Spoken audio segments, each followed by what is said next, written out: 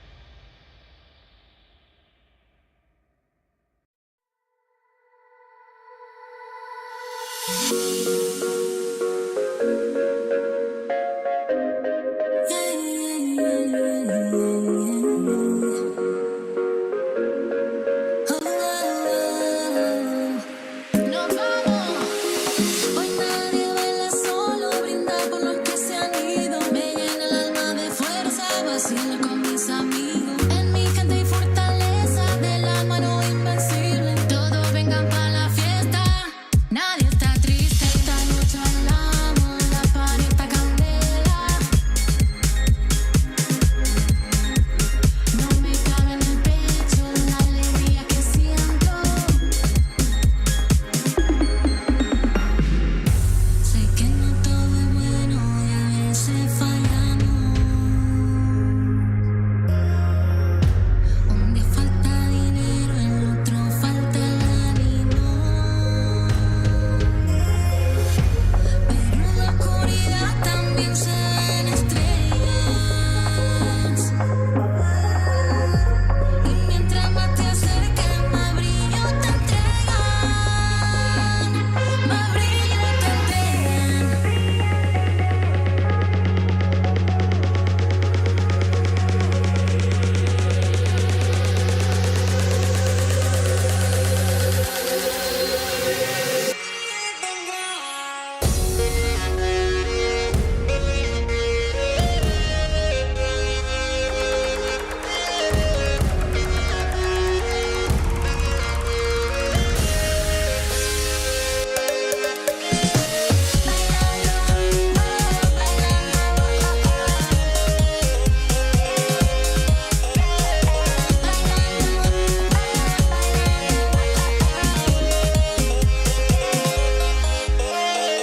Hoy quiero ver a toda mi gente bailar conmigo toda la noche. Que vengan todos y nos pintamos la piel de flores y de colores.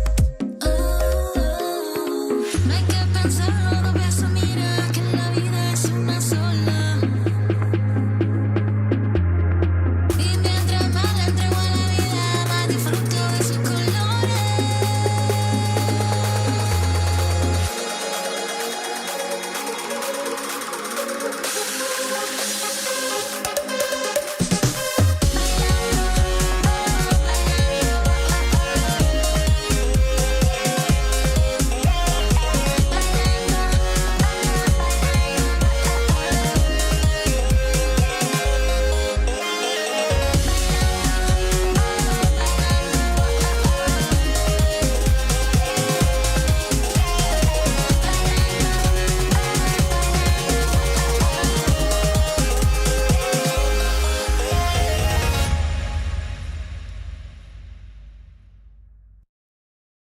Oh, no more 건들려 하지마.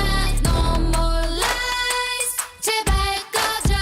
Walkout 계속 떠들지만 이젠 알아 네 secret.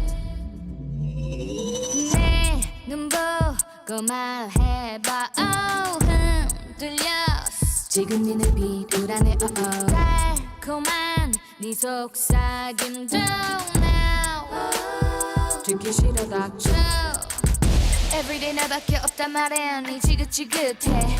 No 맘에 없는 말도 이제 그만. 넌 딱 걸렸어. Shh. For your time is up. 네 웃음 변명도 모두 다 stop. 더 이상 끄지마 no. 울지마 no. 사라져 내 앞에서 go. So many tears 모든 순간들 이제 다 지워. 필요 없어 너. 슬픈 듯한 표정 짓지만 속지는 않아 보여. Welcome to Dallas, Texas, hosting the very first Battle of the Regions, where 8 teams from around the world aren't just playing for themselves, they're fighting for their flag, their people, their pride. Teams brawled through the Spring Split monthly finals. They earned their place here at the Brawl Cup and now stand ready to represent their region on a global stage. With 2 LCQ slots and 1 World Final slot on the line, this weekend will shape the competitive scene for the rest of the year. Here comes the Mo, Luffy taken down by Joker, but now it's Lenar, and it's not enough!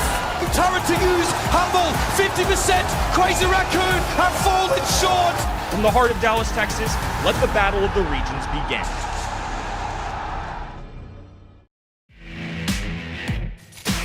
Hats, boots and Brawl Stars. some things just go together perfectly. Things are buzzing here at DreamHack Dallas already, and we're preparing to put the 8 best Brawl Stars teams through their paces for glory, bragging rights, and an extra slot at the World Championship for their region. I'm Sunny, and at my side today I have Reddy and Ark. What's one thing you two are secretly hoping to see today? Is it going to be an underdog win, a favorite pick you're waiting for, anything? I want to see the hometown heroes take it home. I would love to see a tribe victory. I want to see Elevate do something on the big stage in their first ever LAN. Biased caster, but hey, we're allowed to be today, and I love that about the Brawl Cup. And yeah, I want to see mainland China do pretty well, actually. I feel like they've been gravitating towards success, and I want to see an upset like that. We would love to see some upsets once again. We had many of those already in the monthly finals. We're going to get to that a little later, so stay tuned. It's definitely worth it. First up, we have 8 teams from 6 different regions here ready. Take us through. Let's start in East Asia, where we see ZETA Division as the qualifying team. Then over to South America with Loud. Over to Southeast Asia with Revenant, XSpark. And then the Chinese mainland contributed Toxic Lotus. Over in EMEA, it was SK Gaming and Humble to make it. And in North America, Tribe Gaming and Elevate. So stacked, and again, so much is on the line here. The opportunity to bring home a slot for your region, the World Finals at LCQ, and the narratives, the storylines that we can have off the back of those things. I mean, the possibilities are kind of endless. We wanted to have a little look at which of those modes we have in Brawl Stars, which teams are best in. And it showed that 3 of the teams that are qualified for this weekend are best in many of those modes, especially Humble. All 3 of those teams are very, very good in gem grab, but they reached 100% win rate. I don't think we've ever seen that before already. No, I don't think so. And if you've been doing your Brawl Stars homework, then you'll remember that Humble actually took 2nd seed in the region. They've never conceded a gem grab game against SK Gaming, the #1 seed from EMEA, so that speaks volumes. But we look over at ZETA Division, over at Tribe Gaming, that speaks regional dominance. Maybe we just need to make a whole tournament around gem grab. I'm sure Humble would love that, Ark. Yeah, I mean, absolutely. My eyes are going to be firmly on that mode when it comes around for Humble. You know, are they going to topple? Are they going to keep that till the end of the tournament? We'll see. We're going to see. And we also wanted to hear from the players what they expect from today. Not only from the 2 of you can yap all day long still. We wanted to hear it from our players, from those 8 teams that are here this weekend.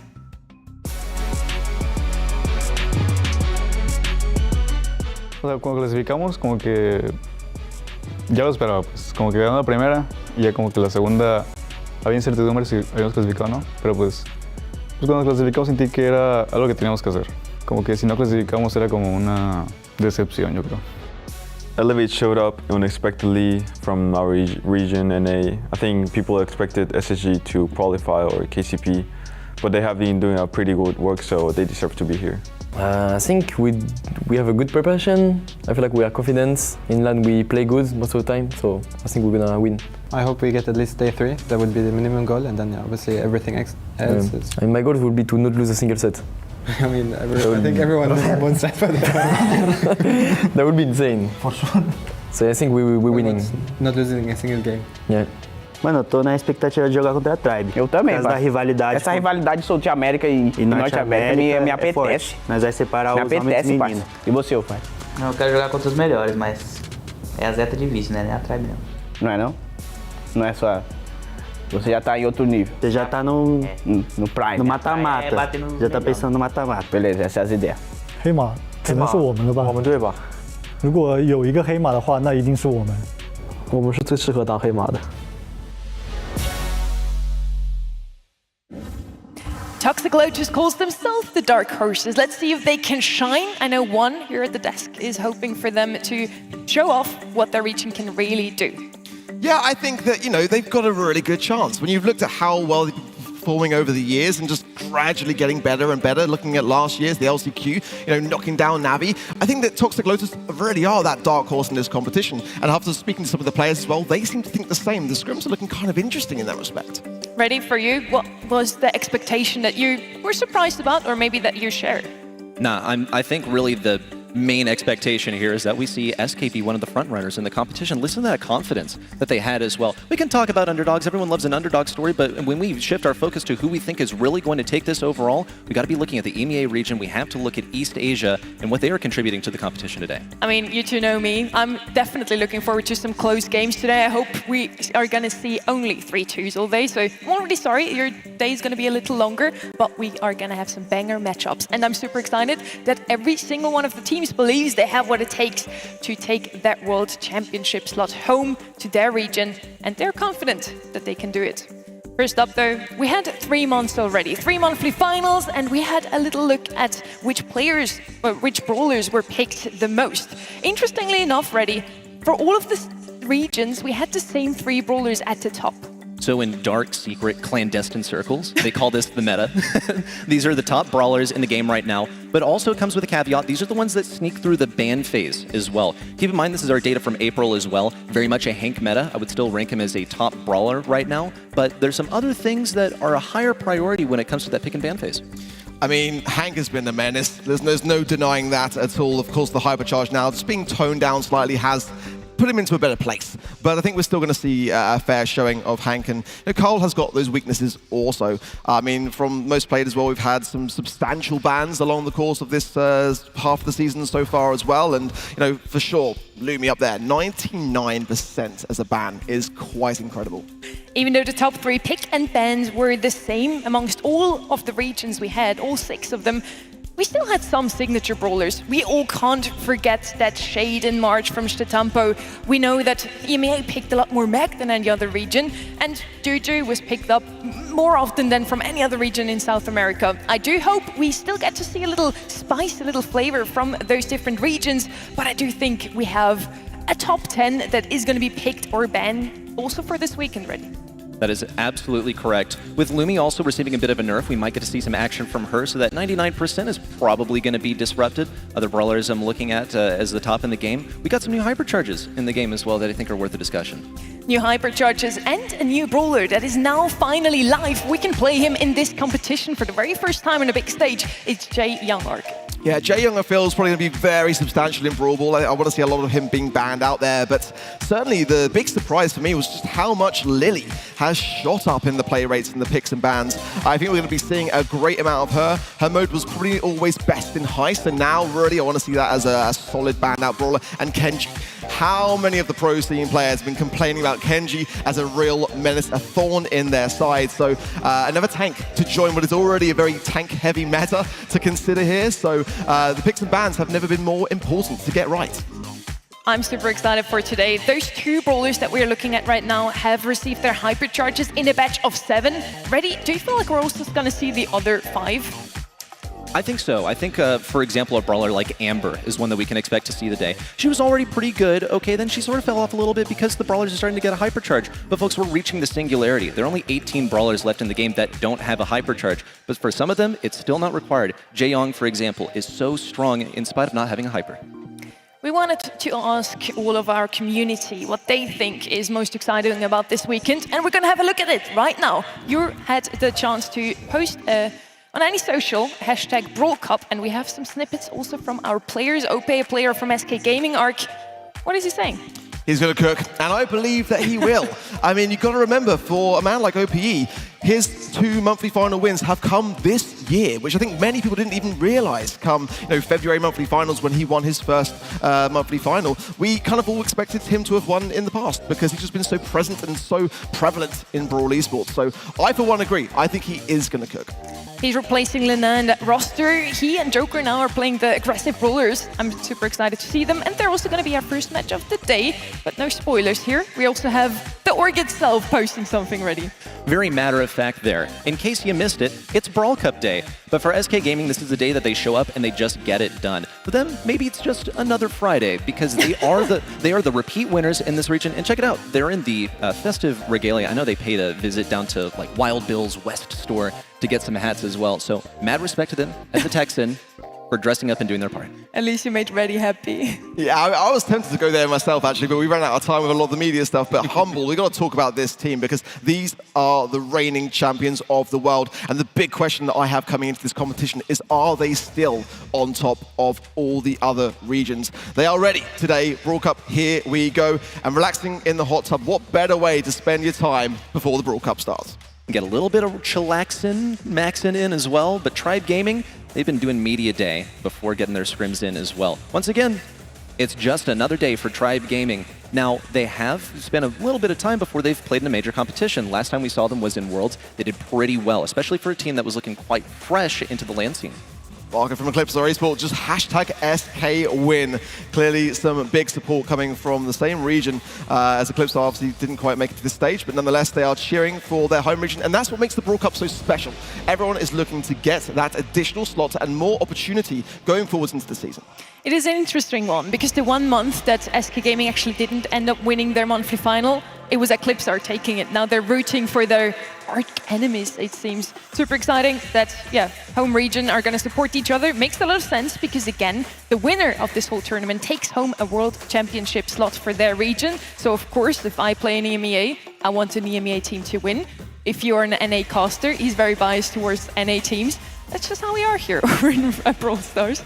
If you watch at home right now, or you have your phones out and they're sitting right next to us, make sure to head over to event.brawlstars.com to get your predictions in. You can earn some Pro Pass XP. It goes towards your Pro Pass. And you can get some star drops. You can get the Astral Cold Skin. So make sure to do that right now. Right, guys? Yes. Right now. We're going to be back in a...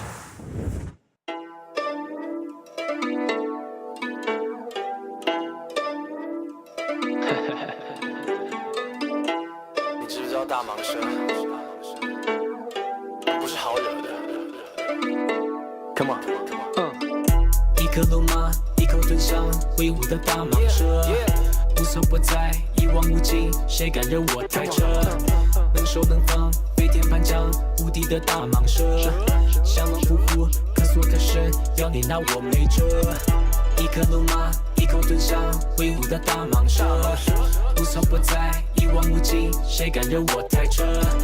能收能放，飞天翻江，无敌的大蟒蛇，降龙伏虎，可缩可伸，要你拿我没辙。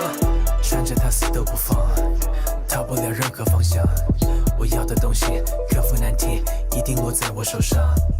妹妹别怕我没毒，别吓得一塌糊涂，让你认为我可靠，让我拥抱和他埋葬。无声无息无侵入，超神秘学好舒服，无法阻挡，无可抵抗，还不如尽量的享受独一无二的力量，害得你飞天翻墙，遍体舒畅，排演犯上，我要的你唱不讲。我会渐渐抓住你，没有前兆，无声无息听不到我的心跳，你会永远逃不了我的怀抱，躲也躲不过，服不服了我。Let's go！ 一颗龙马，一口吞象，威武的大蟒蛇，无所不在，一望无际，谁敢惹我太扯？能收能放，飞天翻江，无敌的大蟒蛇，降龙伏虎，可缩可伸，要你拿我没辙。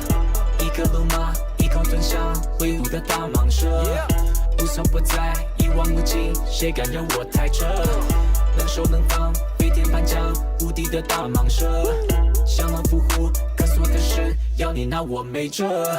谁敢侵犯我地盘，我就会给你好看。开山大道，黑枪火炮，嘎架你敢不敢？我警告你撤不撤，会不会察言观色？离开这里，就你自己，关键在这一刻。12生肖我最大，鼠牛虎兔都少卡。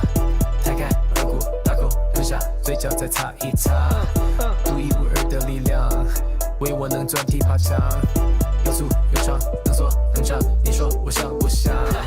我会渐渐抓住你，没有前兆，无声无息听不到我的心跳，你会永远逃不了我的怀抱。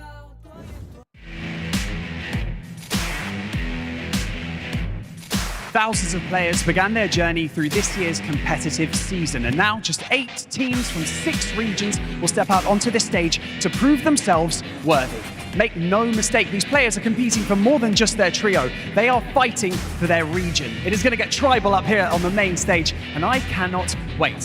So, to fully grasp how we got here today, why don't we wind the clocks back and remind ourselves of the journey from the online qualifier to the Brawl Cup. Man, this is going to be wild. Dude, they're fighting over additional regional slots. It's going to be nuts. It's a first. How did we even get here? Yeah. No, seriously, how did we get here? Dude, we did the same shows. Just asking for a friend. Right. Okay, well, if I was going to explain it to your friend, it would go something like this. It all started like this. Cole was like, pew, pew, pew. And then Elp.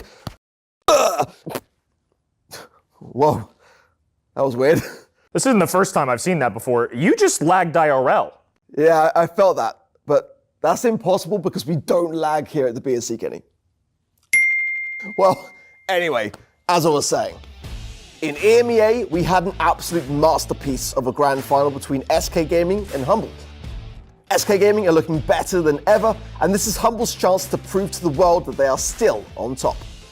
Loud emerged from an absolute roller coaster of a monthly final in South America with a close win. The hopes of South America are pinned on their backs and will no doubt see what they're made of.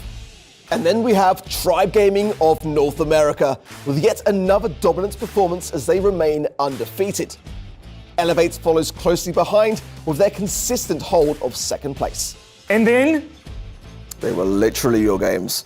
True. Well, I can break down the ones that I didn't cast. This man's not real.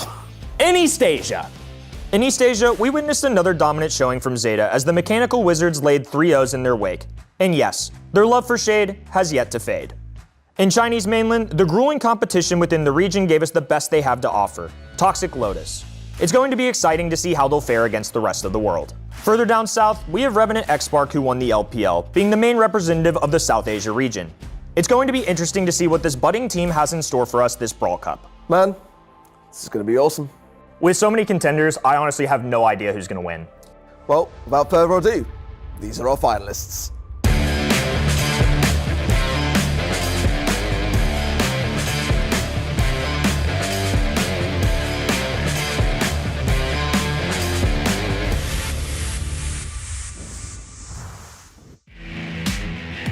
Coming to you live from the city that brought us the microchip, laser tag, and Post Malone, welcome to DreamHack Dallas, and welcome to the Brawl Cup. My name is Barney Banks, and I am your host, and over the course of this weekend, our teams are going to be fighting for more than just money, more than pride. Yes, this competition is a battle of regions, and so with that being said, if you're at home or if you're right here at DreamHack, it's time to kick off the Brawl Cup. Welcome to Dallas, Texas, hosting the very first battle of the regions, where 8 teams from around the world aren't just playing for themselves. They're fighting for their flag, their people, their pride. Teams brawled through the Spring Split monthly finals.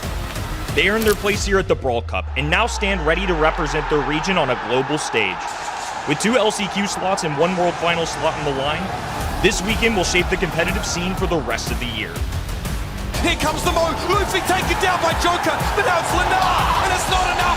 Turret to use, Humble, 50%, Crazy Raccoon have fallen short! From the heart of Dallas, Texas, let the battle of the regions begin.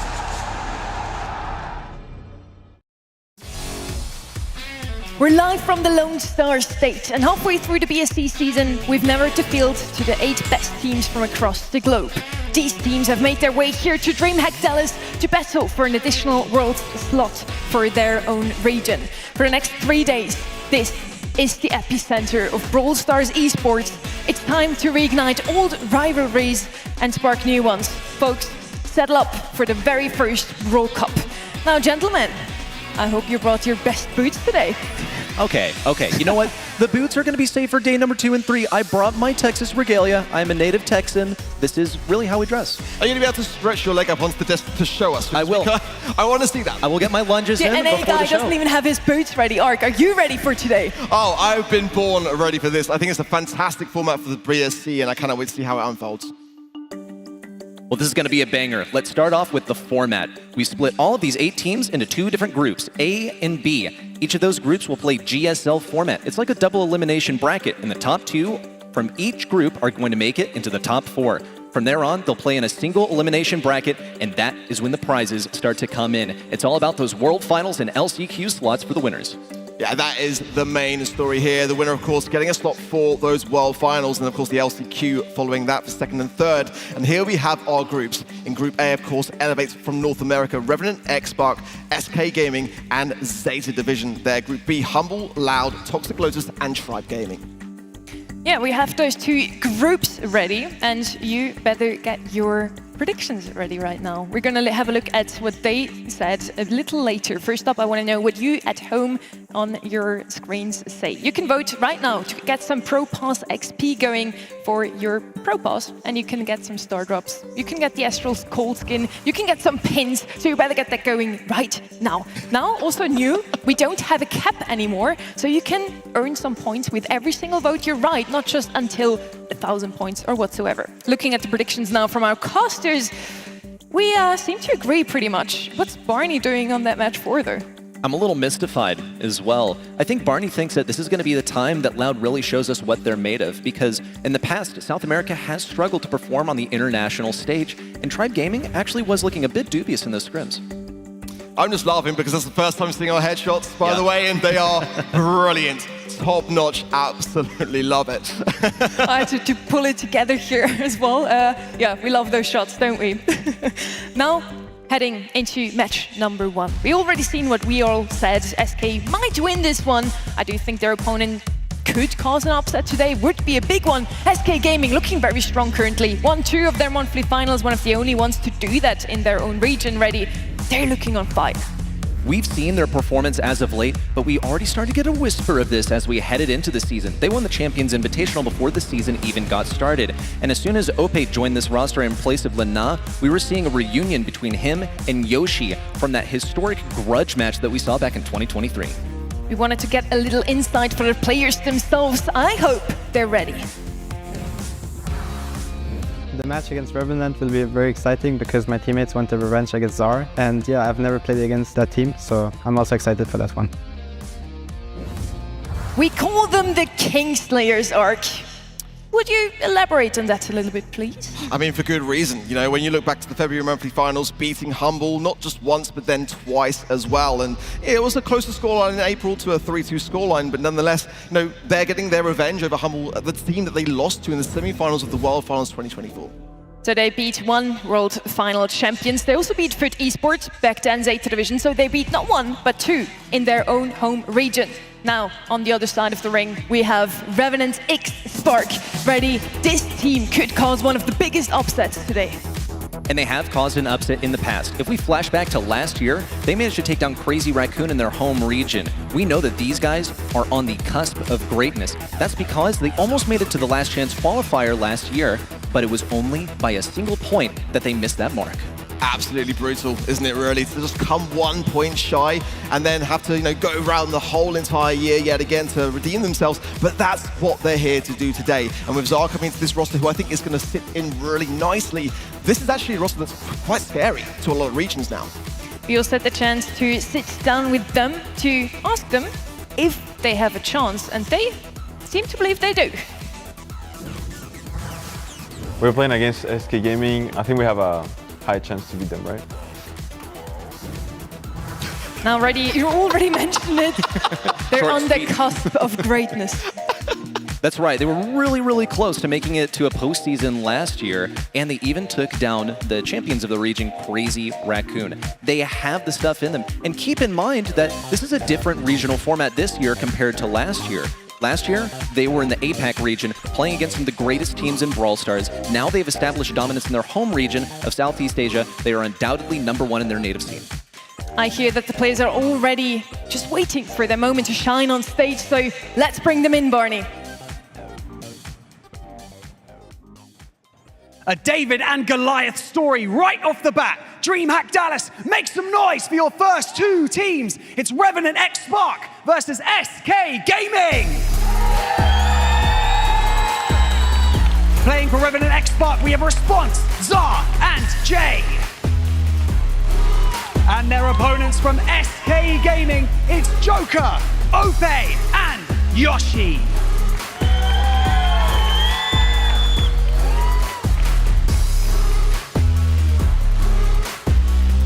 I see 7 people on that stage. 6 of them at least look locked in. Pedro, calm as always, Ark. Absolutely so, and I was chatting to Pedro last night. The team are feeling very, very confident, and for good reason. Definitely not getting ahead of themselves. Keeping themselves grounded has always been a thing historically with SK Gaming. They like to take each step one thing at a time, but they are in a phenomenal position coming into this competition. Revenant XSpark is playing with a stop today. It's Zar though. He got second in the World Finals once. He's bringing the experience that maybe the other two might be missing a little bit still. At least we saw how in the interview he definitely hyped them up, right? This is true. He's got some big shoes to fill. Sergeant is a player that he's replacing on this roster. He wasn't able to make it to this LAN. But Zar is pretty similar in terms of brawler pool and in terms of the role that he fills on the roster. When he played for Stamina, when he took second place at Worlds in 2023, he was really the aggro for the team. That's usually the role that Sergeant would play. I just love the fact that Zar coming into the squad is the person that's really, cheerleading themselves, because we didn't see in that clip much said from the side of others. But I feel like, to be honest, Revenant XSpark are a bit of a dark horse in this competition. I think that when you look at the scrims and analyze them just a little bit, I know that not every caster loves to do that, but I like to get a little bit of a glimpse as to what we can expect to see. And after speaking to players, Revenant XSpark, Toxic Lotus, these are players and teams that we're not necessarily expecting to go the distance. Let's be honest, because it would be a phenomenal thing if they were to be able to do that. It would be the best that their region's really performed at LAN. But nonetheless, I think they've got a solid chance here. We do want to see some upsets today. Revenant XSpark has the chance to do that now. Last year they played in a different region already, and they almost made it to LCQ even. They beat Crazy Raccoon in one of the monthly finals. They have what it takes. It was a super close call. Keep in mind that was with their full roster as well. We have yet to see really how they're going to be able to perform with Zar. Zar has the experience, okay? We talked about he's been at the World Finals, he's been runner-up as well. He's not going to get stage fright, and he was more vocal than the other two on the team. 91% in favor of SK Gaming to the 9% of Revenant XSpark on event.brawlstars.com. That is saying quite a statement. Not quite sure it's entirely fair or reasonable, because I think that Revenant have got still a very, very solid roster here to be considering. But of course, when the fans come together, as a competition like the Brawl Cup would also try to encourage, 91%, that's a lot of SK Gaming fans. The stage is set now for the very first match of this weekend, this 3-day event here. We're going to head into our very first draft, and we'll already see some picks flying in here. Hank, Gray, Charlie, those are the SK specials we know. Chester's going to be the first pick up here. He's been in a super good spot in the last meta. We also see someone that didn't show up last month, though. It's going to be Jae Young. Jae Young, he's so consistent. He has all this flexibility. He is a must for a first pick, because you can do a lot with your draft following that. But SK Gaming, they left this brawler open. They have a plan to deal with it. Like Sunny said, they have Chester on their team, whose hypercharge is still as strong as it was in the last patch. It's just that he doesn't get it as frequently since the charge rate is slowed down. It's a scary brawler. Amber coming in with the hypercharge now. So much areas that, spray with the oil. And to burn that down, it's going to leave nowhere for SK Gaming to hide. So that Buster's going to be great in the early game, but not so great in the later game. Great to see Jae Young coming in so soon in the competition too.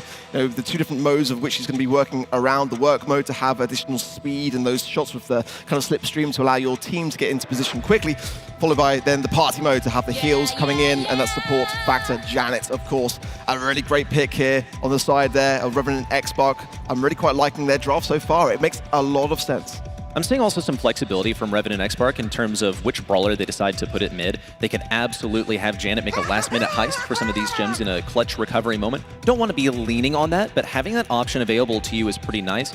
It'll also be able to block that Jean pull if necessary. Jean has been such a crucial brawler in the meta right now. He's going to be a phenomenal mid. He'll be able to scout out the bushes, and also having a pull is never a bad thing. It's going to be OP on the Buster, and that's the scary prospect with this draft in favor of SK Gaming for me.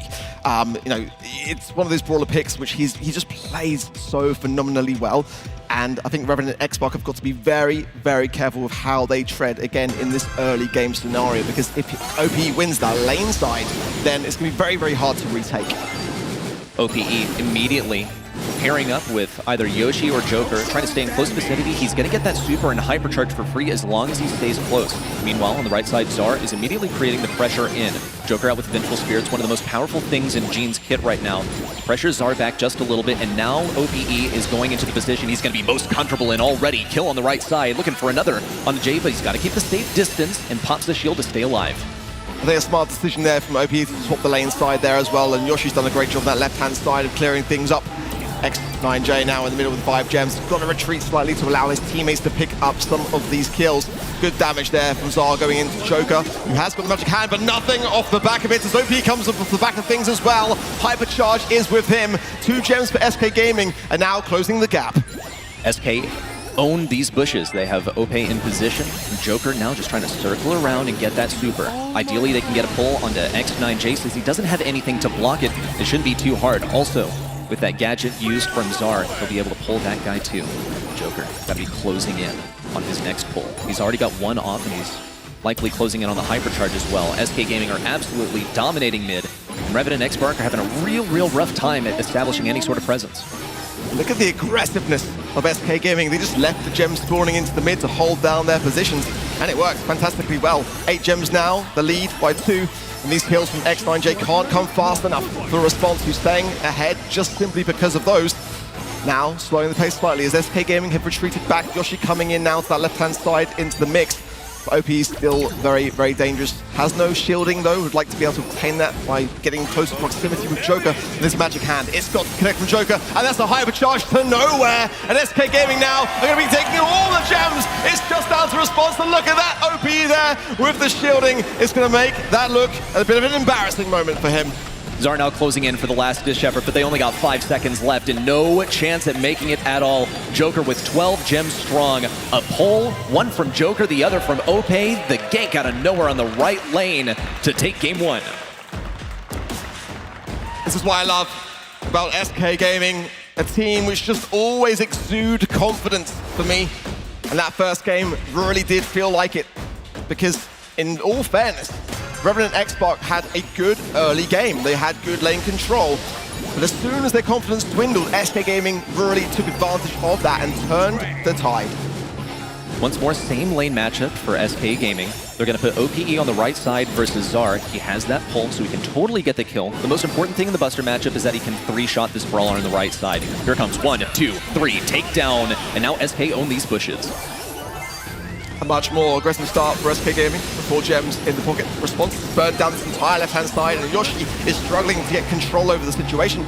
He'll be utilizing there the magic puff healing from Joker to get quickly back onto that lane side, and these heals from X9J onto response are keeping him in position. Yoshi now out of position, goes down 3 versus 2, and Revenant and XSpark are fighting back well. The biggest mystery, though, is how are Revenant and XSpark going to recover these gems from Joker? SK Gaming have a method. They have a pull. They can also have Ope jump out of nowhere. But Revenant and XSpark don't really have that mobility unless they get a hypercharge from Zar. And even then, it'll be a recon mission, mostly solo. They've done a great job of forcing back Joker, especially response on this left side. He's been incredibly impressive as this Amber, and he's also cycled a super. What a great drop the base there from Zar, and Joker couldn't find the angle around the corner to be able to take care of it, so it took a little bit of time for SK to recoup and recollect themselves into the map. Nice connection there on the Vengeful Spirits, and it will keep X9J back and clustered with Zar. 7-6. The gems, so little in it at this stage. Joker has that magic hand, and that's got to be a concern here for Revenant. What a difficult matchup for Zar, but he manages to get out of it with the help of Jay. But they cannot get Joker, can't risk getting pulled either. Joker gets a takedown, Jay in a bad position. Has to abandon the bush for a little bit before he gets the assistance from response on the left side. No Vengeful Spirits contact for Joker either, but it's all right. His 10th gem spawns on SK's side, and all Ope and Yoshi have to do is hold the line of scrimmage at mid while Joker remains safe. Control the base has brought OP's awareness to Zar, but Zar's got to take to the skies the hypercharge, and we've seen this from Zar before. He's able to get in and get out, but will he do so? No! The support is there from SK Gaming, and surely now they'll take the first set. What a diff for SK Gaming right off the bat. They picked up that Buster so early on in the draft, and it turned out to be exactly what they needed to deal with that Janet on the right side. There was nothing that she could do in that matchup. Anytime she dared exist within Buster's range, maybe even within just a little distance of it, she was going to get 3-shot. And you saw that pressure that OPE applied throughout the entire set. But if there was any man to be able to do it, it was Zar. You know, looking back to the monthly finals, that absolute daylight robbery moment where he was able to come in with the Janet and then escape with the gems. But SK Gaming just so collectively together in that match for me. And the communication clearly absolutely on point as well. They said it coming into the game that we perform well at LAN, and so far they're looking pretty confident in things. Revenant XSpark had a good showing. They weren't stomped by any means at all, it must be said. But I think that SK for me looked that little bit stronger early on. These were legitimately close games right here. Really, the only thing that started to crumble from either side was that Janet wasn't able to establish really any presence on that right lane. She had to trickle down Buster one little clip around the wall at a time, and got pretty close. We have to concede that at least. For Revenant and XSpark, they also got some great presence around the left side. Look at how all of those bushes have been burned open in the final moment, where just a single shot from Zar would have actually interrupted that countdown too. And a great draft for me as well. I think that Revenant played that really, really well in that regard. Moving from Gem Grab in to Hot Zone then. Open Business is our next map up next. And, you know, again, I'm really seeing some good signs from the draft. There's nothing that concerns me too much so far. And I want to see those kind of picks come back through. Again, still a heavy regard for brawlers like Lumi, for Kenji. I think those two, for me, are quite, you know, sort of big up there. I think Lu as well, as we saw. Most played, #3, if I remember correctly as well. So I want to see brawlers like him eradicated. I wouldn't mind seeing a brawler like Bo, who's definitely kind of moving forwards a little bit in the meta, as one of those great brawlers for area denial. And the mines, of course, now with the Hypercharge Edition, do take a little bit longer to trigger forward. So in terms of the draft, some definite considerations there. We've got some fun facts as well. Secret skills. Joker can speak 6 languages. He's also incredible at chess. I was going to say, he's like a child chess prodigy. This guy is just skilled in many different esports as well, because I think we can consider chess an esport at this point. And he plays chess in a way because he is a team drafter as well. And so far, he has been cooking on some of these matchups. Moved over to Hot Zone for a second set of this match. And I think Bo was a really great shout here. He's definitely a top brawler in Hot Zone at the moment, with the Hypercharge especially. It's not that you're really going to get enemies with the mines. It's more that you have impeded their progress. Enemies have to bait them out one by one. That's really irritating to deal with, when most of the time your objective is to walk onto the zone, exist a little bit, die, repeat. But as long as you do better than your enemies. I was going to say Griff as well, but he is banned out. The Griff B combo now going to be ever stronger because of the Hypercharge addition now to Griff. So I'm liking to see that that's actually considered highly here. Lumi banned, as well as the Finks, the Lu, and the Grey on top of those. So good bans for me all round. And it might be that Lu ban give a little bit more weight towards a Bo potential pick here, but certainly tanks are going to be up there with that B ban as well. One of the best tank counters already in that regard. Yeah, Hank, first pick from Revenant, and already some cheers coming from the crowd who love to see the Milkman make an appearance. Yeah, some cheers if you're prawn ready, of course. This guy is so strong in the current meta, though there are some pretty clear-cut counters, I gotta say. Oh, okay, yeah, nerf Hank. You know what? I support that one. This guy is way too strong, but there are some ways to deal with it. One of them I'm looking at is Draco, and I wonder if Revenant and XSpark are expecting SK Gaming to go something similar. I can't believe we're in the second set and we're already giving Adrian, the balancing guy, some grief in that regard. Nerfing Hank, and now Draco coming in as well. And Draco very much in a good spot as well.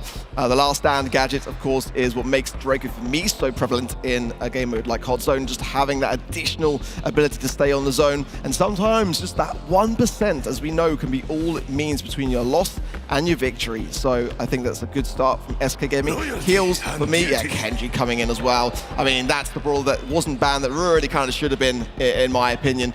That's quite scary, but Poco is available. And I think when you're dealing with so many tanks, you've got to place a heavy consideration on that healing brawler, which for me at the moment in the current meta, Poco's the best. I'm looking at Poco for healing. I'm looking even at a potential Barry, since he has fallen off quite a bit, but there are still walls to work with. No wall breakers just yet. I think SK Gaming are in a really great position to pick up a healer that makes use of some of these walls. Barley could absolutely cook here as well, I think is a worthwhile consideration.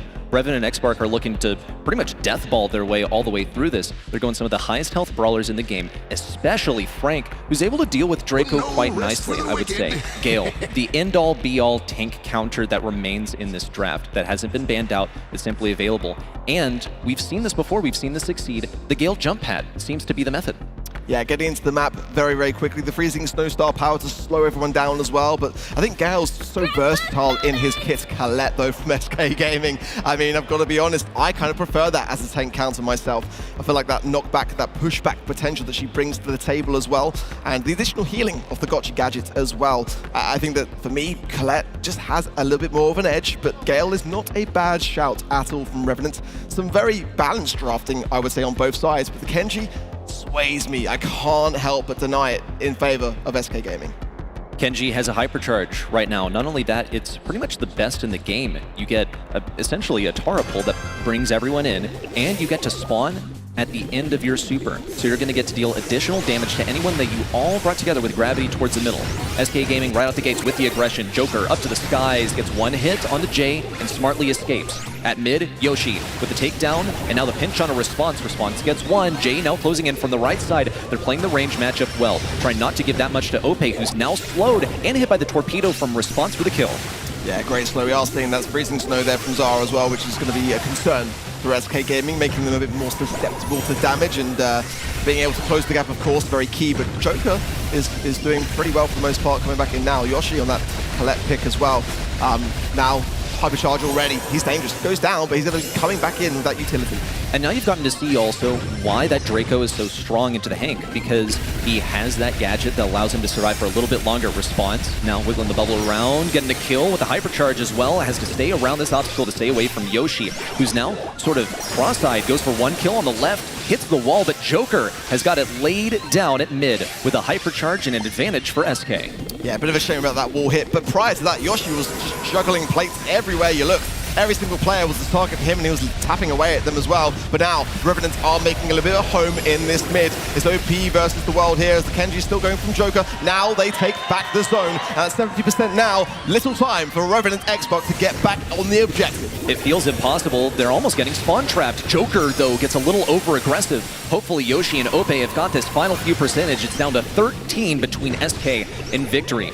But Revenant and XSpark are now setting up camp. They gotta hold off Yoshi for a little bit longer. Stun on the Joker. There's the kill as well. Ope barely alive. Jay looking for the kill, but here comes the gadget from Ope. A kill, a heal, almost enough. Just 4% to go. Joker dashes in. That's 1, 2, and up to 100 with SK Gaming establishing their presence on that point.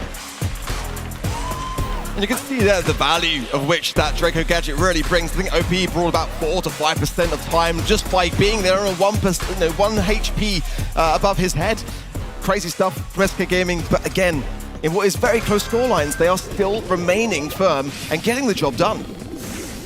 SK Gaming just has the matchups down pretty much. They're going to place OPE on the left side immediately. Yoshi with the takedown. Joker right on top of Jay, avoiding the stun as well. That mobility is one of the most difficult things for Frank to deal with. Doesn't matter if your enemy has low health if you can't hit him. And the respawn's in now. SK Gaming really are giving tough time here for Revenant. XSpark, X9J now against that Kenji matchup. It's going to work out too well for him. Joker's got a heal though regardless. Now that right hand side is completely opened up. But between Response there and Zar to take care of the Colette. The objective though is 50% now for SK Gaming. And Revenant are definitely behind in this scenario. They're hurting right now. They've only got 13%, and Yoshi is not letting them anywhere near. Response looks for the kill. Joker in hot pursuit. He's going to get taken down, but Response is stuck in the enemy spawn. Ope all alone at mid, taking a bit of damage from Response as well, fighting the 1v3, the survivability as well from the gadget, taken down, but it's fine. The avenue's wide open for Yoshi. Can't get any contact on that super, and shut down by Jay, as Revenant and XSpark are now starting to claw back. The map is so opened up now, but there's so much time to make up for Revenant, but they are doing so, approaching now 50%. SK Gaming are behind by 23 in this game now. The Revenant, they've got to hold them. If anyone goes down, it could be disastrous for them as well, so they are doing a pretty decent job of coming together to keep that communication on point. But Yoshi comes in, clears up the left-hand side, allowing OP now to come into aggress. Then onto Zar, a hypercharge, but it is a 1 versus 3 for Zar. And how much can he realistically do to keep his team in the set? Is SK Gaming going 2 ahead? They knew just what to draft. The Hank appears, go Draco. Get some tankiness out there. The Colette's wide open for that final selection. A tough one as well for Revenant and XSpark. They knew that they had to take the Hank as soon as that was available. And it was a solved game from there on out. Check out this DPS from Yoshi. My goodness. But this is the expectation, because there is a wrong way to play Colette, and Yoshi was reliably hitting the shots, staying in the right position, and prioritizing survival. Yeah, 688 DPS is quite a statement. I mean, sure, you know, you're playing into a Hank and a Frank, so if you're not kind of getting to that stage, then we're going to be asking that question as to why not. But, I mean, on the world stage, it's definitely still not an easy feat by any means at all. But for SK Gaming, they are starting to make this look like a little bit of an easier struggle than we were expecting so far. I want to see Revenant bring back a set in this next one to come. I think that they've got certainly the ability to, and we've seen some good drafts and decisions, but playing the objective in Hot Zone there was where things started to struggle in that second game especially, falling behind just a little bit too soon for me to have too much of a back and forth in the later affairs. Because we also discussed about what might the option be for the Gale. Is he going to run the jump pad? He ran Twister this time, and that actually wasn't a problem at all because Colette was dashing right through it, didn't really give any protection for the home front. As well as we saw Frank breaking open some of those walls, which made Colette's job a whole lot easier. So this was a deliberate choice by Revenant and XSpark in game number 2 because they broke open those walls actually so much more quickly than they did in game number 1. But it came back to bite them. They need to see if they can find some kind of draft with a real consonant, you know, some kind of convergence on what the MO is. Well, on to our next map and mode. And for SK Gaming, just another day in the office so far. Calm, confident, composed. For Revenant, certainly some things to consider, to think about. Some morale, some confidence to find within themselves in this first match of the day. It's going to be Shooting Star, and the mode, of course, Bounty. The long-ranged affair, which, again, was Sergeant's specialty, in my opinion. So they're going to have to find that within themselves to kind of replace that edge. And keep themselves in this conversation, because they're going to have to take it all the way to a 5th and final now against a team like SK Gaming, you know, who made the semi-finals of the last year's World Finals. Never an easy feat by any means at all. Let's see what the bans are coming through. Kind of want to see a tick ban myself, and some heavily considerations around brawls like Piper, like Mandy, and that kind of thing as well. That long-range affair is certainly where my eyes are thinking in that regard. But a team like SK Gaming as well, they can just flip the tides as well and bring in some max speed, bring in some aggression with things Lumi, Piper, and Angelo. Nice bans there from SK Gaming, the Gene, the Grey, and the Bell from Revenant XSpark. And you know, Bell is really, really dangerous in Asia as well, so I quite like that consideration there. I'm looking at SK Gaming and Revenant XSpark, maybe seeing some commonalities between the two teams. I think both are very well equipped to bring out something like a Max. Here comes the Gus, which is a fairly solid selection. Not necessarily my favorite as a first selection, because I think he's fallen off a decent amount. And I think also he can get rolled on by an aggro pick, which SK Gaming is going to be looking at since they have that final selection. In Southeast Asia, they do like that Gus combo with the Melody. You know, it's a consideration there to bear in mind. Carl is a very solid pick. Nani, of course, as we know, with the ability to cycle those peeps in, can just kind of sit back in the map, so play a defensive role, but also go on the aggressive. Let's see, will Revenant combine this with the Melody? It will be very bold if they do go for it, but Gus, I agree, has definitely dropped off, but with the introduction of the Hypercharge now as well to consider, there is a little bit of potential to work with, but it's, you know, it used to be such a really versatile brawler to have in many of the maps and modes, but we have seen drop off Max. Right? Yeah, I mean, this could be that kind of aggressive idea, which is normally SK's specialty. They're going to have the Melody with this as well, because that would be kind of wild. You know, Gus, Melody, and a Max. Oof, spicy stuff, and bold from Revenant, considering that they are behind by 2 sets. It would be a pretty heavy commitment to go all out just like that. Revenant and XSpark, I think they also need to find a good response for this Carl, since that can be quite frustrating to deal with. Maybe something that gets that blue star pretty quickly on that. They're just going to let SK have it. Here comes Ollie. Okay. And get a little bit of aggression there in case there's a thrower last pick from SK Gaming. Absolutely something that they have to consider over here. So Revenant and XSpark have locked it all in terms of can they handle aggression from SK Gaming? Sort of a question mark there. I think we're looking at something decently well-rounded from SK. Nani, as a sniper on its own, is curious as well. That's definitely preemptive. They don't want to have to deal with something more aggressive. Hey, someone tell SK she doesn't have a hypercharge yet. I mean, it's not what I was expecting to see, honestly, I'll be honest. I mean, the one thing that I would say is like that the Nat needs to be hard to cycle peeps, because with the Max rolling in, you kind of got to time that well. And the big thing, I think, here for the Pan is that Max will be able to do pretty much nothing. into this. That's the most difficult thing. Max, she can't weave between these shots. No one's going to be able to do that. And you're also facing a Scrapsucker that's going to be on cooldown. But this is a pretty off-meta pick. Aggressively off-meta. SK Gaming are looking at something way more control-based. Check it out. They got that blue star. It's all about maintaining that lead as long as possible. They're probably not going to go to the enemy side unless they're feeling supremely confident. Ope's already going to be popping that gadget on the left side. Well, he knows that Max isn't there anymore. And look at how oppressive this is for Jay. He's forced to rotate over to the right side, keeping his distance from Pam as much as possible. Yeah, it's a bold pick here from SK, but I trust their judgment on it. I think that if they are pushing back in the spawn side, having additional heals is never a bad thing. No connection there from Joker. Not going to be able to find the pickaxe swing in his favor there, as the Peep is circling around here in the backside of the map. And Zar does find OPE, so not going to find too much there. And the Peep going to be going into nothing there as well. So not the best of starts from SK Gaming, who are behind now by 1 star. Then it's going the aggressive now. I'm a little mystified because it felt like a bit of an unnecessary interaction. But SK Gaming can lean on Yoshi to get a kill here. Maybe Joker to establish something on the right side, get someone low if possible, and then use the healing station from there. Here comes the speed from Jay. It's time to go. Response in on the mid.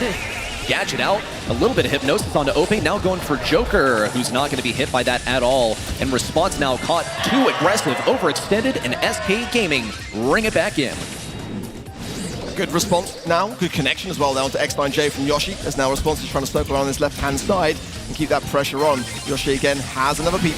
The hypercharge there for Joker. He's actually going to pop it early there as well. But gets it off the back of that interaction. Lovely stuff from Joker. Great confidence being displayed as we approach now. 20 seconds left on the clock, and it's Revenant that have got to make the push. Hypercharge and any super out. Jay maybe thinking about, no, not even going to get to phase shifter into it. Response is taken down. It's drive time. Yoshi's picking up another. Man's got 6 stars. A dash in from Joker to secure another kill on the Zar. SK Gaming with a 12-2 lead, and Revenant XSpark with hardly enough time to bring things back. We're looking at an SK match point.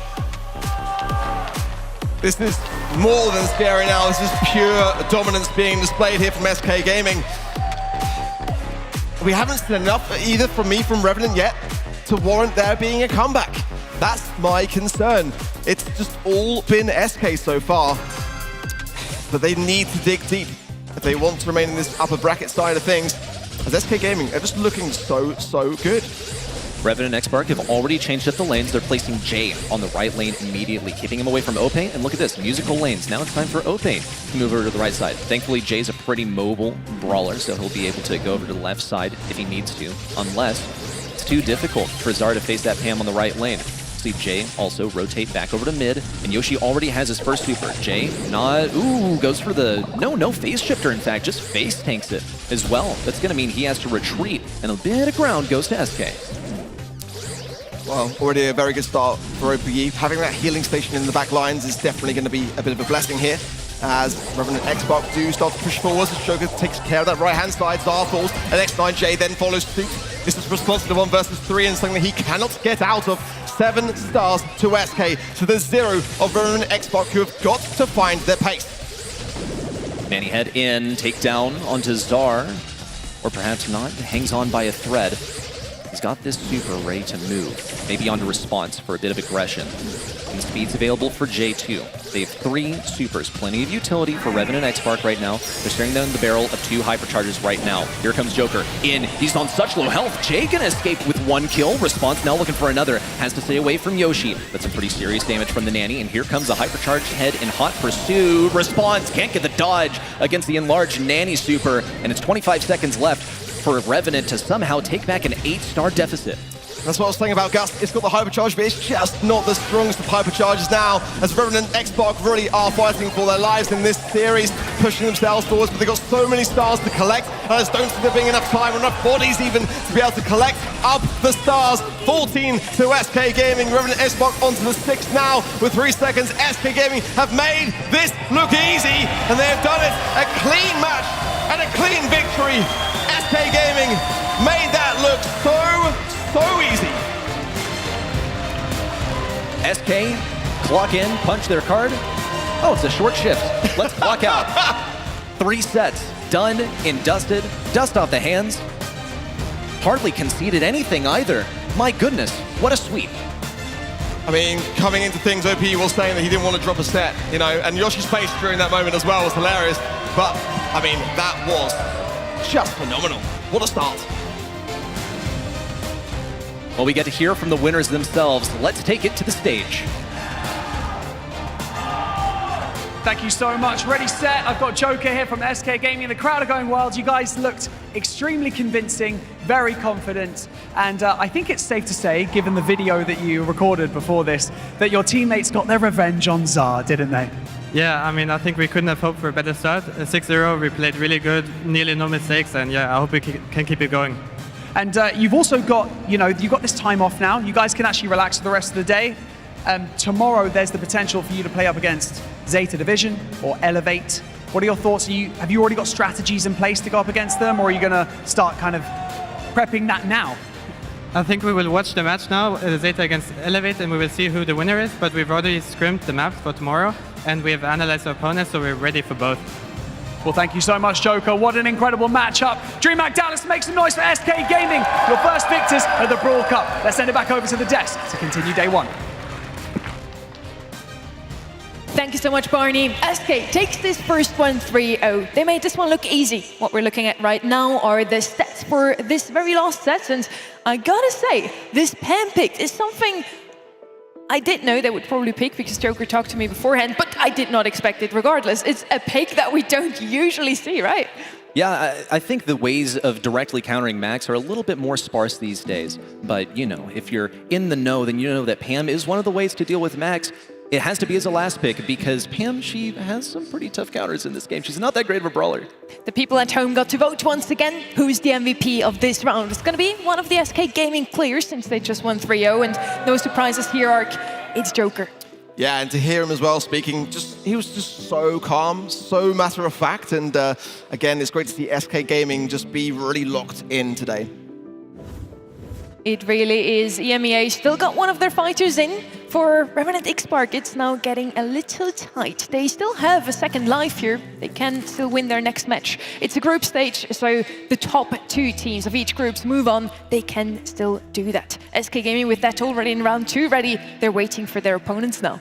Now, who's going to be sent down to the lower bracket? Will it be ZETA Division or will it be Elevate? A mystery for sure, but we have our expectations of who it's going to be as well. We're going to give you a little time to get your predictions in on the website one more time, event.brawlstars.com now.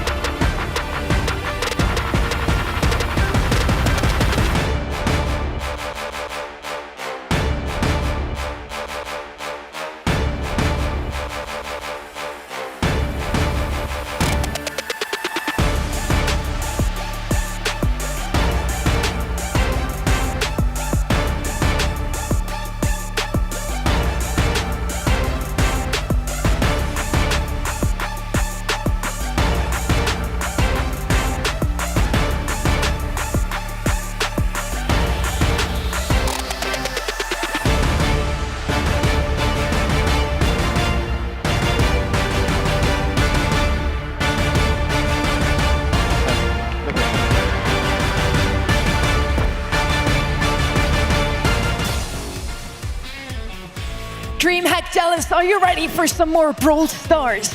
Group A out of the way, the first match at least. Now we're heading over to our Group B. I'm here back again with Reddy and Ark for this one, and it's going to be a spicy one. Reddy, is it going to be a closer one than the previous one? 3-0, the first match. Is this going to be 3-2? I have a feeling it will be, actually. Well, not necessarily all the way to the 5th and final set, but I think it will be closer. Because Toxic Lotus, they are operating with their full roster right now, and they painted themselves as a dark horse. We are still in the group stage right now, Ark. Explain a little, how does that work? What we'll see today, tomorrow, and then also on Sunday. 3-day event, people. Yeah, exactly that. So we'll now head over to Group B, and we'll see that match unfold, and then head back to Group A and see that lower side of the bracket. We'll have elimination matches here today as well, so we'll see who's going to be going home on either side of these two groups. But in Group A, we've got Elevate, and we've just seen Revenant, XSpark, SK Gaming, and ZETA Division to come. Humble, Loud, Toxic Lotus, and Tribe Gaming on the side of Group B. And we're going to be hitting up then Toxic Lotus and Humble up next.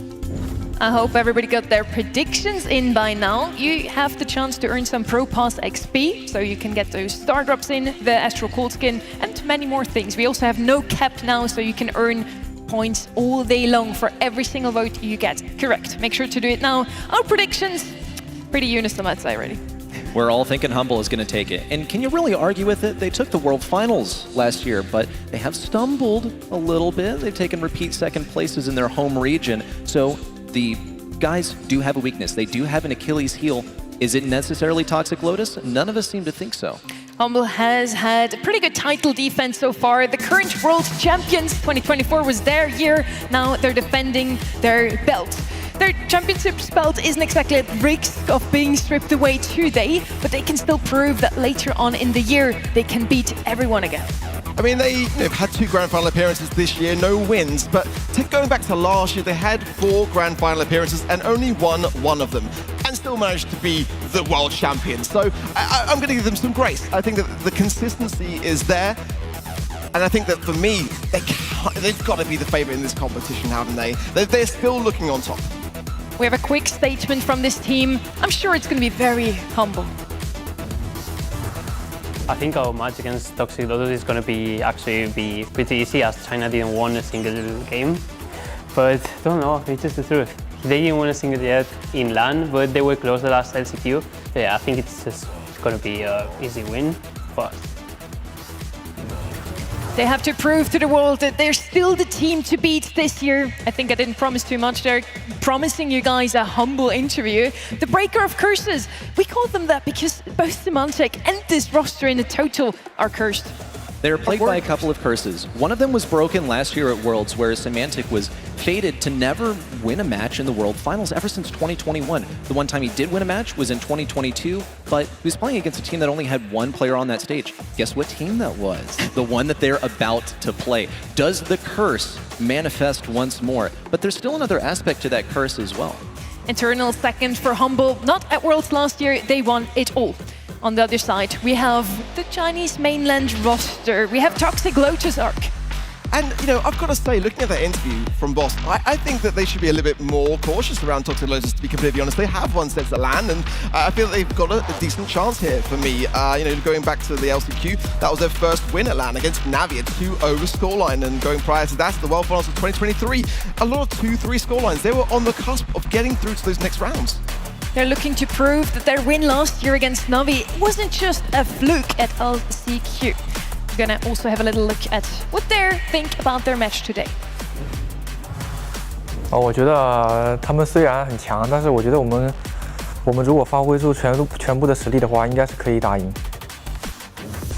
The best Chinese team made it to the Brawl Cup. We're going to see them later on this year again, I'm pretty sure, either at Worlds or LCQ, of course. Now, well, how did those years go by, Reddy?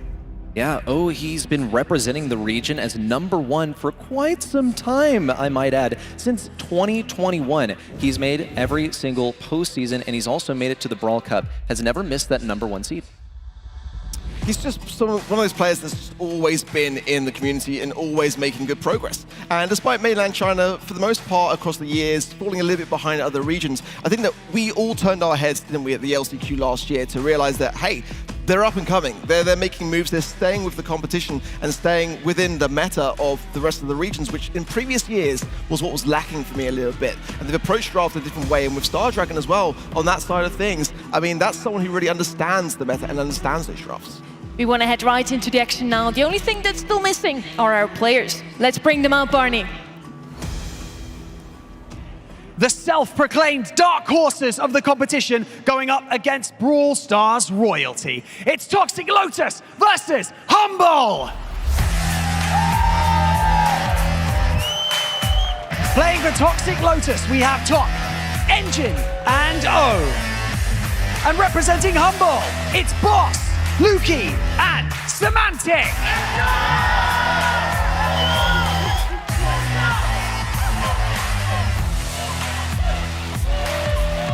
another bunch of players that seem to be super ready.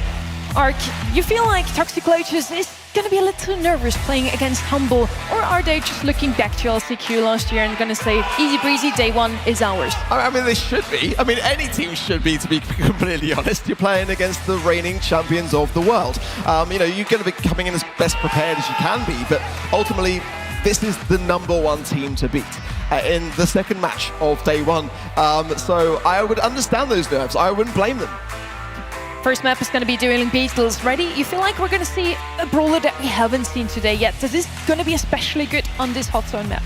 I don't think Humble will be revealing any secrets just yet. If they're as confident as they say, then I think they believe that they can take down Toxic Lotus with a good old-fashioned 1-2. But Toxic Lotus might try something adventurous. As far as our familiarity with what Toxic Lotus like to play, they love to play some control stuff. That's not really what works here on Hot Zone, so maybe they'll find themselves stretched thin and have to resort to something drastic. With the April balance changes, with the hypercharges that got added to the game just recently, and with the new brawler Jae Young, we do have a little shift in the meta. I have the stats from the scrims from the last week, just this week, from all the teams that played here. Hank, Chester, Finks, Lily, Kenji are leading the group right now. Yeah, Lily and Kenji for me are the main two offenders. 89% to 11%. Quite a stern poll yet again in favor of Humble, but actually just slightly less than we saw for SK in the previous round, so but not by much. I think that, to be honest, 80-20 is about right for me on this side of things. For Toxic Lotus, definitely a lot to prove, but you know, we've seen them take sets before. Humble are going to be confident, and they should be. I mean, there's no doubt about it. With that, we're going to head into our draft. Humble versus Toxic Lotus. Is it going to be EMEA or mainland China? Let's talk about bans out here. Toxic Lotus, they've spent a lot of time playing on a different build of the game. They've been playing on the Chinese build of the game, which is a little bit behind the current meta. Also, in terms of what we've seen from Toxic Lotus in competitive most recently, it's been a while since they've qualified. So they have a bunch of catch-up work to do on the current meta. Humble, meanwhile, has been competing very recently. In fact, they took a win in Brawl Ball League, which looked really, really strong. This is what I was saying about Toxic Lotus. They do keep up. You know, they are paying a lot of attention to what everyone else is doing, because like you say, they are behind in terms of the build, but in terms of their knowledge, they're kind of on a level playing field in that regard. Certainly against Humble, you know, this is going to be no doubt their toughest opposition of this year, and they can't take this one lightly, and hopefully they've done their homework and looked into those scrim polls and all the brawlers which they're likely to consider playing.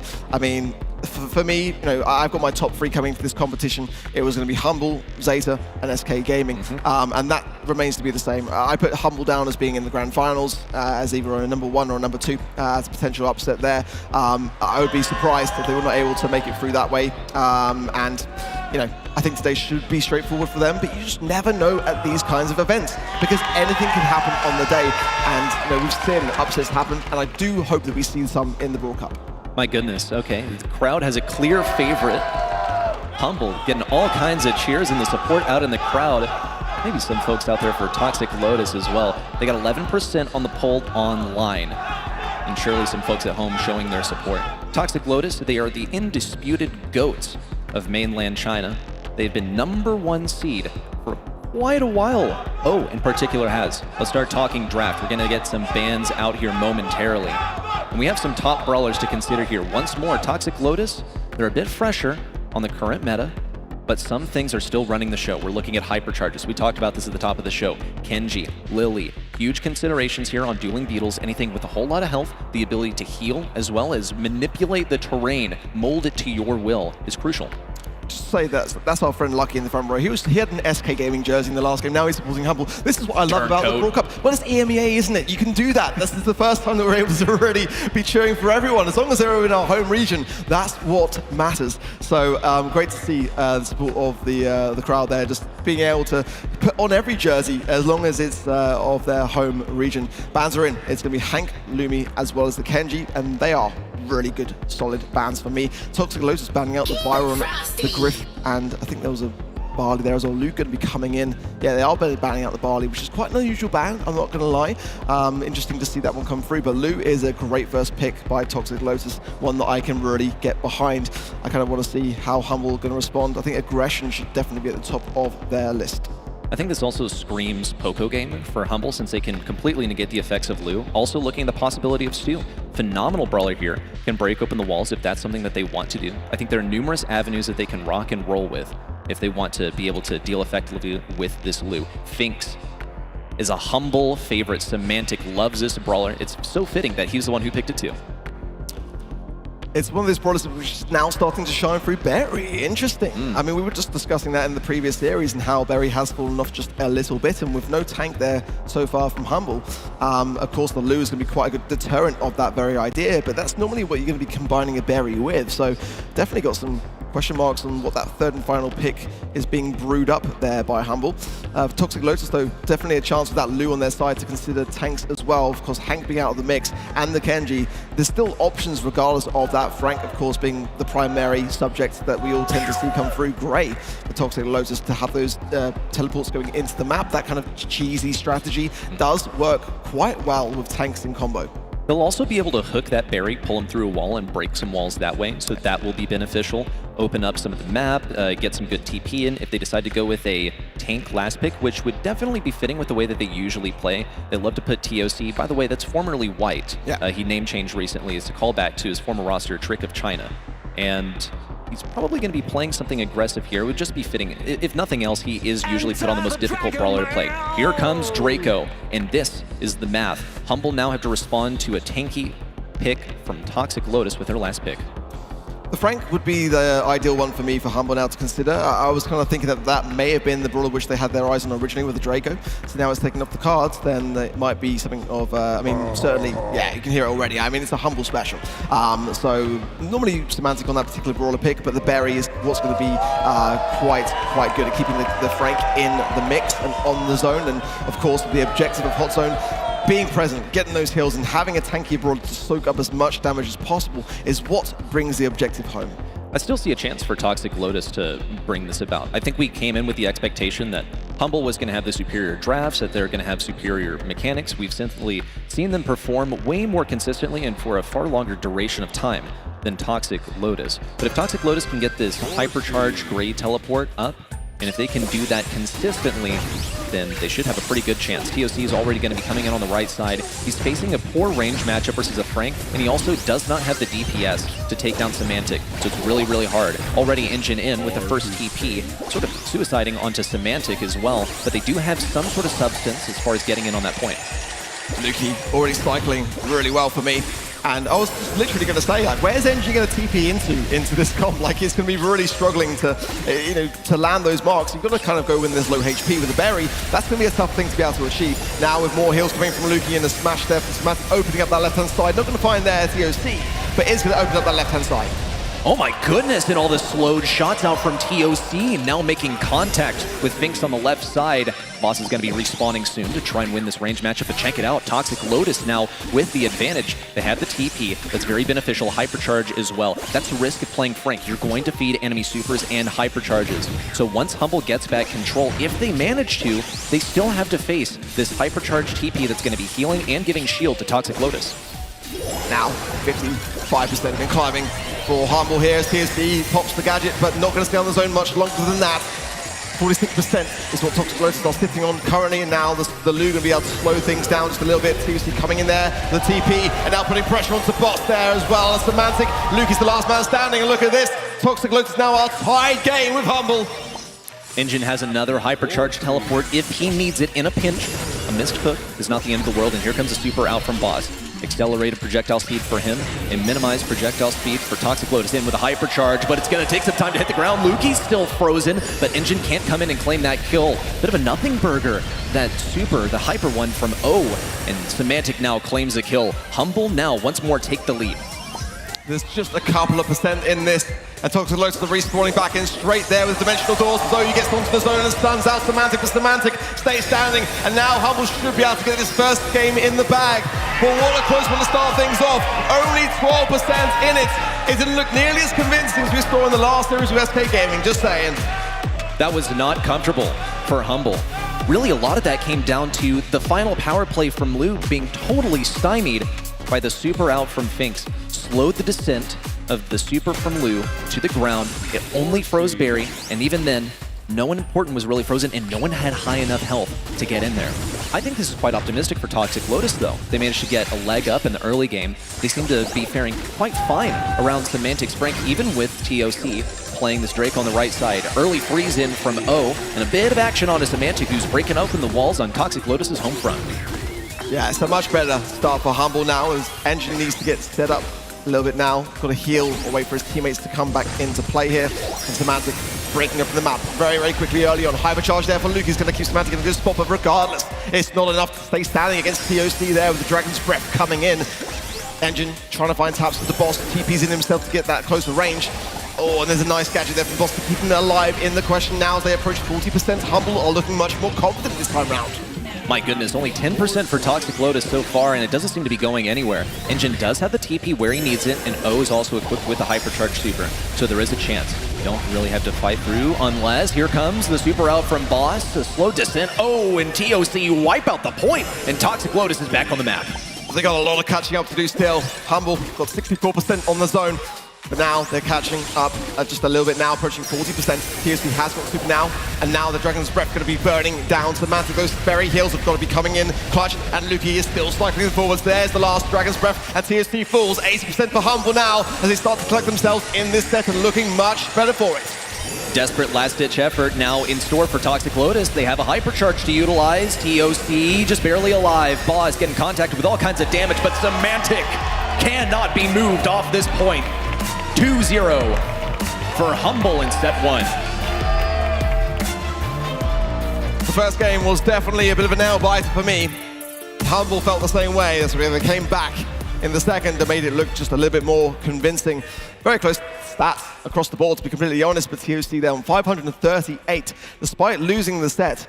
A really good amount of DPS and a good showing from Toxic Lotus. Again, I think that first game especially was a lot closer. That could have very much gone their way, in all honesty, there as well. But Humble did knuckle down and they got the job done. Symantec spending a lot of time on the zone there, 48 under his name, and almost half the amount of time needed to get the objective. I was certainly impressed by Toxic Lotus in game number 1. They seemed to hold their own quite well, got an advantage over Humble at numerous different points throughout that game. But in game number 2, it was a much different story. This was the Humble show, really. We only saw one solid retake from Toxic Lotus, and it wasn't terribly convincing. It seemed like once that TP got up, there was only one player on their roster that could actually make an impact out of it, which was Draco. Though not a direct counter, Finks was so reliable in shutting down Lu. Anytime it would be supremely advantageous to get that Lu super down, get the freezing rink down on the zone, pop down the super, everyone was able to clear out of the zone before anyone could get frozen. The one stat that I wanted to see really was the amount of healing that Luki was bringing in for his team. I think that he was really the MVP in that set for me. Without him, I think that comp may have struggled against that, and Toxic Lotus would probably have gained a set. So really impressed by Luki there to just make sure that all those heals were cycled in as much as possible, because that's how Frank gets the objective done.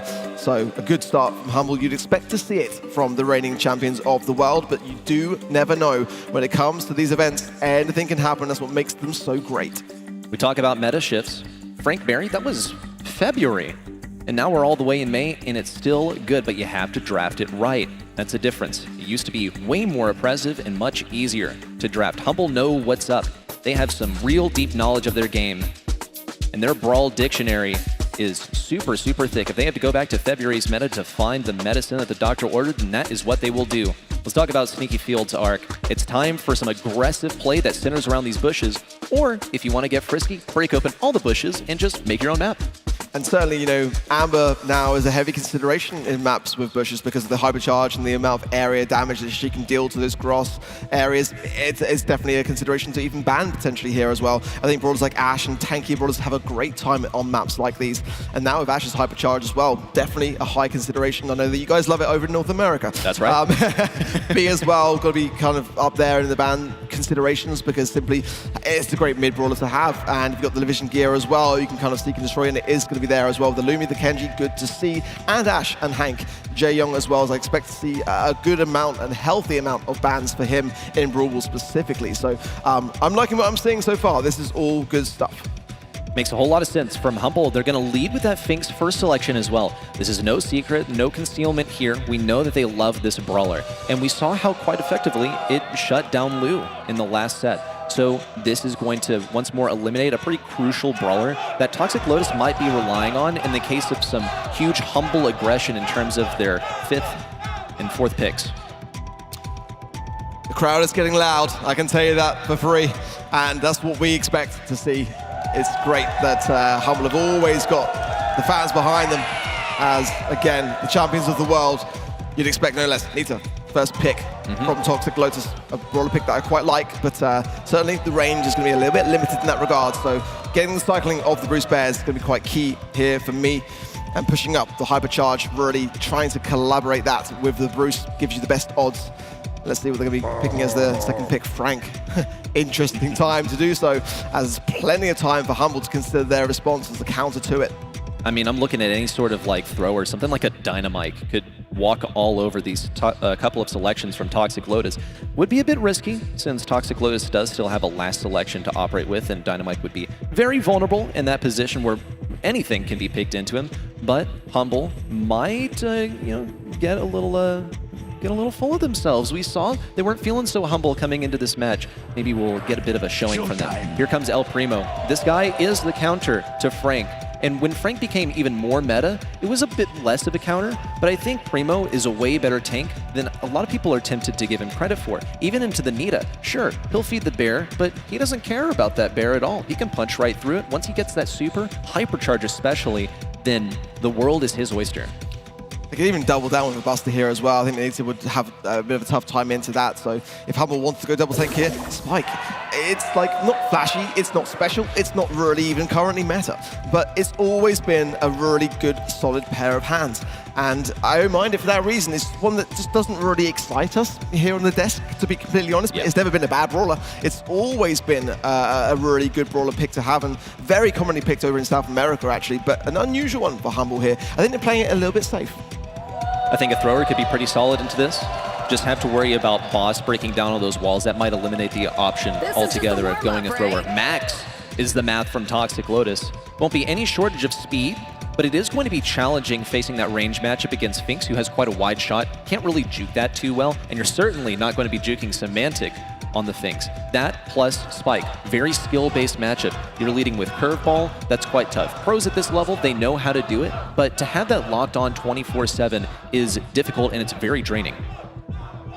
I think the Nita is probably their weakest pick on the side of Toxic Lotus, but they picked it first. So they clearly think the opposite of me. And that makes me excited because it means that they've got a plan for it in mind. But I think the Spike, the Finks, Nita's going to struggle to push up, but it's going to be Engine on it. And hoping with that speed gear as well to get some good value to close the gap already. Symantec going straight onto OU, who is the best person for him to be focusing his attention on. But once the Max, the Frank have the utility and push him forwards, that's when I'm going to get a little bit worried for Humble. Look at this, an opening door. Now TSC pushing forwards, low HP, can't really do much on his left-hand side. Engine trying to get the ball to him regardless, but Humble knew they had a good chance to defend that. Toxic Lotus spread themselves pretty thin now. TOC getting pinched on the left side as Symantec and Luki claim the kill. With these bushes broken down, Engine is sorely out of positions to take. He's going to have to retreat into the bushes, more close to Toxic Lotus' side. Here comes the speed, but Toxic Lotus aren't really keen on advancing out. Symantec can go for the solo mission. Interception from O, as he cannot be stunned while using that gadget. Shrugs off that push, hypercharge in from Engine to push this line of scrimmage a bit further into Humble's ramparts. Humble just slowing down the pace. Are you going to smash that entire right-hand side? The bush is now all completely down. Hypercharge there for TOC now. And an additional speed, of course. Trying to find Luki, but again, the Time Warp is going to make those shots easier to dodge on the side there of Humble. Symantec's got the Hypercharge too, and he will be dangerous with it. Going straight, landing on OU's head. Hypercharge and jumped over the top of it. Perfect timing there from Symantec. And now with a stupid supplement as well. He's not done yet. Punishing that left-hand side, waiting for the ball. But in the meanwhile, everyone from Humble's down. They're waiting for it to be passed forward. And to be fair, Toxic Lotus took down Humble on the other side of the field. My goodness, but Primo's a one-man army if you leave him to his own devices. It's back to the slow and consistent mid-play with things wide open on the right side. Symantec is finding a relatively easy approach over to OU. Doesn't even have a stun to do anything with. Luki now popping down the super for additional shot speed. Symantec now tossing OU up in the air. Ready to receive a pass, but Luki's not keen on passing it just yet. They want to get rid of Engine and TOC first. Also, they have to deal with this hypercharge out from Engine, who claims the life of Luki and now pushes this ball over to the right side. Still no goals seen. This is a prime time here for Toxic Lotus with the speed coming in, the aggression. They've got to get this ball forwards and forwards towards the goal. And it's cleared off the line by Luki. What a great interception. Symantec now coming back into the spawn. But if Toxic Lotus has timed this point, they've got the max speed and the dodge to be able to doing it. Symantec goes down for a bit of a fumble. That's a waste of a super, but they should still walk this in just the nick of time. There is no seconds here for a response. Toxic Lotus get a game. Mainland China is on the map. They told us they were going to come here as a dark horse and play some upset. They're one game in. And for a lot of the folks watching, that is more than they expected, especially against a World Finals grade team in Humble. But Humble had that lockdown for a good portion of the game. I feel like Symantec in particular was being a bit of a one-man army there on the left side.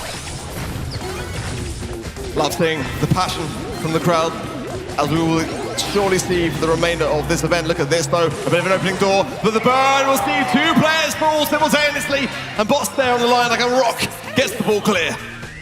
And now Boss is back to mid to establish the control. With everyone from Toxic Lotus respawning, Humble is already in position to own these bushes. O's trying to scout out the position from Symantec as well. But by the time he finds him, it might be too late. Symantec looking to close in with a gadget, not revealing his position. Toxic Lotus is well aware that he's hiding somewhere in these bushes, but they're not sure where. They're going to place Engine on the right side. Much better matchup from Nita into that Primo. TOC taken down on the left side. And Toxic Lotus are gradually being ground away from this Humble offense. Symantec also dodging the shot from O, who still trades. And Toxic Lotus have the speed out to push things to Humble side. Yeah, Toxic Lotus is working so well as a team, and now they're already accustomed to the fact that Symantec is the problem. They're making sure to double down on support for OU there as well. So regardless of Symantec continuously winning that interaction, it's the follow-up that matters the most here as well. TOC in a really tough spot on the left-hand side now, juking his best and working with that speed that he's got to his advantage.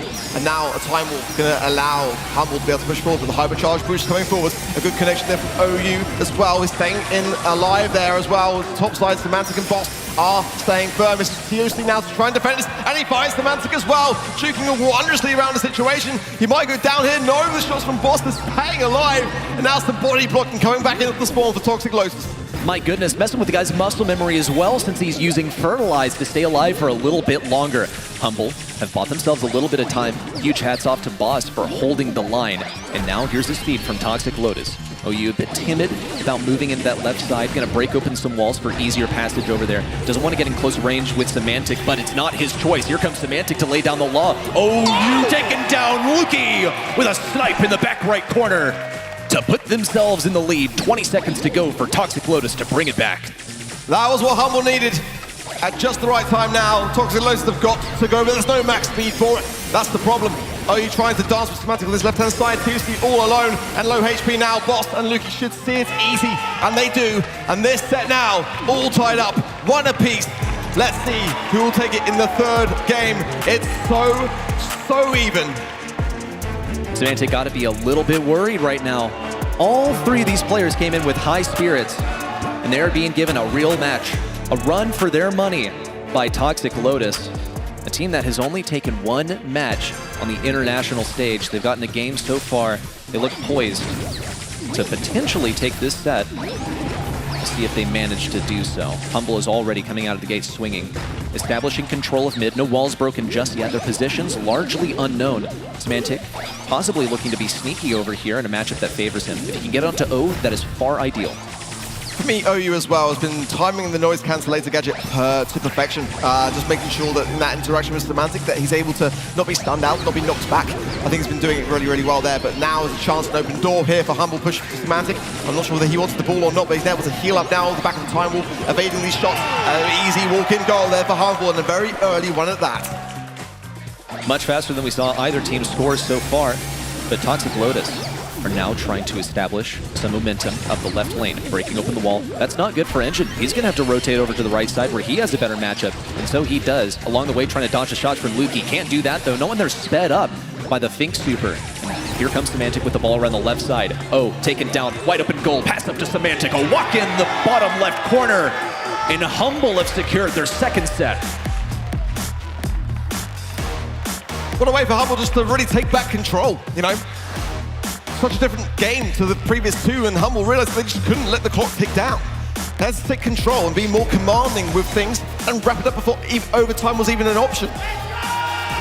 It was a lot closer though. I mean, I'm surprised that wasn't really a set going the way there of Toxic Lotus, but look at Symantec, 14 kills above his head, giving a real tough time towards OU. And despite the max for the evasion, despite the noise cancellations on the gadgets, he was still able to get 14 kills in that game. Unbelievable stuff. I think there was respectable mentality here from Toxic Lotus. I mean, they did better than Boss on the spike, but he was largely playing control and establishing the line so that when his teammates played aggro and died, they could fall back to him. But Symantec, this is when he found himself a bit too deep in the enemy defense. This was after picking up a bunch of kills along the way, though. Game number 1 seemed to be Symantec running the show offensively for Humble, but he found himself stranded after going a bit too hard. And that one wound up going to Toxic Lotus as they scored that last-second goal, only 3 seconds on the clock by the time that crossed the goal line. You got to remember as well that, for Symantec to be able to get that many kills in a map which was basically completely opened up, as a primo, it's not an easy thing to do, not easy by a long shot. Well, Toxic Lotus got a game on the board, but no set remains just yet for them. Can they bring it back in Gem Grab now? That's the question. Can they prolong this a little bit longer?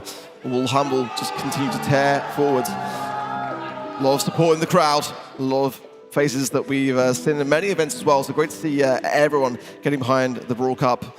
Let's see if Humble can keep this up. One thing they need to keep up is their 100% Gem Grab win rate.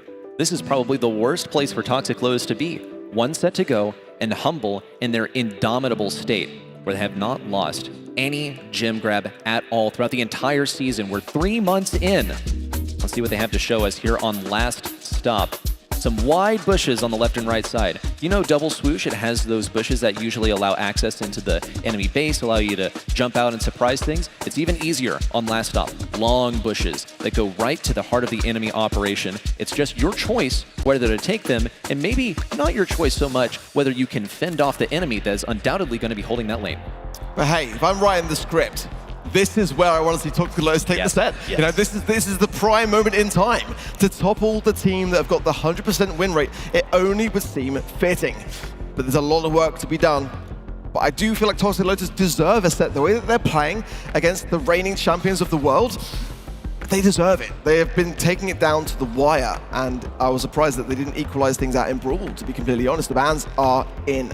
Amber, Hank, and Janet banned out by Humble, to the Lily, the Kenji, and the Ollie then of Toxic Lotus. A good bans all round. Jae Young is definitely going to be available here, so I'll kind of be considering that myself as a potential mid here, but the long-range mids do a good amount of damage as well. Bell, 8-bit, they're all pretty good depending upon kind of what you're looking into. Lumi, yeah, I mean, wide open is a 99% ban, and one that we're just so used to seeing being banned that it's hard to even spot when she is available and picked up immediately by Humble, and you can't blame them for it. But we got to say, the one time we've seen Lumi played in the BSC, she lost. That's true. You can make the argument that it was left open in the ban phase because it was not going to be a good pick there. Exactly. Is this the same time? Well, I think there's some high priority bans here. You got to get rid of Lily. Kenji, they're super oppressive. Ollie's the only one that I can see possibly being exchanged for Lumi. Seems that Toxic Lotus have a plan. They're going to use Jean to scout out these bushes. That will be useful on the lanes. I anticipate that Lumi's going to be holding things down at long range anyway, so it won't really be a difficulty to find her. But since Toxic Lotus do have the last pick, they could get something aggro that takes advantage of Lumi's low health. She did get a health nerf in the last patch. That's really the only way that she was changed aside from a gadget having an extended cooldown, which that's still a really, really strong gadget. It's going to be supremely difficult to take things down. Now Toxic Lotus are taking one out of the Humble playbook and going for the Finks.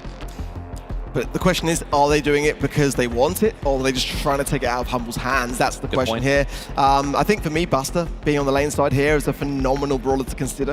Whether Humble want to go for that and pair it with a Lumi, because maybe Lumi wouldn't have the best of times into it, to be completely honest. Being overthrown for that HP and the additional speed from the speed gear in the bush, Toxic Lotus could be considering that as a third and final pick on their side here. So Humble have got to have some ideas at their lane sides, and Tara are going to be coming in from that front. I mean, the Hypercharge edition is definitely not a bad one, but it can be tough to retake the lane. If you've established yourself, that's when it becomes really hard to push into. So I don't mind it. It's not too flashy, but it's not too bad. Tara is a must pick on these gem grab maps that have long bushes. Gem Fort is a perfect example of a gem grab map where it's actually worth it to just ban the Tara. She can be that oppressive. Now, there is a possibility of getting a good matchup here for Toxic Lotus. I have a feeling that they're going to lean something towards like the Buster that you mentioned. Would make a great pairing with that Gene. Okay, Piper here to out-mid the mid from Toxic Lotus. Gene is really only going to be tickling things from long range. He's not realistically going to be able to get a pull on Tara. It's going to be tough to do so against Piper in that range matchup. I think this is quite nice for Humble. They've really rounded out this comp. They've gotten 2 solid lanes. They have their mid. Toxic Lotus, mid established, last lane to go. What are they going to do, especially into this Lumi?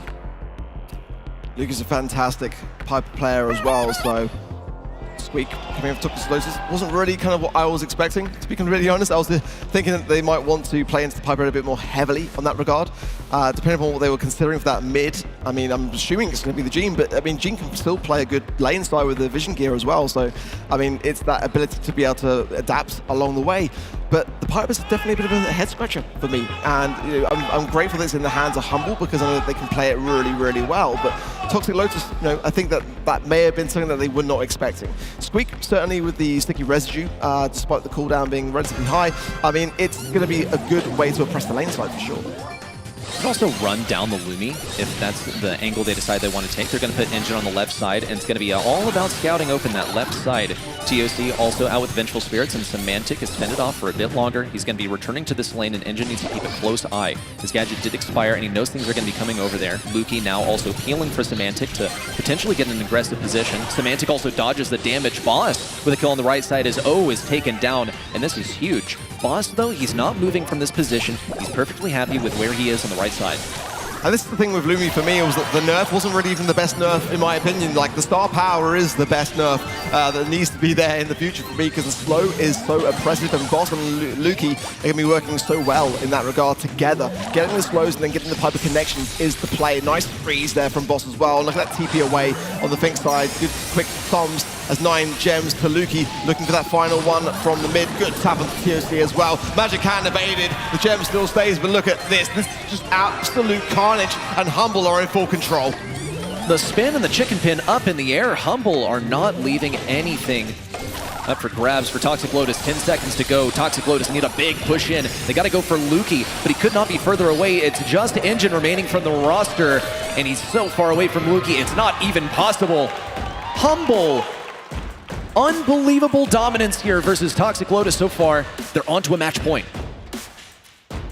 It's a very solid comp, no doubt about it. And I think our reservations on Lumi, as we were discussing coming into the match, as to whether it's the best place for it, and is that why Toxic Lotus left it open? I think they can be put to rest. It's working out phenomenal. Boss playing it to perfection. It's a great synergy between the Lumi and the Piper as well. And I think if I was Toxic Lotus, I'd be getting worried. It's a worrisome matchup. But they do have the advantage on the right side to boot. Boss was forced back, and here comes O to try and take it. It's being also similarly pressured, but a mace is out from Boss. No damage just yet. Luki also similarly scouting. Engine looking for a victory on the left side. It's an easy takedown to the shades. It's O falls on the right, and now Boss can start to pinch in versus TOC and Engine. Another elimination traded out as Symantec falls, and Toxic Lotus seem to be in a better position than last time, but Humble still owns all of these gems. Nice dodge there from Luki, who was low HP at the time, but played to ease and perfection, and a nice homemade rescue there with a follow-up to secure the kill, leaving Engine alone on his left-hand side lane, who does find Symantec, gets a couple of taps for his time as well.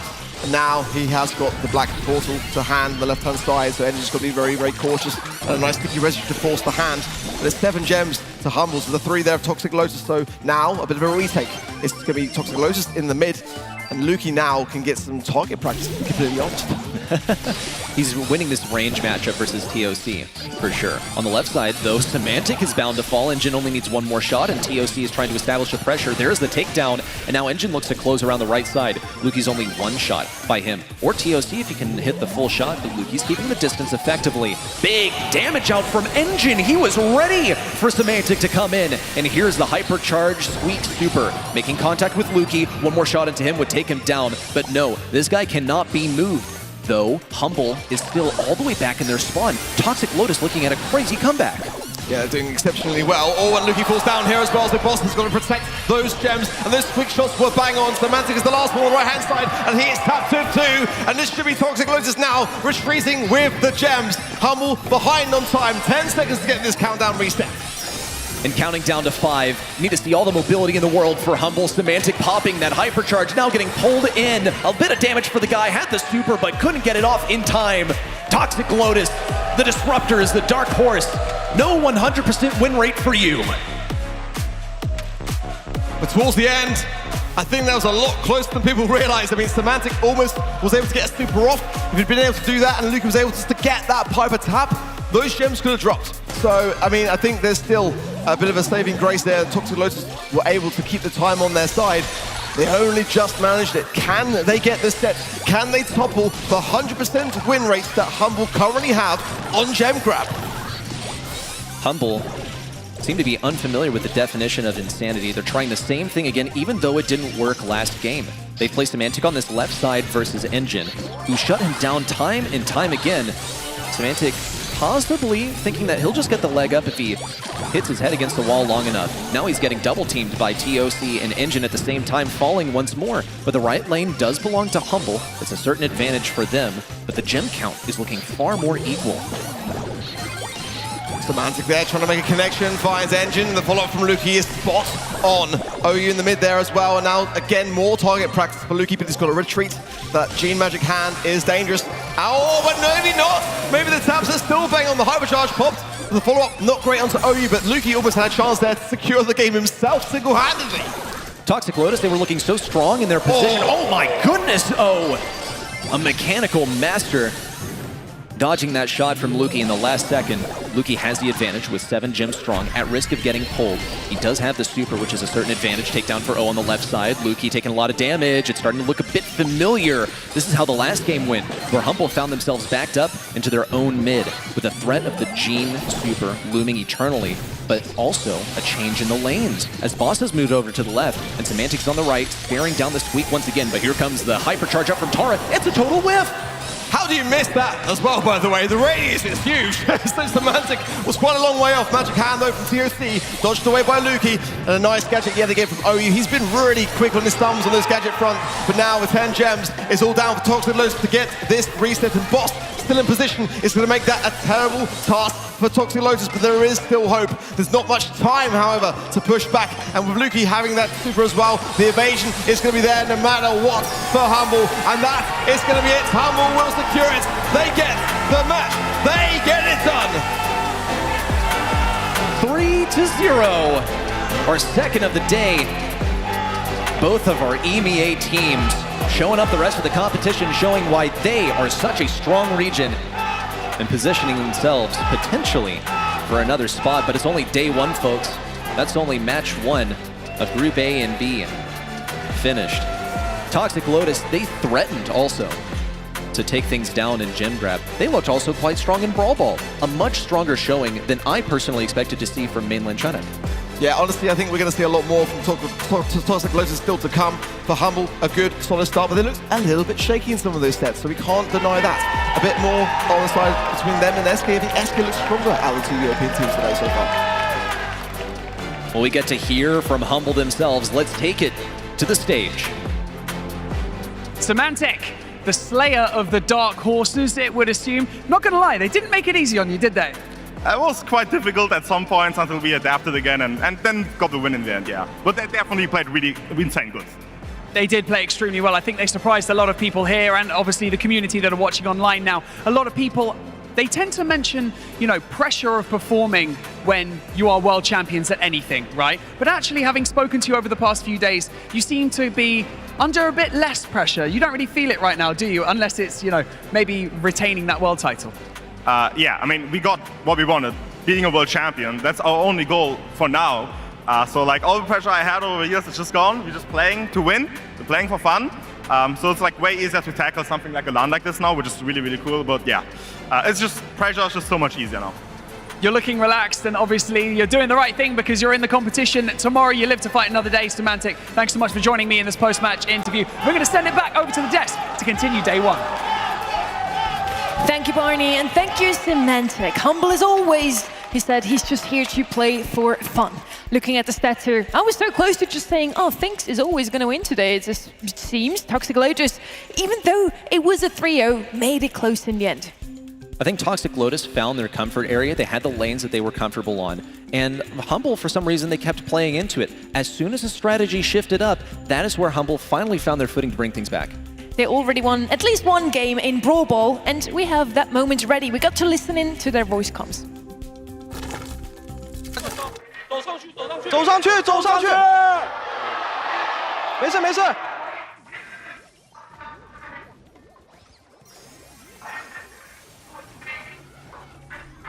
哎，走进去，走进去，走进去，走进去 ，nice！ Go up was the call, and they did. They did almost turn around Brawl Ball in the third set. It got close one more time, and it's such a treat to listen into those player comms, right, Hark? Yeah, I mean, super energetic. We love to hear that. In rehearsals, they were very much more on the quieter side. So definitely, I think that for Toxic Lotus today, they're looking a lot better than I think a lot of people think. People at home got to vote once again. On the website, event.brawlstars.com, you can vote for your MVP. And for this one, it's going to be Luki, the sniper. He popped off in that final set. Can you really argue with it? You tap on the button that has the biggest numbers. And we were a bit questioning the Piper as well, and she absolutely popped off. She locked down both of the lanes. She had the escape to deal with the Jean as well. I think overall it was quite an intelligent pick from Humble. Are we going to ignore the glow up? Sorry, I've got to say, I mean, Luki's glow up. Come on, guys. What an amazing feat. I mean, who saw that one coming, eh? A good haircut and lenses can do a lot for you. Yeah. Luki looking amazing. And so does Humble standing right now. They're 3-0, both EMEA teams today. 3-0 so far in round 2, waiting now for their opponent. It's going to be either Tribe Gaming or Loud. This is going to be an exciting one. Tribe Gaming and Loud is bound to excite the best in North America versus the best in South America. A rivalry that I think is bound to continue to develop over the course of the day. So make sure to stay tuned. It's going to be another match that is really, really exciting, and I hope it's going to be a little closer. So far, we only had 3-0s. I'm sure the day isn't going to continue like that. We're going to take a little breather, going to be right back.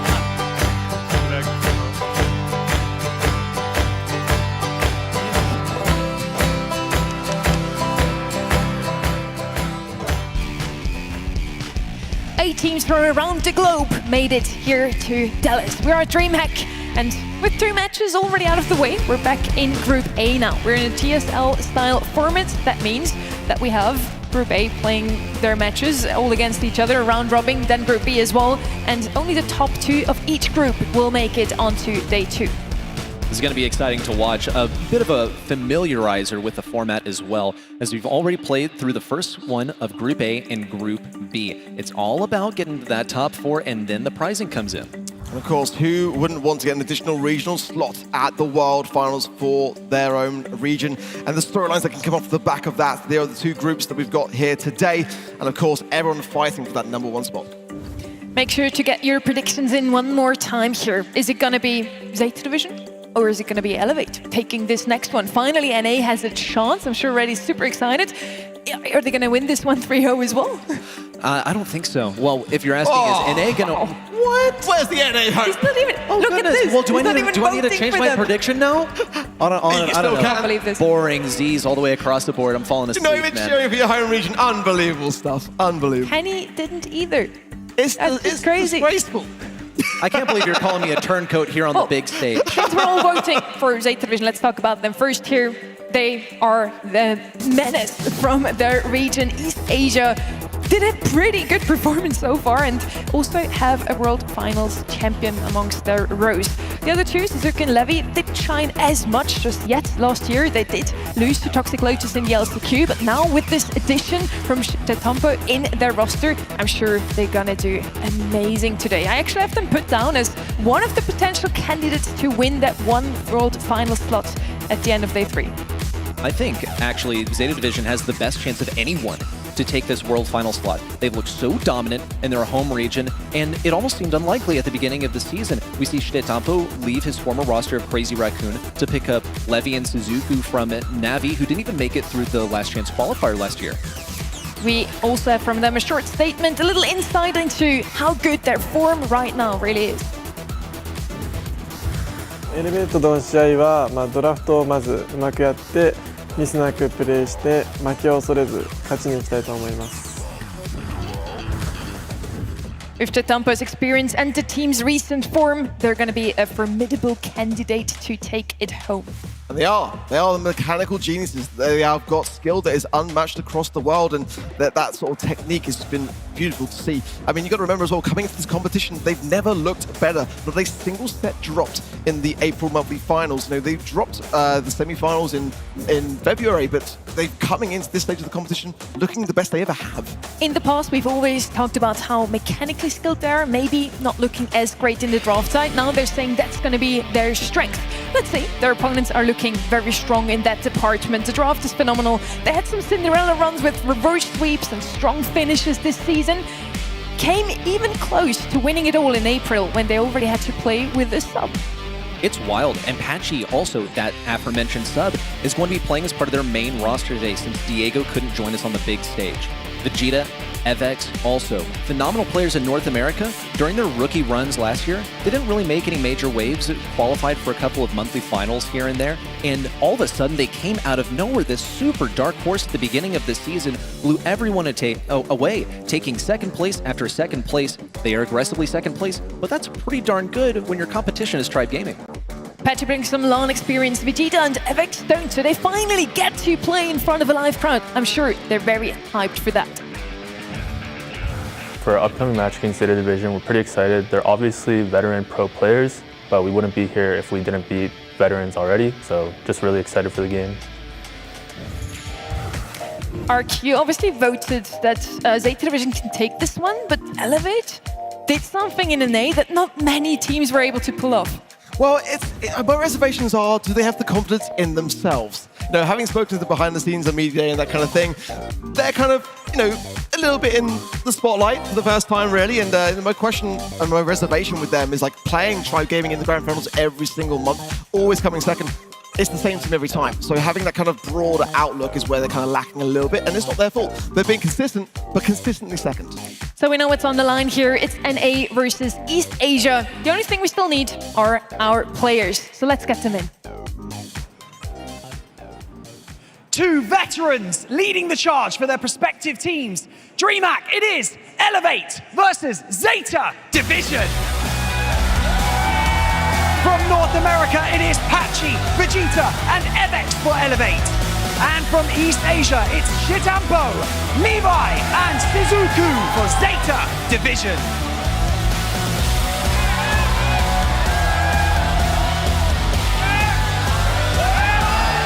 We don't have Diego Gamer this weekend, but we do have Patchy. He's back, coming out of his retirement.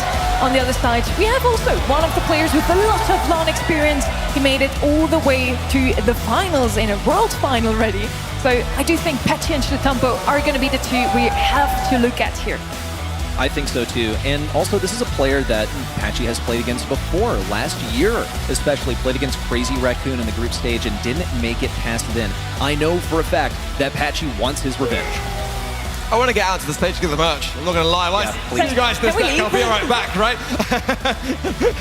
Maybe if just I go and you two keep the position? Yeah, I mean, I'm down. Right? Wanna? Nice, okay, bye. We're going to head into this third match of the day already. The first two were 3-0 sweeps. Now, this one was a bit harder for me to predict, honestly, and I do feel like this is going to be a closer one. At least I hope so. Give us a close match, please. And I think the difficulty for me especially comes from the fact that Yes, ZETA Division, they are the mechanical geniuses. They are so good at this game, and they've even filled the hole of the draft that the team usually struggled with. But Elevate, they're less of a known quantity. They came out of nowhere in North America. It really does take an international event like this to see how things truly stack up against each other, because it seems so variable between international lands. And due to visa issues, we unfortunately don't have Diego Gamer with us this time, so the adaptability of this team is going to get tested this weekend. But they had the same roster already for the April monthly finals, so they should be set, Ark. This is the most convincing poll. I'm just going to draw attention to the 94% that's on the screen, to the 6% for Elevate, which I think is unfair. I think that Elevate have got absolutely a shot here. I think that you cannot underestimate a team like them that don't have as much pressure on their shoulders.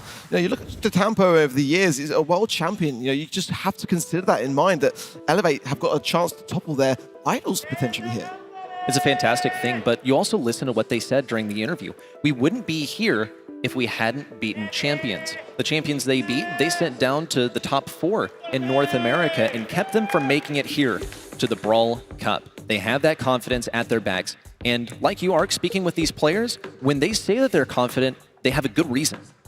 We're heading into our draft now. Kaboom Canyon is going to be our first map. We haven't seen that one today just yet. We saw a lot of things from the previous map.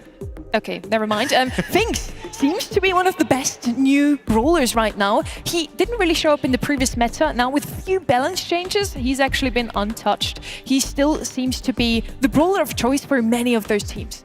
It's a brawler which has taken a bit of a while to kind of get and find its footing in the BSC, but now a first pick worthy thing to see, and ZETA Division wasting no time at all to pick it up. I quite like that for them, and it's going to definitely consider the long-range brawlers that Elevate might be having on their minds here, because again, that time warp slows everything down. Carl's not even great into Finks, by the way. That pickaxe takes a long time to get returned, so for Elevate's sake, I hope that they are trying to time those to perfection and choose different lane sides of the Finks.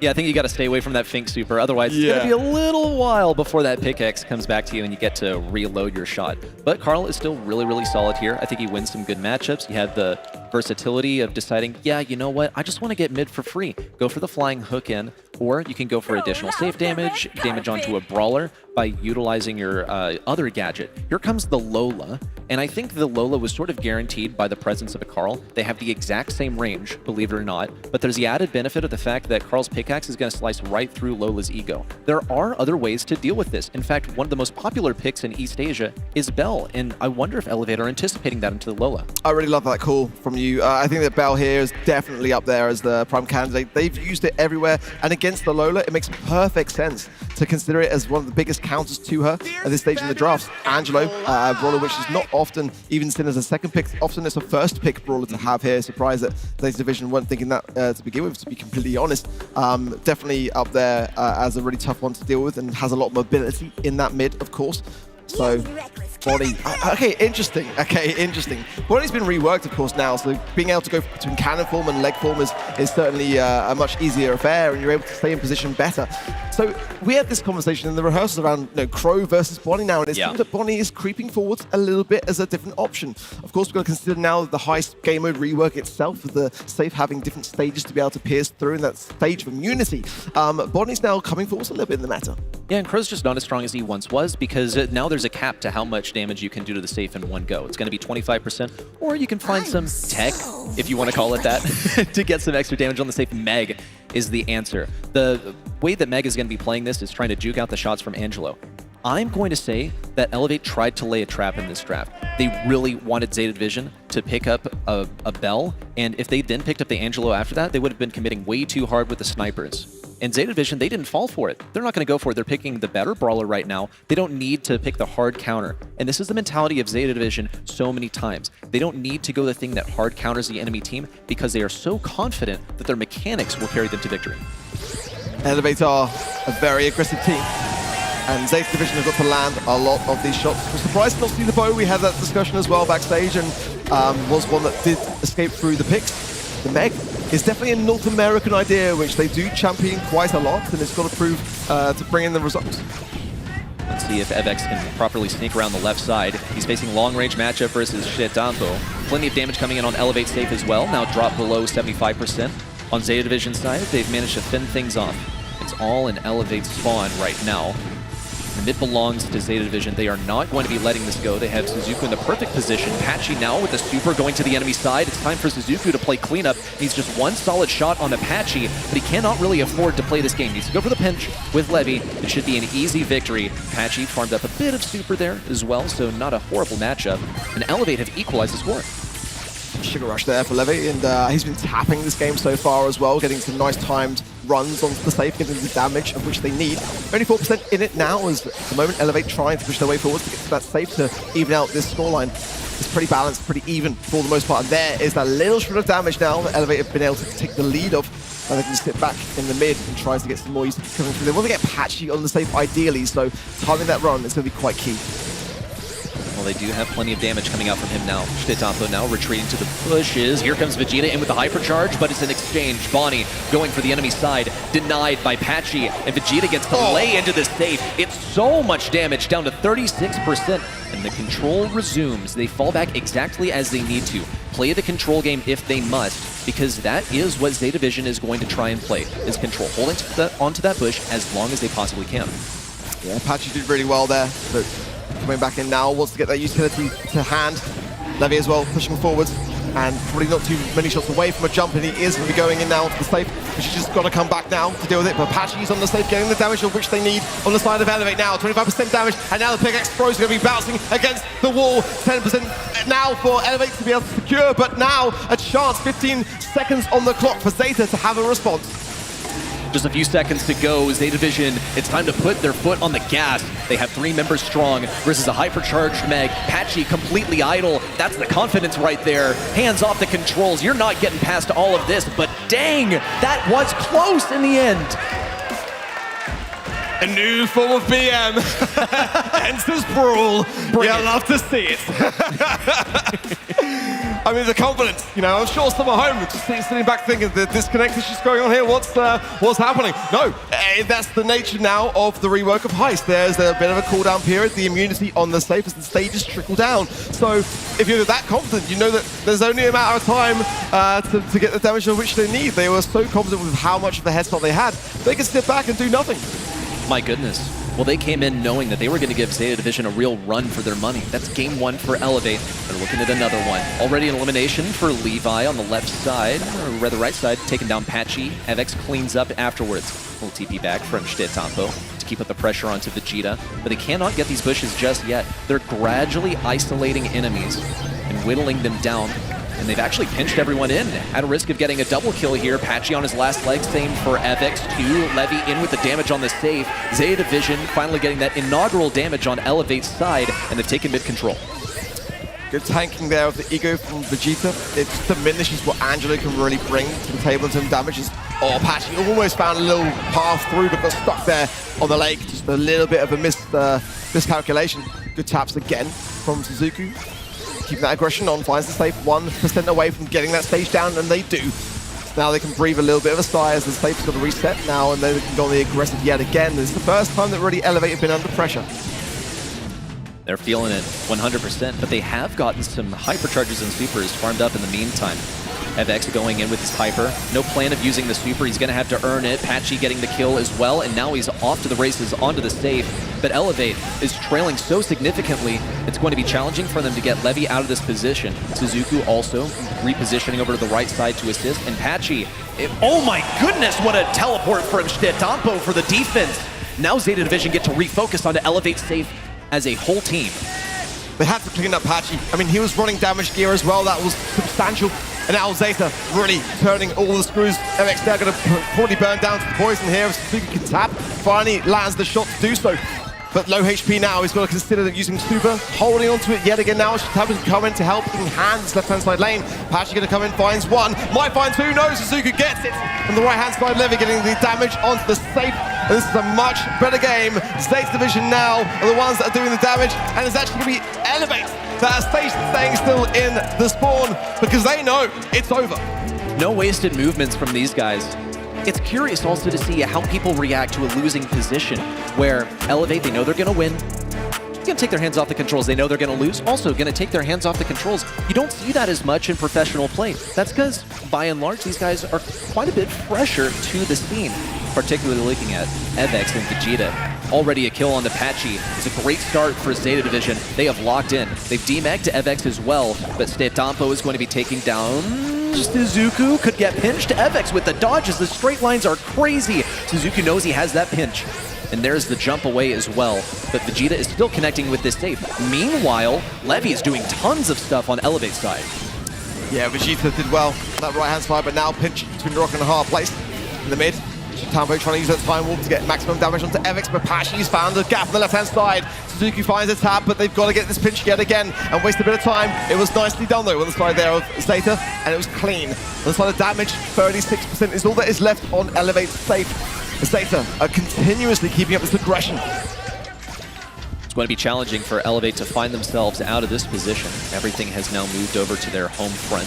Stetampo also looking to get a super that he can use to shrug off Evex. Also trying to close it in close range. Manages to demec. Now looking for more. A couple more shots would take him down. Vegeta and Evex survive. But the most important thing is that Bonnie has now connected with the Elevate safe. Finally taken down by Patchy. Levy's going to be respawning in just a moment. Elevate have now finally managed to find their footing at mid. Patchy's taking a whole lot of damage and he'll have to retreat momentarily. It doesn't seem like Elevate has successfully managed to hold on to mid for any extended period of time after game number 1. Yeah, it's definitely been a different shift there as Levite gets taken care of actually now by Elevate. Good defensive work by them, and Vegeta now onto the safe as well. Tampo very low here, is going to be very cautious as to when he chooses to shoot and when he chooses to heal up here. Elevate getting back into the mid, bunching together, healing up accordingly, getting ready for another push in. And they do need to keep up this pressure. It's a very, very tipping point situation now because with the amount of damage that Zeta Division need, Elevate can still have a chance to steal away this set. Elevator looking dangerous. They know if they attack in the last 20 seconds, there won't be enough time for Zeta Division to get to their side. They're trying to survive until then. Levy with 1 kill, takedown on Patchy. Evex is the last one remaining, but Suzuki doesn't even care. Gonna vault right over his head. Only 12% remaining on Elevate safe. Levy continues the pressure. 15 seconds to go. Patchy and Vegeta know it's over as well. Hardly an effort to get into mid. With 10 seconds still on the clock, they're not wasting any movements here. They know that's a Zeta Division win in set number 1. A confident showing from Zeta to start things off, but a close set nonetheless. Elevate starts off so strong, almost overthrowing what Zeta had to throw at them. But then, as Zeta starts to get themselves warmed up, taking more of a substantial lead, and they ended that set, for me, the stronger of these two teams. Let's look at these stats as well. My goodness. And this is why Angelo is so good on this map. It goes against really the whole MO of Heist. It's about getting that damage on the enemy safe, right? Well, if you can kill the enemies, then they can't do any damage to your safe. Sometimes the best defense is a good offense, and he floats right over that water. It's so easy for him to take mid. That is why he is a top pick. I will also rotate back to the draft mentality. I think Elevate tried to catch Zeta Division in a bad situation where they were tempted to play a brawler that was so popular in the region that would have been absolutely perfect into the Carl and the Lola. They would not bite. They are not taking the bait. To have Angelo as well get 15 kills against the Carl that can really maneuver around a lot of those shots. The Meg that's got a second stage before she falls down as well. I mean, the Lola's got the ego to tank. The timings that Suzuku had to land a lot of these kills were spot on. And definitely a solid start there by Zeta Division. But I think we've yet to see more Elevate that can certainly come forward. I think Elevate can definitely bring a step forward. They just need to kind of go in as they mean to go on. I think it is the key there for me. That first game was looking really, really good for them. They just kind of lost confidence in themselves along the way. And I hope that doesn't affect their performance in the next set as well. Really, mostly above anything, their confidence, because I feel like that can be a little bit frail for this team, especially them being new to the competitive scene, just really appearing within the last few months. Out in the Open is coming up next. This is going to be a bit more of a slower paced one. We're moving into knockout as well. So 1 life per round for each of these players. Once more, very matchup dependent. There's not much of a potential for comeback. If you lose a member early on, then you've sentenced your 2 teammates to fight a 2v3, which is almost unwinnable. I'm looking ahead to the 5th set as well. It's Gem Grab Hard Rock Mine. That's an Elevate map. But they've got a lot of work to do to get there. That's the problem now for them. They can take it there for sure. And if they do, I do worry a little bit. I mean, 1 shade ban for them, and they're going to be putting Zeta Division in the back foot there. So out in the Open up next for Knockout. Certainly, I want to see Angelo banned. It's the prime candidate of that left-hand side lane. I think Buster here can have a pretty decent time as well, for sure, but the heavy suspects, the Lumi, the Kenji, they've got to be out there. There's no way around it, really, for me. I think Lily here as well could be on the bans, not there, so interesting stuff. I think Lily's in a very, very good spot, and I can see it working here very, very nicely. And noticeably, they have been banned out. I feel like of any map, this might be one that you can get away with getting rid of it. Yeah, Kenji, completely open. Lily, totally open. The struggle with those is that you have to play pretty aggressive in order to get your super and your hypercharge. And it's a bit of a solo mission when you put yourself in close proximity with other brawlers in a mode where you can only afford one life for each round. Here comes Angelo as pick number 1. You mentioned this arc. This is really one of the strongest picks on this map. ZETA Vision left it completely open. Don't seem to be bothered by the fact that Angelo can hold down that left lane quite effectively off the beginning of the game. Yeah, you kind of have to ban it for me. I'm surprised by the loot ban, actually, myself on the side of Elevate there. An interesting choice for me, but the Angelo's going to be paying them dividends, in my opinion. ZETA, as we saw in the previous set, even are a team that would love to put their hands in that. Now, Gus, for me, in the hands of ZETA, it is quite a dangerous thing. I think that they are, on the long-range side, very, very accomplished with brawlers like that. And we were saying before today, it's not the flashiest brawler. It's dropped off a little bit, but in their hands, it can work.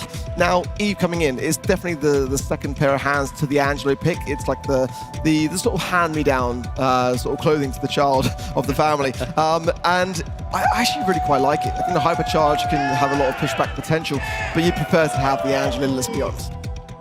You would. It's just the better thing to have to float over the water and take things early on. What we can say, I think quite confidently, is that Brock is not going to be a major consideration here, since there's already a really easy way of getting some mid-positioning by floating over water. So now, the 4-5 from Elevate, they're going to go with the Hank. Okay, and that's why they banned out the Lu. They want to have this powerful brawler. They could just get a Gray over for Patchy if they really wanted to. It would be a bit too much to go with another aggressive brawler that would be able to position itself onto Gus in close range. I wouldn't mind some wall break here either myself to have that additional lane made for yourselves in the mid. Maybe ZETA might be thinking that with a Brock pick maybe as the final one. It could be playing hard into the Hank. Hank's going to soak up so much of that damage. And if they go with a heal combining with this, so Meeple, oh, I love that. Love that from Elevate. Of course, the Mansions of Meeple gadget can just tear through so much of the bush, but both gadgets, to be fair, work really well. I think Meeple's often forgotten on this map. It's a really, really good brawler pick to have, and I think the Elevates are a team that play it so, so well. I mean, I was even watching back with the VODs in the previous monthly finals. You know, Patchy, I remember that moment where he was able to place down the super followed by the gadget and preempt it, and it was just wonderful on this left-hand side. So I'm now really favoring Elevate here in this draft. These are brawler picks which they play so, so well. Here's the final thought for ZETA. I don't think it's enough to sway me so far. I think Elevate have got a solid chance here. I think Elevate have a comp that leans heavily on trapping an enemy inside of the Meeple gadget, inside of the Mansions of Meeple. There's no reason for them to go the other gadget, the one that stuns, cancels enemy abilities. So they're going to be trying to get someone inside of the Dice Towers. And we've seen that that can be a quite difficult task, because in order to do that, you have to get close enough. And we're looking at 3 quite long-range brawlers from ZETA Vision. And realistically, you're going to be running Meeple sort of towards mid, more on the left side. We'll see where he finds his footing. Yep, Patchy going to go for mid, immediately blocking out some of those bushes, eliminating the positions for Sizuku to stand in. Big Sting also at risk of taking down Patchy, but he's got the dodges on lock. Big thing also affecting Meeple's viability in the competitive sphere right now. He got a damage reduction, which means that he doesn't 3 or 4 shot as many brawlers as he did before, which is a really, really hard hit to his kit.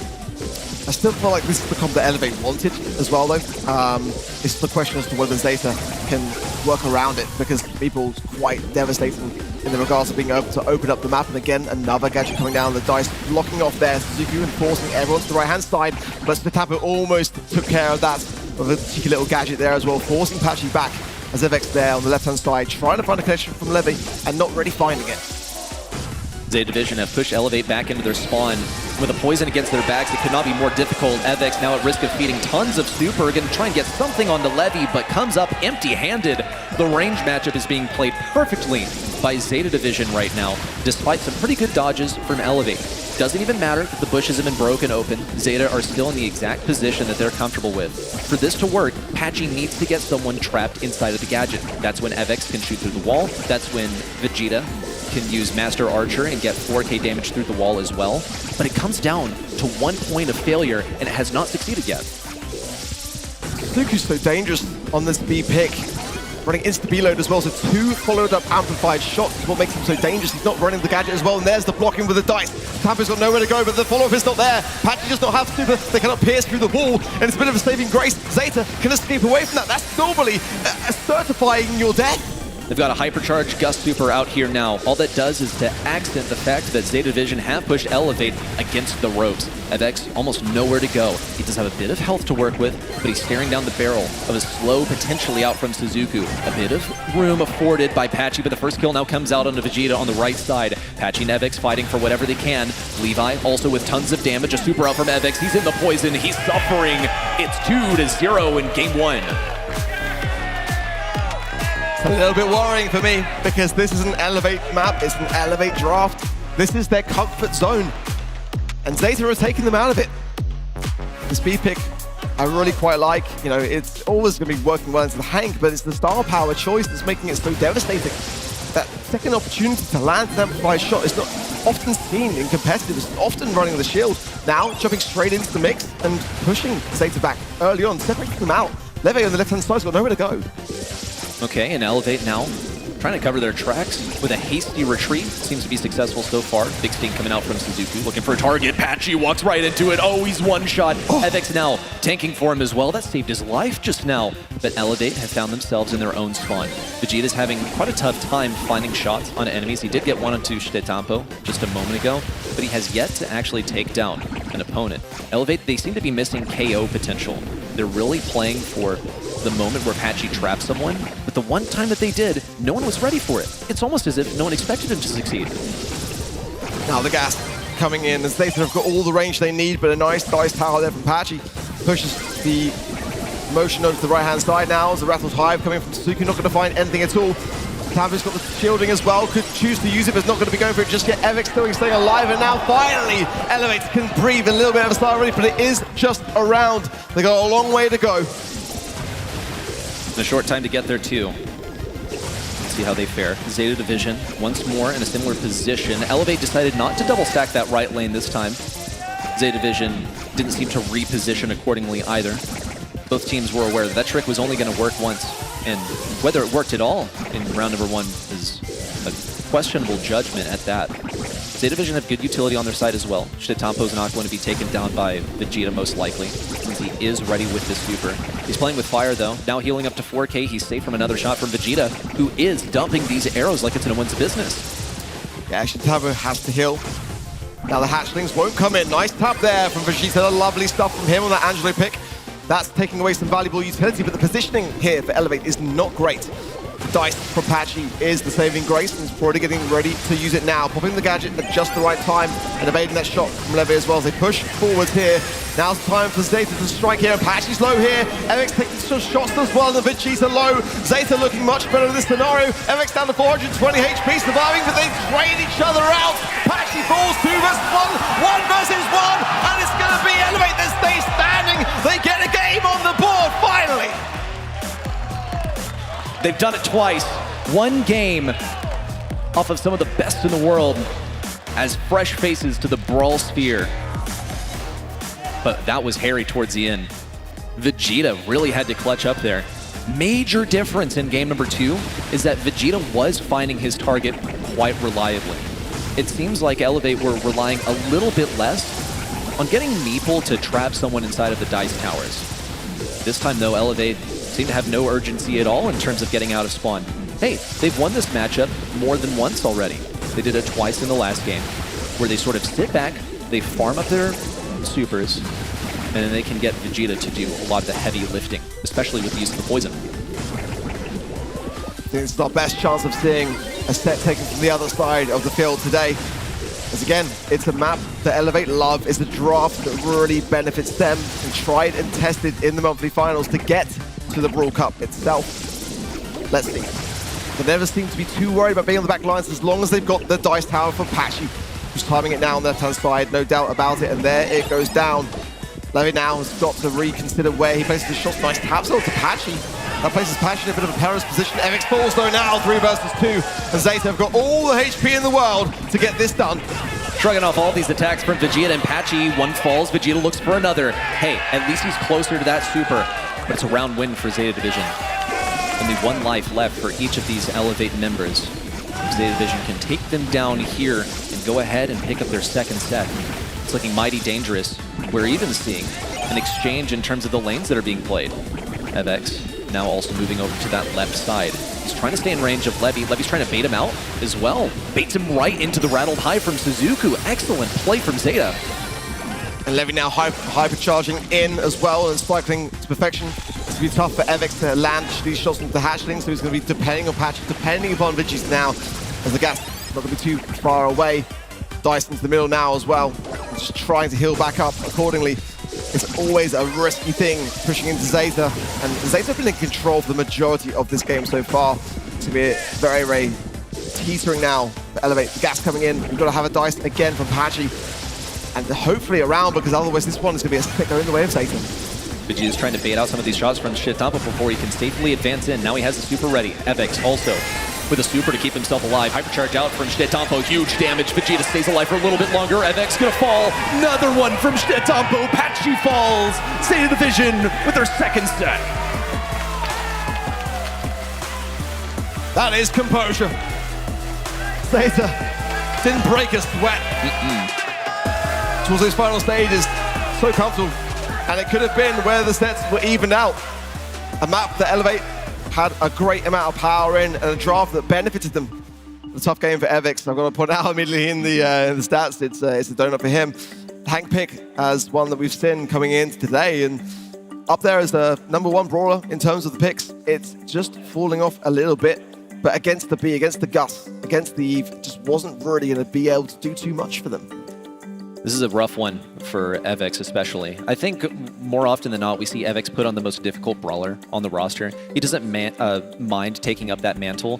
And in this moment, he sat back most of the time. He got a few shots here and there, but one moment that stood out to me was towards the end of a round in game number 3.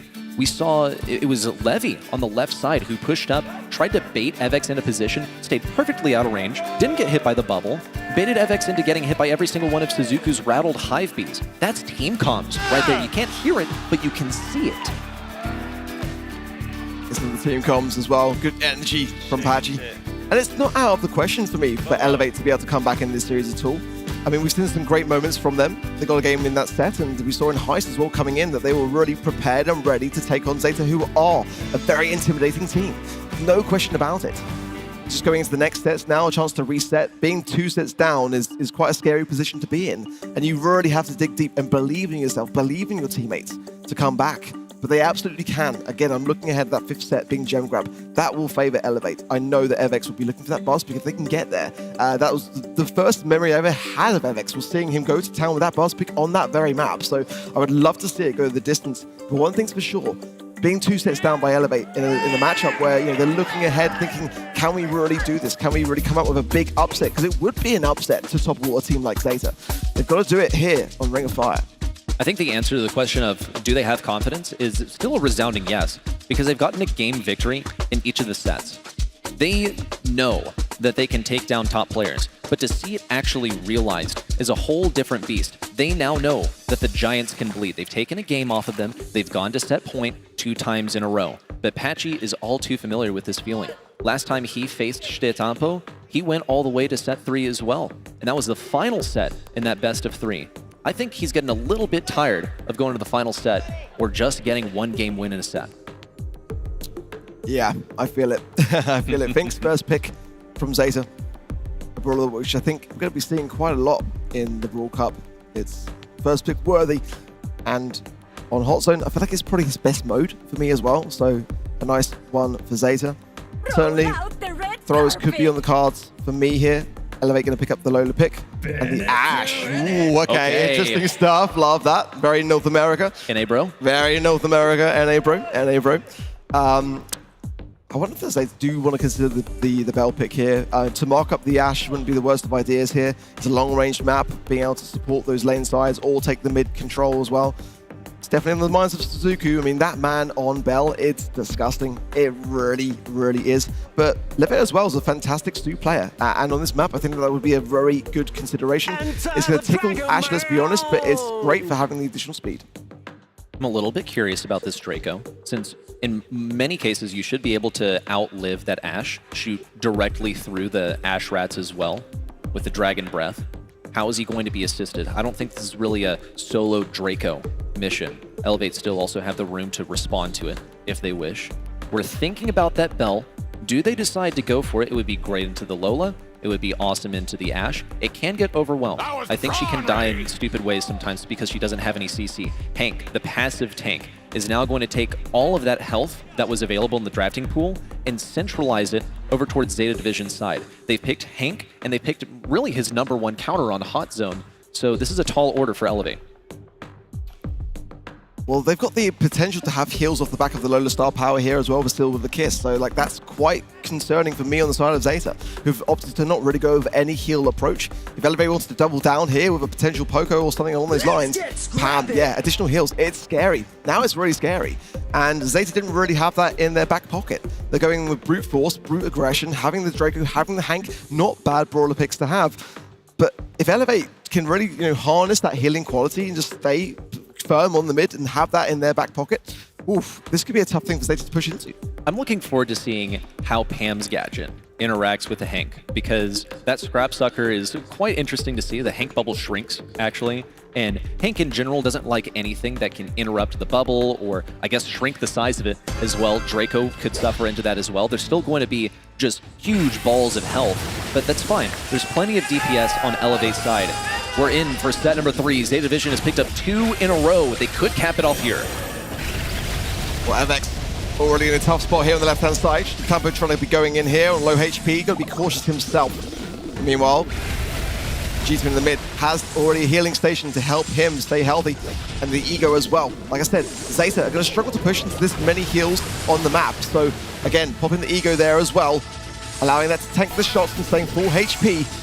34% already in favor of Elevate. Looking good for Elevate, but they're going to have to deal with Sizuku taking down that turret from Patchy.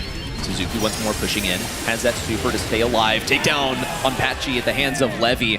Zeta has really wrought control over this point, now eclipsing Elevate's percentage earned so far. Zeta have done a very good job of catching up, no doubt about that. Now by trying to find Patchy, just get the time warp on the zone, it would be a great amount of utility, and now he's earned it as well. So now, much easier to dodge and juke those shots while staying on the objective as they approach 60% now. Evix trying to get a little flank on the right-hand side, choosing to go deep now as Live and Sizuku are very low here, going into the robotic rats as well. They go down, hypercharged in. Love that from Evix, goes down, but look what he did for his team! Now that's a trade with massive value, positive elixir trade if I've ever seen one. The Rats in once again, and Ash is bound to spawn with a ton of supercharge on his side, but he still sentenced his teammate to fight a 2v3. Shitetampo and Sizuku have been properly whittled down, but they have established their point on the zone. One takedown, no issue. They're climbing up to 90%. Levy needs to stay alive for a little bit longer, keep the control. He has no eyes on Evix, but I don't think Zeta really care. They're very single-minded here. It's all about getting to that zone. Staying alive, not a consideration at all, because they are making so much health happen on this point. 3% to go, but Elevate are looking to clutch up. They might as well do it as well. Look at that, what a turnaround, what a seizing of the capture. But Elevate there to turn it around, to seize the moment to keep Zeta off the zone. What a clutch play. Excellently done in the final moments. And I think that might have been some tunnel vision as well from Zeta Division. They knew that all it took was a few bodies on that point to secure it for themselves, but they forgot one thing, which was the urgency. Taking a moment as well for Elevate to get in here. A bit idle as well.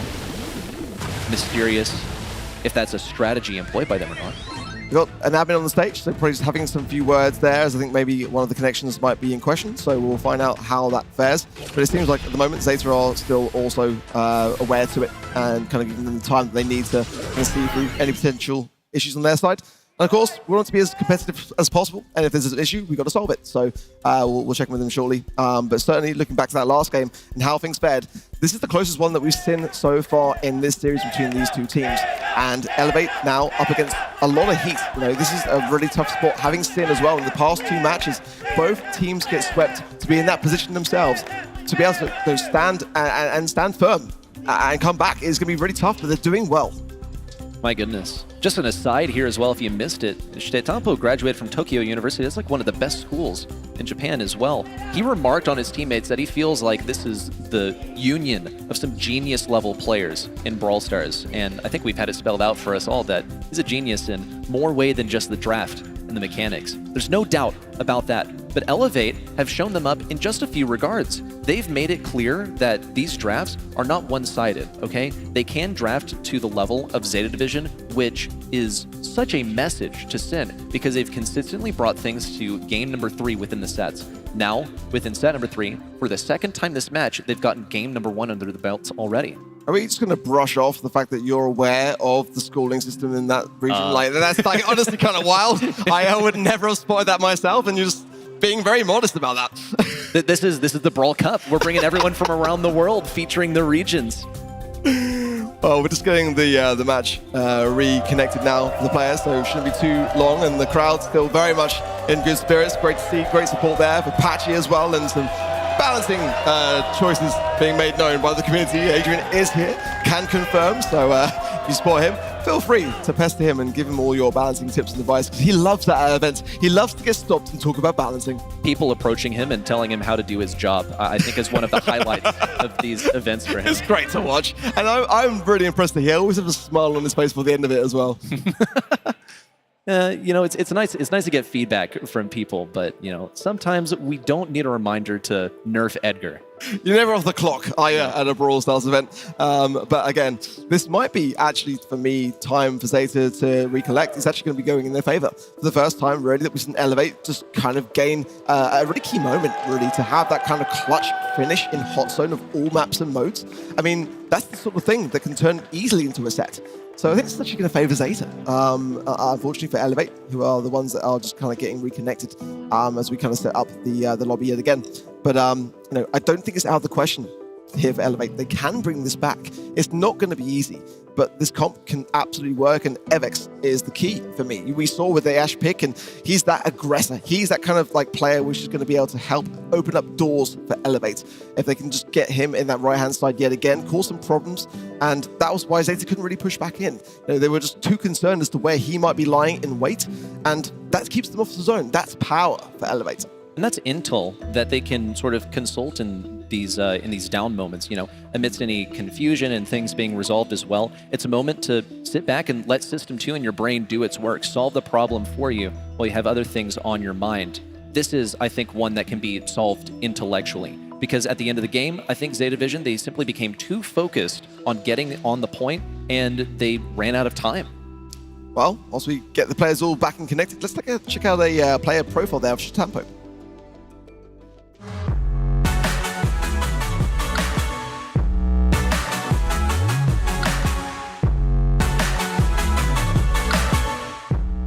漫画好きなきっかけは、アニメとかで見るとやっぱ続きとか気になっちゃうんですよね。それで続きが気になるにつれてもう早く見たいっていう性格なので、それでも、自然と漫画が好きになったという形ですね。好きな漫画が、バキですね。バキっていう格闘技の漫画があるんですけど、それを見てブロスターに繋がったので非常に感謝します。バキには。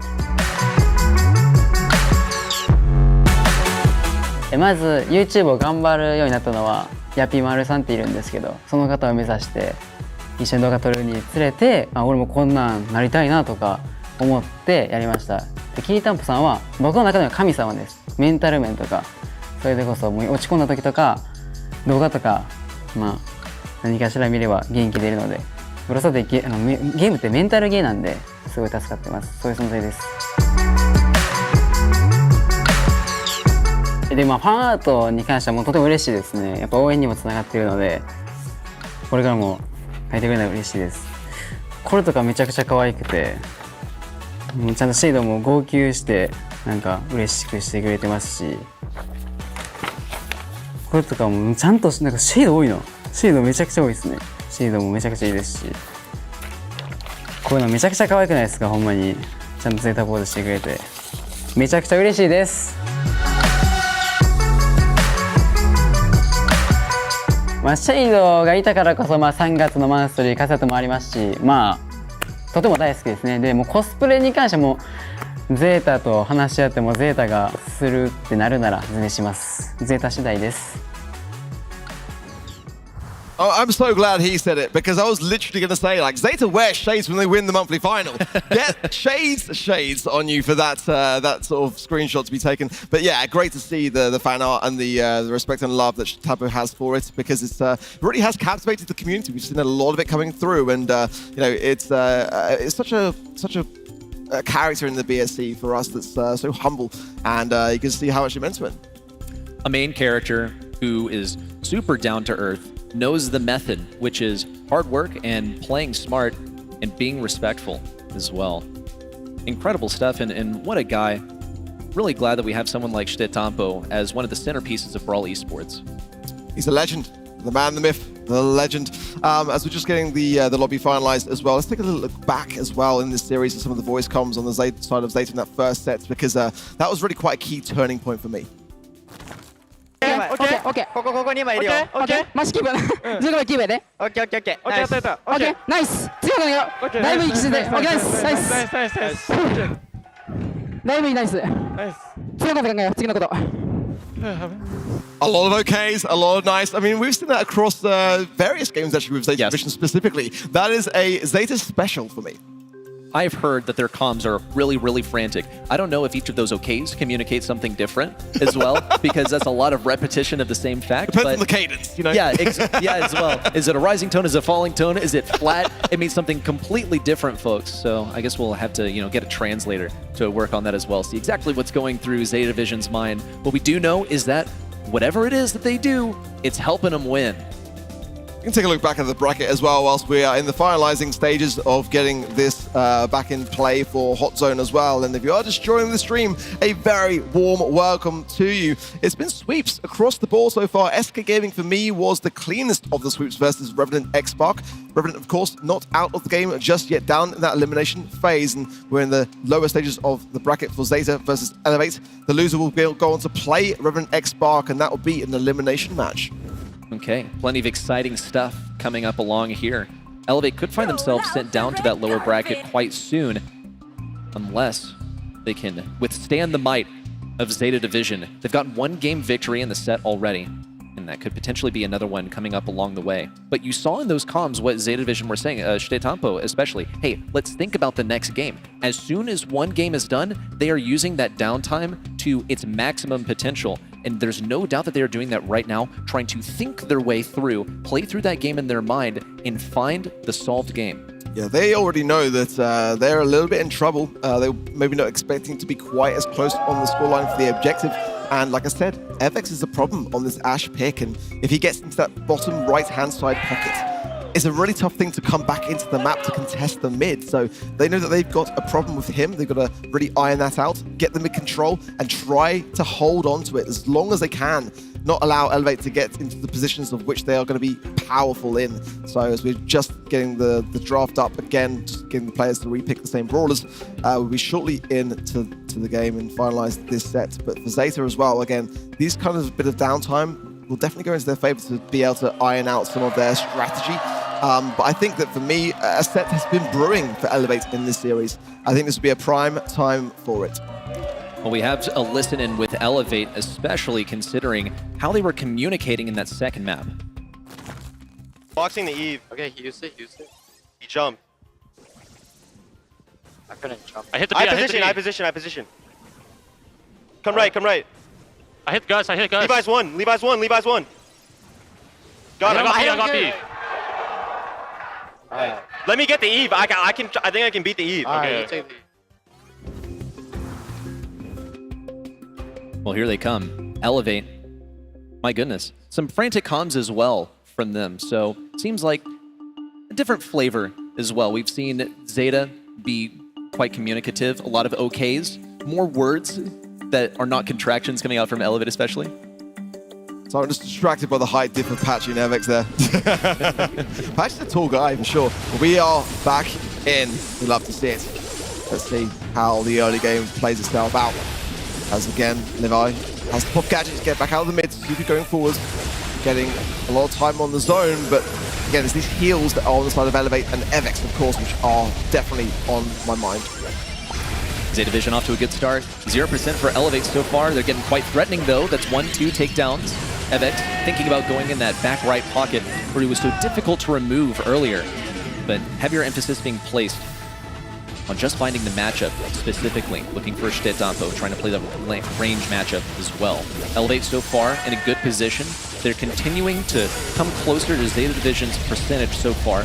No one really wants to make the first move unless it's ZETA moving forward on the right side. And here comes a hypercharge from Vegeta to attempt to push in versus ZETA. He's used his gadget already. He couldn't survive that. And Elevate are looking to be in a strong position.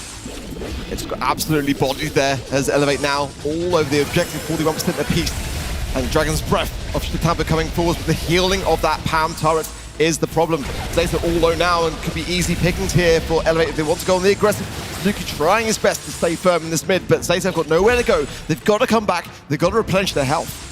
Looks like that downtime helped Elevate more than ZETA Division, unless ZETA are about to make the greatest push of a lifetime. They're slowing down tons of stuff, but ZETA still can't push in. Those projectiles are still going to land somewhere, even though they're slowed down. ZETA with just 1 health to his name, taken down by Patchy. Vegeta, Avex now storming the point, equipped with hypercharges, but they have not been able to establish a firm lead over ZETA Division just yet. They're only barely holding on.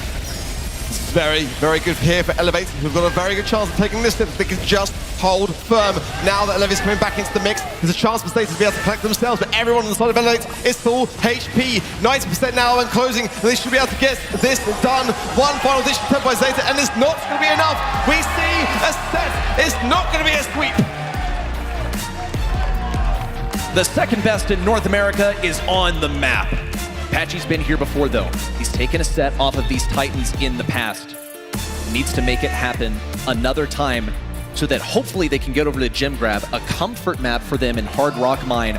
Only one more stepping stone to get within the reach of victory. And oh my goodness, Avex on the Ash pulling off insane stats, especially by comparison to ZETA Division. How rare is it to see donuts on the side of ZETA? Not just once, but twice, and Sizuku only had 1. I mean, that is probably the worst stats I've ever seen for ZETA in any set in the BSC. Unbelievable, but I mean, that is the epitome of an outdraft. Let's be honest. I mean, the objective was very much closer in that regard. If you looked at those score lines and those stats, you would never believe that that was the way that this played itself out.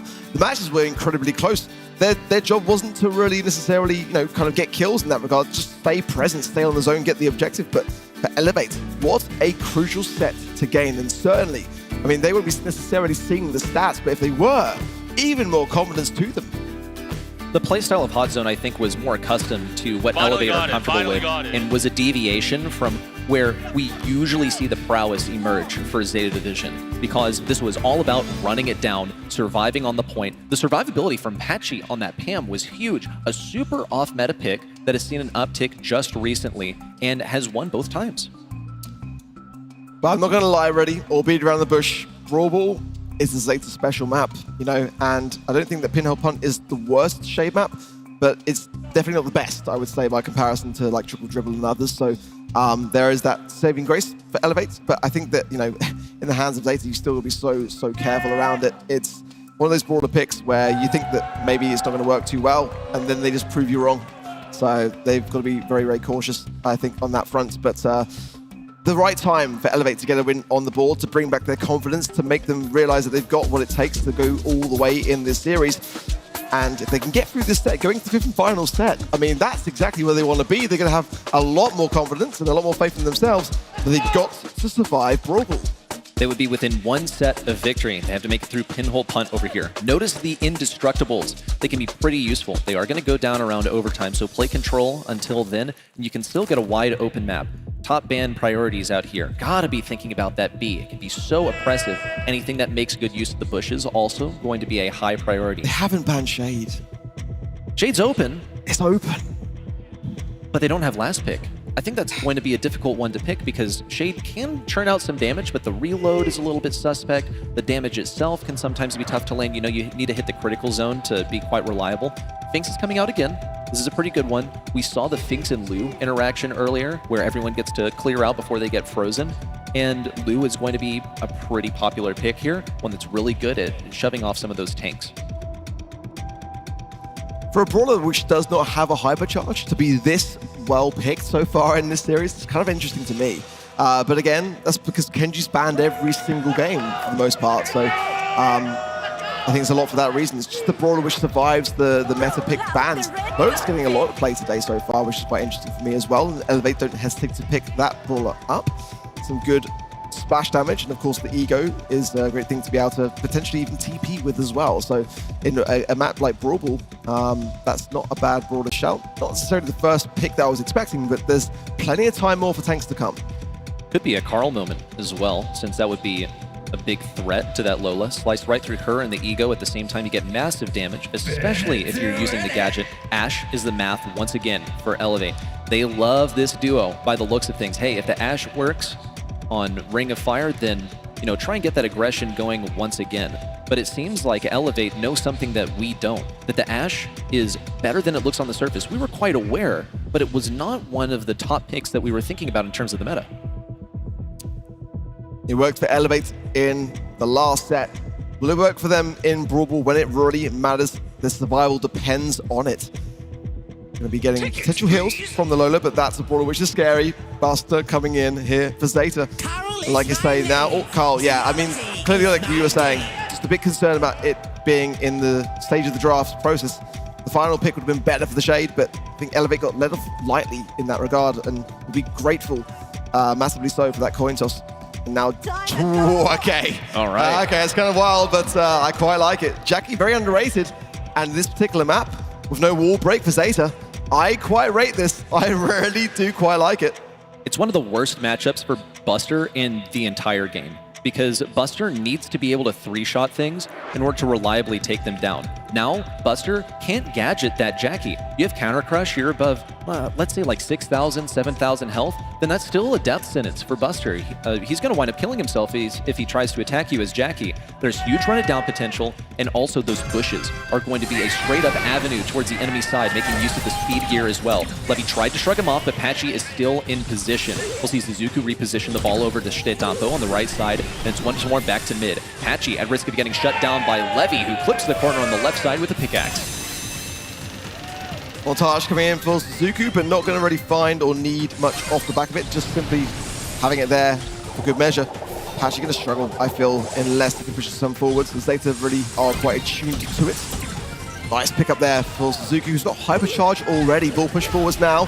And a nice time right where it matters as well. Patchy stuck in there. And the continued aggression. There's the hypercharge montage there for Sizuku, and the ball slotted in. Very nicely done in the opening 45 seconds. The team play from ZETA Division has been impeccable. They know exactly when to stay together and when to scatter. This would be one of those scattering moments. Patchy's looking for one, now two. Close range against Shtetampo and a takedown. Levy, the last remaining bastion of defense for ZETA Division, but it's fine because this is a slow moment. Elevate need to reposition the ball forward and find their footing before they can attempt another push in. Patchy's in dangerous territory here, they can get the ball through to him. It might go wondrously well, but Vegeta passing to the right. Evix will be healing up though, can't really do too much here with the ball. And ZETA should be able to defend this quite straightforwardly. Hypercharge for Sizuku, might even pop it just for the speed and the additional buff. We're going to hold out for his teammates now. Patchy in the mid has super. Hypercharge there for Evix as well, so ZETA will be pushing cautiously into the wind here. Evix ready to throw down these rats. Doesn't want to do it on Sizuku or Levy. Sizuku in with the hypercharge, that's huge damage and speed. And now Evix down with the robotic rats. It's going to take him a while to make contact on a Sizuku, on a Shtetampo. He ends up falling as well. Mid-control belongs to ZETA Division. Elevator going to reposition the ball in front of their own goal to keep it out of ZETA's clutches so they can hopefully reassemble and get some kind of control. Just a solid push going would be paramount, but another super out from Shtetampo. Hypercharge available for Levy. Everything's closed out. Patchy's going to get this kill, but a pass up to Shtetampo secures it, and a match point for ZETA. Like clockwork for ZETA. Pinpoints precision on that passing. And now just one singular game away from getting this series locked up. for Elevate, we didn't really see enough from them in this map so far. You need to see more aggression, some opportunity made along the way, and Patchy's that person to be able to knock down and break down that door, so be able to get the ball to him, really, in my opinion, or have Evex just use that HP to push it through. At the moment, ZETA are looking very calm, really composed, and look at Levy, cycling already. That's impressive as a Carl as well, and he's getting massive value with the gadget around the right side. Patchy's going to be burning down a little bit more, and here comes Shitanto to keep on pressure! Come on! What a pull from Sizuku to get a goal solo, only 34 seconds in. A double pull of that. Nice from ZETA, and now Elevate really are on the back lines. Hypercharge in, and it should find Evex in a nice way. And now Sizuku and Shitanto coming in for support. It's gonna be a goal. It's no way around it. ZETA get the match and leave Elevate in the dust. Only one set conceded. A showing for Elevate, but the kings of East Asia have already established some dominance here in Dallas. There was a glimmer, a little bit of hope there that remained there for Elevate. It could have gone the distance, no doubt about it. But they did not seem stirred by that draft. It was a winning one for them as the way they saw it. And they didn't hesitate to get it done. Clean stuff from ZETA. Especially that final game. They ran all the way through those guys. All the way to the enemy goal. Oh my goodness. Especially Carl making it to the enemy side. They've certainly earned some fans as well. Those t-shirts go a long way when you throw them into the audience. I think now, getting ourselves ready to head over to the stage. Barney, take it away. I've got Sizuku here from ZETA Division, an impressive performance. You guys came out with so much confidence. You seemed extremely relaxed as well. Now, speaking to you guys before, we all know that you're mechanically extremely gifted, but you've been working on improving other elements of your game, including the draft phase. Do you feel like you had a strong draft phase against Elevate? 素晴らしい一戦でした。お疲れ様です。素晴らしい一戦でした。お疲れ様です。入場の際は非常にリラックスした様子で、自信に持った様子で入ってこられてました。で、評判通りの技術を見せつけてくれましたけれども、一方で前のインタビューでドラフトをしっかりしたいということをおっしゃってましたけれども、思った通りいきましたでしょうか。ドラフトの面では思った通りいったマップと、予想外のことが起きたんですけど、修正して勝つことができたんで、明日はもっとドラフトいいピックして、スキルもいい感じにして絶対勝ちたいと思います。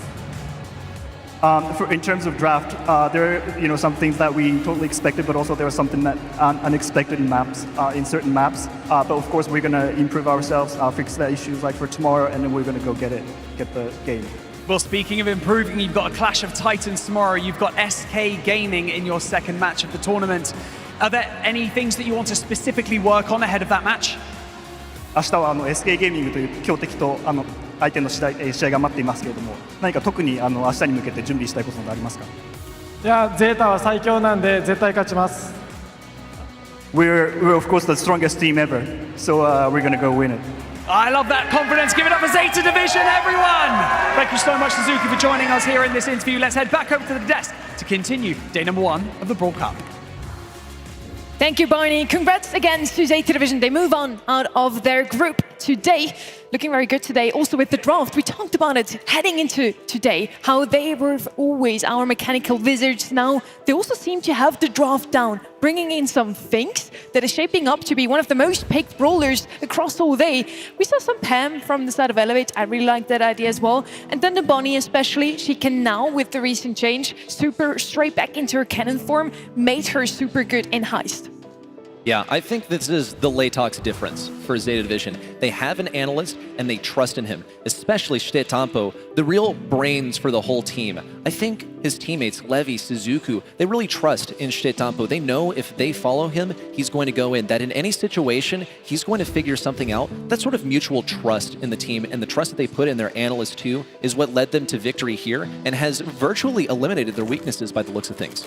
But we've already heard they don't have it easy for their group stage here tomorrow. They're going to face off against the SK Gaming arc. Yeah, that is going to be such an incredible match, isn't it, really? I mean, SK have never looked better, in my opinion, against ZETA. Whew, that's going to be a spicy one. I'm gonna make sure to tune in for that. And you should do too. Also, head over to event.brawlstars.com and get your prediction in one last time here for the next group. We also, unfortunately, have to say goodbye to the two of you. We're gonna see them later though for a little treat. And yeah, we're gonna take a little breather, switch out the casters. We're gonna be right back.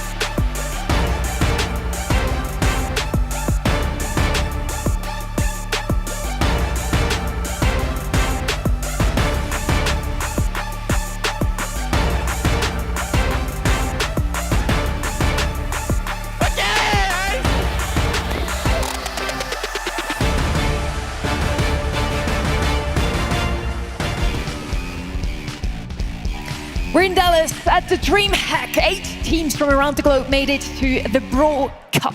Now, with Group A pretty much established, we've already seen which thrillers are still going to unfold tomorrow and also later today. We're going to head back into Group B. And I'm back with Uber and Kenny this time around. Uber, we haven't seen South America so far today. You're excited to finally see their energy. I think a lot of people have questions about this region. We want to know, like, are South America just this crazy, bubbly region where we can't predict a winner? Does that mean they're great on the world stage? Or is that something that's just restricted to infighting? Kenny, you've casted all 4 of the regions. Do you have an eye out for some of them? I mean, I think North America is certainly somebody to keep an eye on. In the GSL format especially, there are 2 lives. It's going to be a tough one here. Obviously, a little bit of Group A, now moving over to Group B. Battle for America is certainly going to be an interesting one. Yeah, I mean, looking through this, right, again, already we're looking down the barrel of potential elimination games later today. Only 2 teams can get out of each of these groups, which means that we are going to be saying goodbye to some really quality outfits today. Should be a fun one to say the least. Very excited to see. I mean, obviously 2 polar opposites in terms of the regions that we're getting here. Tribe Gaming have been undefeated, and Loud have definitely had a rocky year so far. You have a couple of seconds left to get your predictions in for our next match of the day. You already see ours, and there's one of us dancing to their own tune, Kenny. I don't know what to say. I mean, I don't blame them. Obviously, these guys have a ton of experience at LAN. It's just been a while since we've seen South America really do well at an international level. So maybe Loud are the difference makers. They certainly have the experience. I'm not betting against Tribe Gaming here, though. They've been phenomenal this year. Kind of based. I do think the Barney prediction is pretty based. We don't know if Loud are, you know, how they measure up, I think, globally. So it's fine to take a flyer here. Tribe are undefeated so far in 2025, winning 3 out of 3 monthly finals. And as the top NA team, Tribe aims to translate this success also onto the global stage now, leveraging their home field advantage in Dallas. It's going to be an interesting one. I love seeing this squad. I mean, they've been undefeated and carrying on to last year as well. They won 4 monthly finals in this region in a row, well representing the #1 seed in North America this season, last season.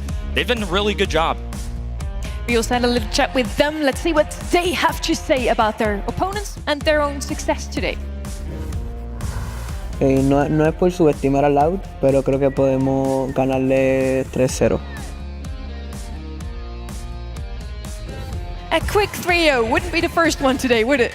No, I mean, look, this is pretty natural on the first day of competition. We get our top teams matched up against some slightly weaker squads, but a 3-0 in a game like this feels the least likely outcome, I think, of potential 3-0s that we could have today. I think that this North and South American clash should be our closest match so far. It's going to be a super exciting match for sure. North versus South. On the other side, we have Loud. They had a little bit more of a struggly run, you could call it. They secured a Brawl Cup spot with the reverse sweep in April, and they had to win that one. Otherwise, it would have been Casa Brawl taking it. I mean, generally, like, we have not been able to predict what team is going to win in South America. We've had the same 8 teams for basically all of our monthly finals, but a different winner every single time. Let's hear it for them as well. We had a chat with them before their match. A partida contra a Tribe, eu acho que vai ser uma partida bem disputada aí, né? Todos nós sabemos que não vai ser fácil. Mas é isso aí, né? Eu acho que a gente tá bem preparado. E vocês? Acho que a gente tem bastante chance de ganhar da Tribe. Mamão com açúcar. They're pretty confident that they can beat even Tribe Gaming. But we talked about it before, Kenny. They didn't have it easy in their own region. Can they now put this into a global stage and win? They've been up, down, and all around. And it literally came down to one match. It was win for them or Costa Brawl got an entrance into this competition. And instead, they're the ones flying to Dallas. Look, I'm looking forward to see what they can do. I think both of these regions have had a really interesting storyline revolving around them. North America, of course, having Tribe and Elevate be so consistent this entire year. Well, they're seemingly maybe a weaker region, maybe not. I mean, I think today is going to be a telling point of that. It's been the same 8 teams in South America. We just haven't figured out a real victor. It's time for North versus South America. We're going to head onto the stage now. The players are already ready, and so is Barney. The heat is about to be dialed up once more. It is time for the battle of the Americas. It's Loud versus Tribe Gaming. On the side of Loud, it's Kaiodog, Edinho, and Firecrow. And they face off against RBM, Luffy, and Zeus.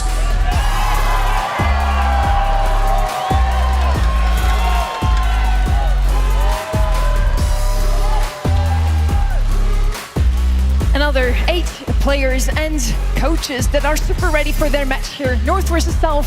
And we have a little bit of a switch of a hair color in one of those 2 teams, Uber. We got a chance to talk to them in the elevator today. We did, yeah. We wanted to know what their hair was about. I suspected it was like a Neymar Jr. sort of homage, but no, they just promised. They said if we actually managed to qualify for Brawl Cup, we're going to dye our hair, all of us, except the coach. He obviously was able to be exempt from that. So they followed through on that promise. That's all, just a little bit of fun. It's just super fun to see those teams sticking together like that. They even share the same hair color now. We're going to head into Double Swoosh with our first map. We have seen that one before, and I'm super excited to see a new draft coming in now, because before we had EMEA drafting on here. Maybe NA and SA is going to bring some new ideas to the table. It's going to be an interesting one for Double Swoosh. I feel like this is one that's brought in a lot of new brawlers. Pam, one I'm certainly going to be keeping my eyes on. It seems like that buff has really changed the way that she's played. The healing has always been solid. I would possibly expect this. Tribe have frequently picked it in practices. The premise of Double Swoosh is that there's a safe side of the map on the left and a less safe side. So picking a strong brawler, a really strong 1 versus 1 brawler for the right side of the map, or someone who can reliably light the bushes up and get information about the enemy brawler that hides among them, or brawlers as it may be the case, is really important. Have a safe mid, a strong laner on the right-hand side, and that's half the battle. That was the first map we've seen today, and it was the first time we ever saw Jae Young in a big competition. They lost with him. So let's see if he's going to show up once again. What we see on this map is a lot of Ember, Janet, a lot of area control. Chester is really good. And the probably best mid still is going to be G. Yeah, I think like Jae Young gives you like a bunch of axes to play on. His Weekend Warrior gadget actually gives you, for a brief time, like a big damage increase on his auto attacks, like at 15%. So he can contribute, and obviously he can, pierce through with his shots. So he can actually be a really decent fighter in a pinch, especially when he has that up. But trying to make sure you're on the right version of the super, either the speed or the healing at the right time, is really important. I'm curious to see how he does too, because some teams have almost viewed it like a big 3 in the ban stage. It's been Kenji, Jae Young's been in that mix, Lumi, of course. I mean, if you were with us last month, you understand the strength this brawler has. 0% win rate, but whatever. Not in it. No, but still, I think those are kind of your first 3, and then as we go down the line, it's these more unique bans, these targeted bans. What strategy do you want to employ? And that's going to determine a lot. 86-14. Look, Loud are certainly a solid squad. While I do think Tribe is going to win, this seems a little harsh. Many people, I think, have Tribe Gaming. There was a top 4 team here at Brawl Cup in Dallas, and for very good reason. Where Loud had to fight tooth and nail to reverse sweep to even make it here. Tribe had pretty comfortable 3-1 wins in every single grand final game of monthly finals. Loud seeks to showcase South America's strength here. They're the only ones that can take it home for their region. So let's see if they can do that against the team that has won 3 monthly finals in a row. Bans are in already. We have Jae Young out of the calculation, Kenny. Yeah, there's those big three that I was talking about. We've got Kenji, Lumi, and Jaeyoung. And again, it's going to be a little team dependent, but I love the callouts here of Chester and Amber as well. Those are going to be frequent early picks, especially with Amber's rise more recently in the meta. Amber with the hypercharge here, but just their ability to actually remove the bushes on the right side of the map, eliminate the dangerous zone, and allow you to take those fights. Lily, another brawler that's also benefited from a hypercharge coming into the game, and Tara's always used hers very effectively. Both teams have gone for very powerful side laners, and Hank's going to round things out.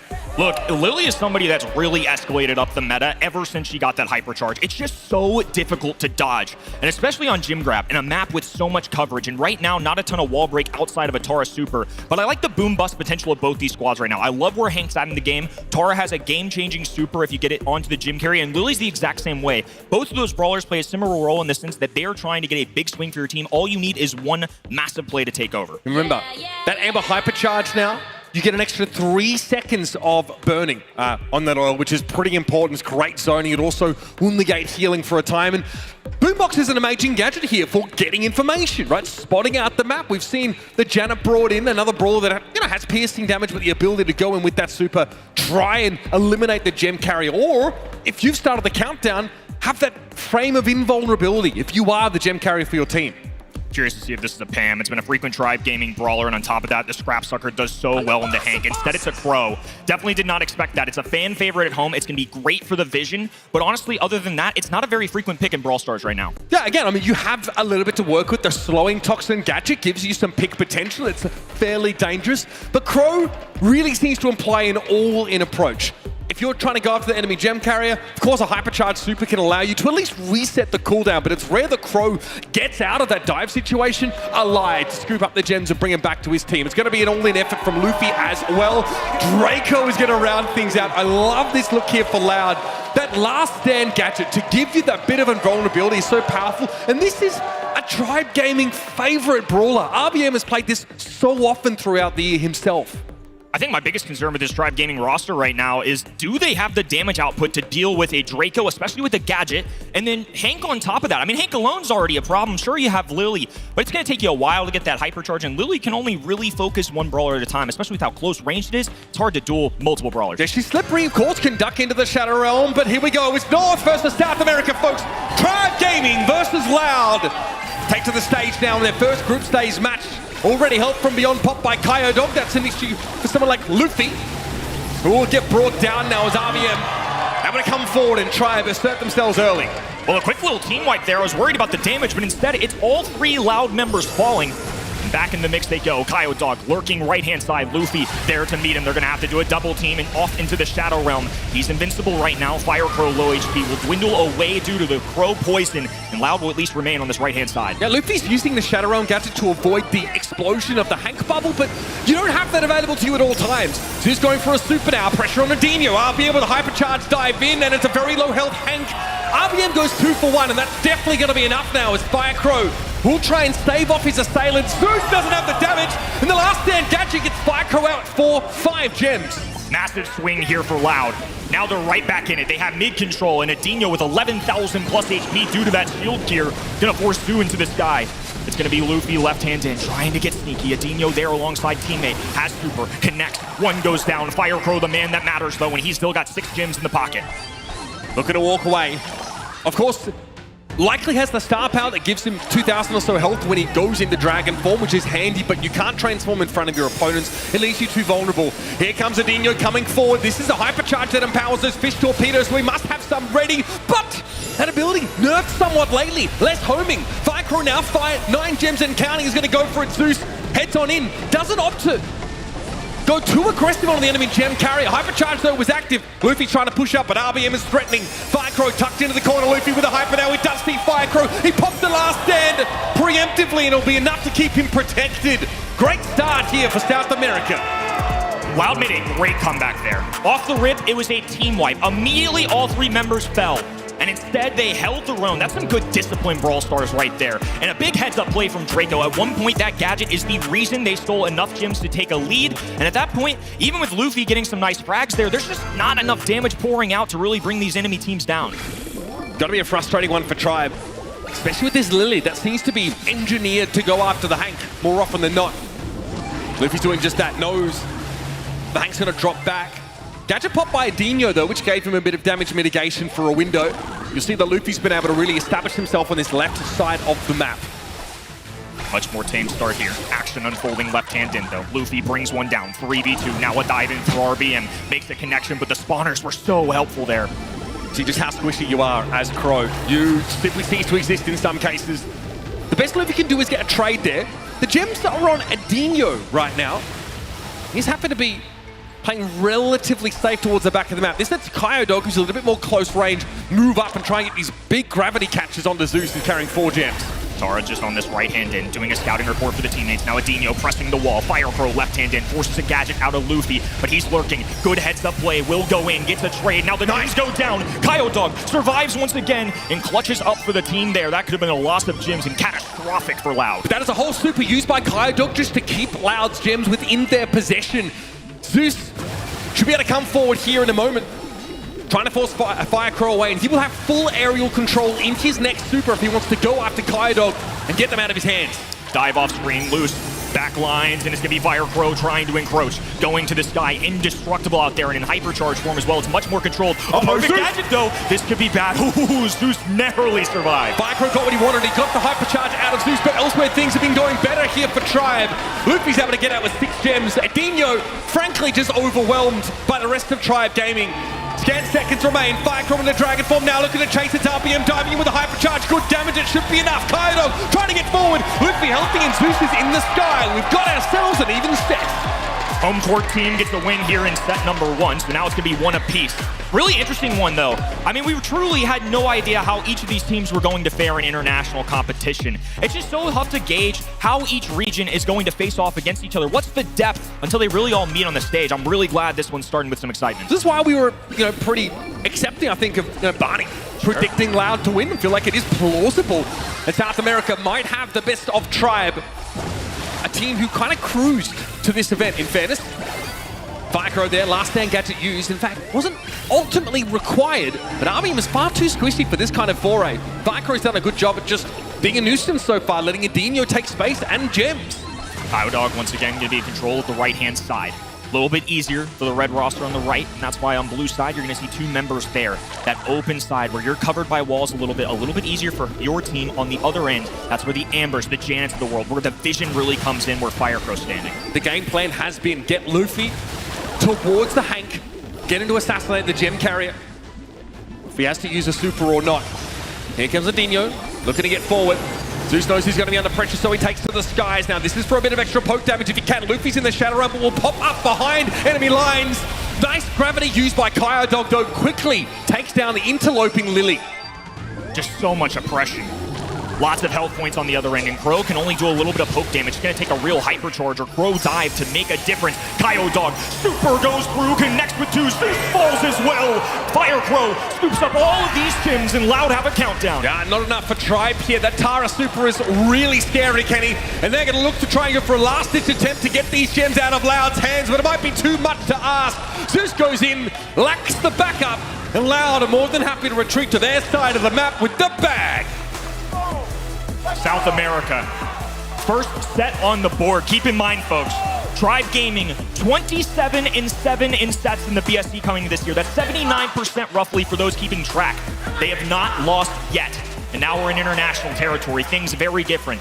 They look calm, cool, and collected on stage, but I'm sure this could be the first signs of adversity they really have all season. The rumor mill churns here in Dallas. We've had a few days of scrims, and a lot have said Tribe Gaming don't look to be their dominant best, at least compared to what they were able to show in their home region. But that's a home region that are populated by some really quality teams. We just saw Elevate on the stage give us a pretty decent show. But in general, Tribe, this is not how they intended to start their campaign here in front of a home crowd. Loud take the task with this Hank and Draco comp. Fire Crow, up to his old tricks, looking pretty dynamic out there. These guys have been around for a long time. I mean, how many World Finals have we seen at least a mix of these 3 players show up over the years? They've got the experience. Now they've got the good looks with the hair. Confidence at an all-time high. I mean, since 2021, I think that Kaiodog and Edinho have only missed 1 World Finals, and that was in 2023. But Fire Crow has been in all of them since 21. He was on Nouns back in 23. Of course, Tribe Gaming here, they want to bounce back from this one, of course. Not a great start. The draft seemed reasonable, but you pointed it out. You said there's a little bit of a lack of damage on this composition. I think they had the Tara pull, which was great for a comeback mechanic. I think something that's so crucial in gym grab. And in fairness, they had Lily. I think that's part of the issue when you take Lily that early on in the draft, though. While it is really pesky on that map and mode, I think they just didn't give themselves enough ways to bring down brawlers quickly. And I think that's a key factor. Sure, Crow's great for the vision, but just if you look at the pro tier list, he's never going to be at the top right now. I mean, he's going to need some kind of balance change to really do that. And the brawler of old on this map, just, I don't know if that's the 2025 choice we need. Definitely not a hotly contested pick. That one felt like a wild card for Tribe. Heading over to Layer Cake, one of our most distinctive bounty maps, is characterized, of course, by these sort of laminar walls throughout the map. You should still expect the usual suspects here to be contested through the pick and ban. Lumi's obviously amazing when there's chokes on the map. Hank's still very, very potent here. We've seen a lot of max compositions brought out. And Carl's the kind of brawler who you really can't look past when it comes to bounty. So besides the bans that we've talked about, some of those that you mentioned too, Hank's somebody alongside these indestructible walls that's very popular. I just think Hank's in a current stage in the game at a professional level where he changes the way teams draft. That's one of those specialty bans, if you will, that I think teams can possibly throw out. I think Kenji, Jae Young, some of those standard ones, Lumi, probably going to see them in some mix here. You only see a couple of them, so Jae Young's still on the board. I don't know if Bounty's necessarily his best place. I'm seeing Lu removed here. That's a telltale sign they could possibly be going for Hank. One of the best counters to Hank. Lu eventually can freeze whatever target he's able to put sustained damage down on, or if they are lingering inside his super. Doing so cancels the current bubble that Hank is trying to charge up. So you do not want to run headlong at Lu if you are Hank, and it will be a very, very straightforward first pick here for Tribe Gaming to take. Contested in basically every region.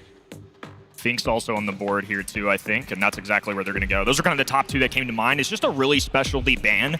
Lu's somebody that I wouldn't call atop the tier list. Very solid brawler, but more selective into Hank. There's a few ways teams have figured out to ban Hank, or at least counter him. It's going to be B, Lu, some common ones. Ash gets in the mix a little bit as a tankier brawler, and Pam, one of those new resurging ones. But I just think Finks is such a solid brawler. I know there were teams last month that didn't necessarily believe. Humble, of course, as we saw earlier today, and when chatting with Symantec, loves this guy. Believes he's borderline a top 5 brawler, and honestly, from what I've seen in scrims, I'm with him. This is such a tough brawler to deal with. Frankly, both of these regions were among the slowest to pick Finks up. Over in East Asia, of course, Shtampo already made a name for himself on that particular brawler, and we saw a ton of it in EMEA. On this side of the pond, though, much less of that Finks. But as we come together, as these teams start scrimming, exchanging ideas, we start to see, a bit more of a homogenous idea of the strongest brawlers in the game. So Finks definitely has been added to that list. Juju is the second most picked brawler for Loud this year. She's a very, very potent thrower who on most maps will outrange any other thrower.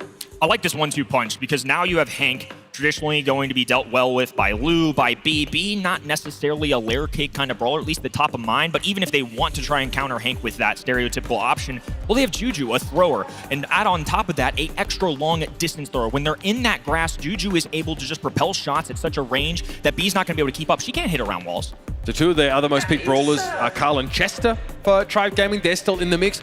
Quite often when you see the Juju come in, you need to pick up a brawler with comparable range. Barley does not outrange Juju when she plays from the bushes, but has healing tonic, so adds a little bit of extra utility and sustain to a team that's likely going to need it when they're going to be under pressure from the long-range thrower, but also those Hank bubbles, always looking to chunk them down. Looking for health points here on Tribe Gaming's side. Finks is a great mediator. We've got Barley, who's good to match with the Juju, at least have something, and Buzz is going to be that option. This is a little bit of a wild card. I see this occasionally, but I think this has to be their option to deal with Hank. I mean, I don't know why they would have chosen this otherwise. There's so many tanks on the board. This is clearly one that either they feel is a skill diff or just a believe in the matchups. Obviously, you can charge your super from the other side of walls on this particular Buzz pick, which can be good, but RBM needs a clear shot with that torpedo in the direction of Firecrow. It's another brawler with a hard stun that will interrupt whatever bubble is currently being charged, so sometimes Hank can be baited into popping it early without having full charge, full damage on that bubble. But I kind of like this. Loud do now see the Tribe are trying to engage on them hard, go after the Hank, so adding an extra layer of durability here in this Gus will make it a little bit hard just to blow up Hank, who's already relatively tanky, with a super that gives him health back. Pretty well-rounded compositions for both of these ends. I think Tribe Gaming have to pick up a set here, though. I mean, being down 2-0 to a #1 seed in another continent is a really tough thing to go up against. I don't care what level of international competition. I don't care how good you are. This second set, very important for North America's champions right now. They have yet to lose this entire year. Loud have an opportunity to shut them down. I just think this draft goes awkwardly for Tribe. They try and pave the way for a good Hank pick, but they realize that Finks is available, so they take him first. They give the Hank over while taking away some of his most natural predators.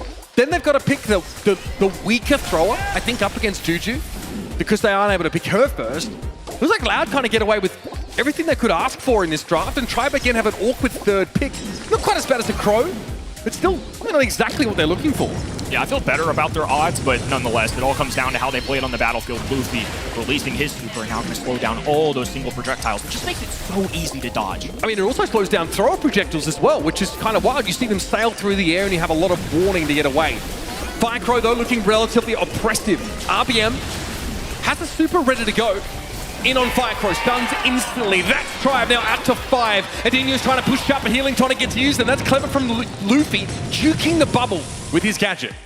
Now they've cut off this left-hand end. Is Tribe hunkering down, looking for defense. This is something we'll frequently see at a professional level. Once you have a star lead, especially if the blue one's all your side, they've got 5 right now. They don't have to push the objective at all. They just need to hold back, play the clock, and hope to run out with the win.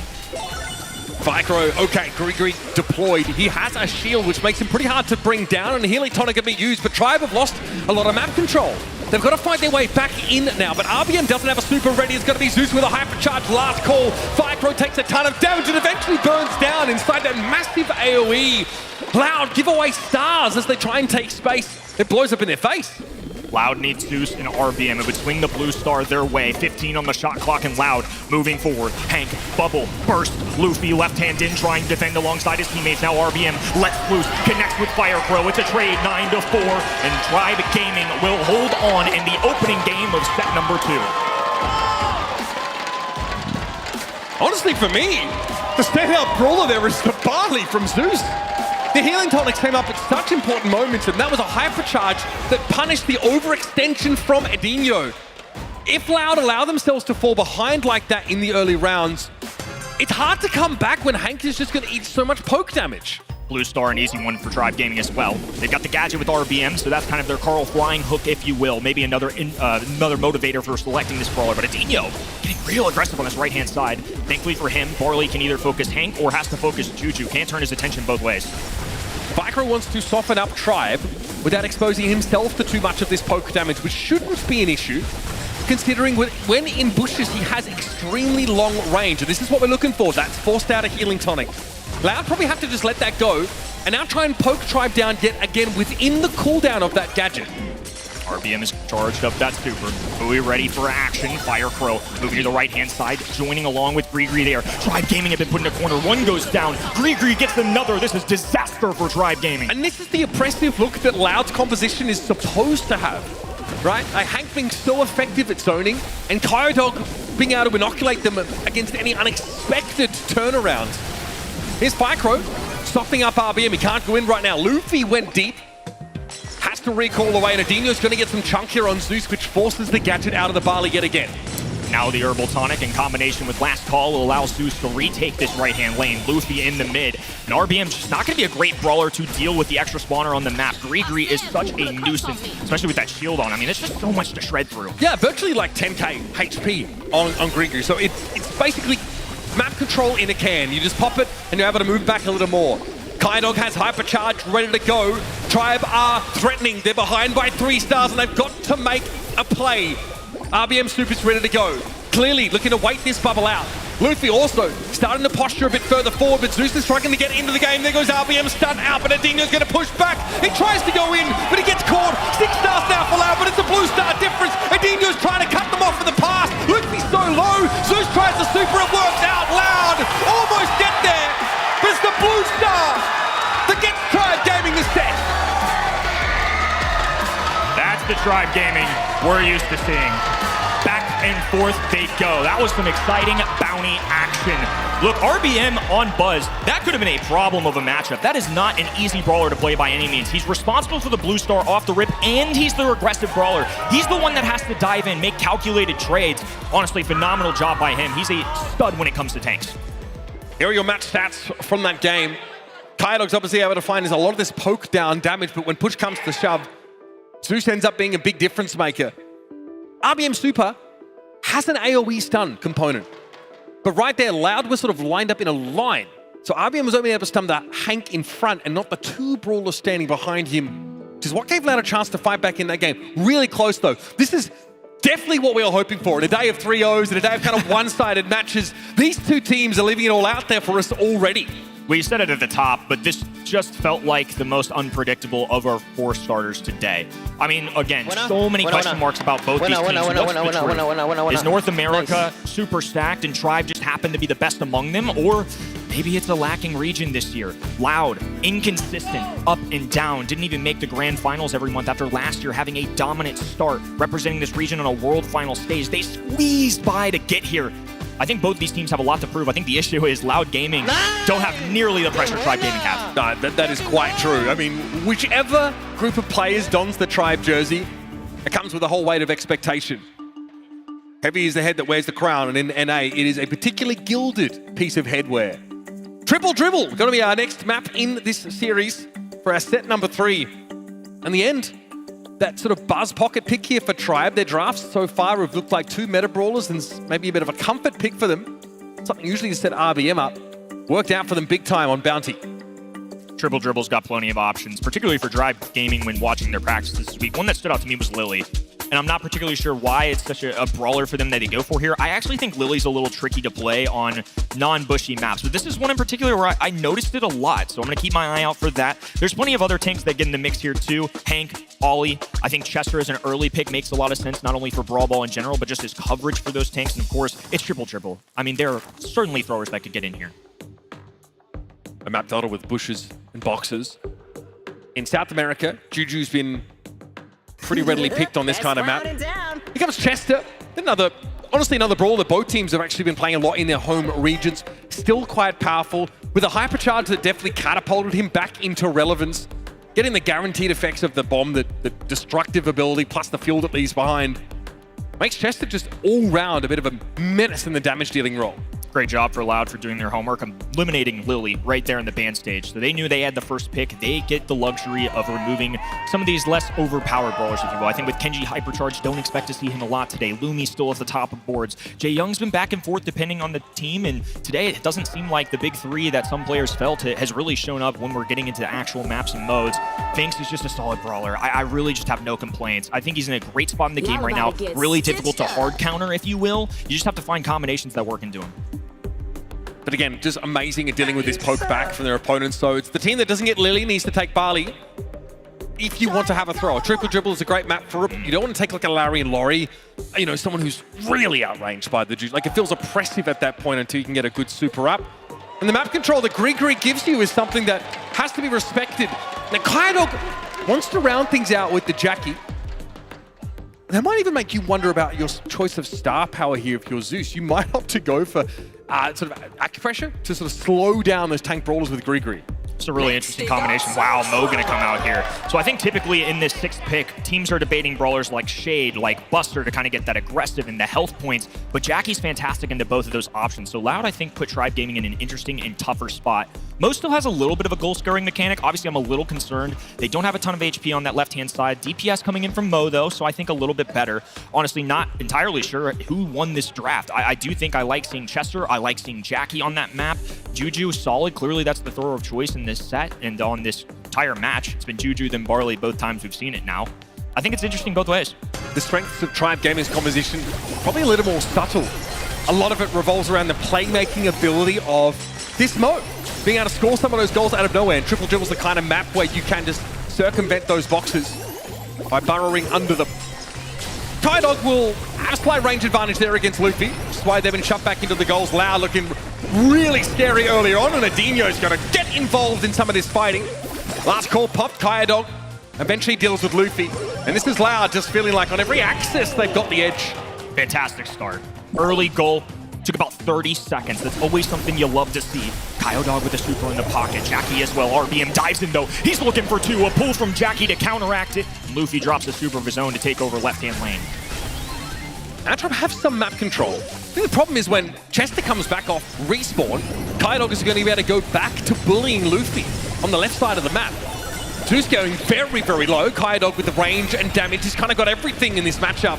And RBM isn't very threatening without that super. He needs to generate it pretty quickly. And Edinho's happy to shrug off this poke damage, which from Mo is... it's pretty middling. They get a trade. Luffy trying to press forward. Zeus gets stunned though. What a great pull from that hat. Now Luffy still holding. Zeus dribbling, electing what to do here. But Edinho already back in action. Loud's rotation of brawlers has been really good in this match. Hyper up for Edinho. Pops it straight away, trying to stop RBM in this tracks. Would like to look past the Mo if possible. But RBM's happy to spend his super for the hypercharge of Edinho on that Jackie. Firecrow took a direct hit there from Zeus at the bottom side of the map. And Kaiodog will corner the ball for now. Loud don't feel like they've got enough of an edge to come forward with.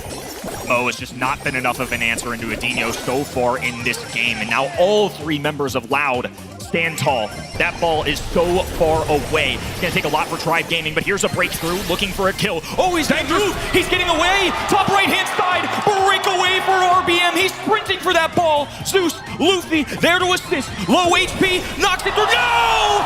Stopped at the goal line. Blunder from Tribe. Close but no cigar. It was the Barley that came out. Theoretically, the lowest damage brawler of Loud, but he's able to stop the goal attempt. And now with 14 seconds left in this round, Luffy's trying to dash forward with that gadget, but he won't get close enough. Great start for Loud. They've got the impressive comp with great front-loaded damage, and it's more in his first round than Tribe can really handle. Tough beat there. That was almost the greatest escape. I mean, that's what Mo can do, though. Burrows underground, gets away just out of striking distance, and stopped at the goal line. I'm not sure if that truly could have gone in. That's one of those buzzer beaters. You just have no idea. Had about 900 HP, went down right at the line. So credit to Loud. They almost made a big mistake. They didn't, though. Now they come away with the game here in a crucial set number 3. Ordinarily, Mo is just able to pass to himself, right? That's kind of the strength of that brawler. And then sort of follow it with a burrow from his super. Speaking of which, here comes RBM, stepping forward now. Edinho getting clobbered with the damage from both sides, but Luffy has to pull back. Concerned about Firecrow's damage, but Grigri now is going to make the map control issue a non-factor for Tribe. Luffy takes the ball. Edinho's scary, though. He can strip it with a super, and he does! RBM tries to go in with his burrow, but won't be able to walk away. Another legitimate goal-scoring opportunity for Tribe goes begging. Definitely a blunder. I think that was a real opportunity once again for Tribe Gaming. The first one, I think, a little more excusable. That one, tough look. I don't know if that's a miscommunication, too many passes. I love the teamwork. I love the unselfishness. But sometimes you just got to be the guy that knocks it in. Will Tribe get another opportunity like that in this round? RBM is trying to manufacture one.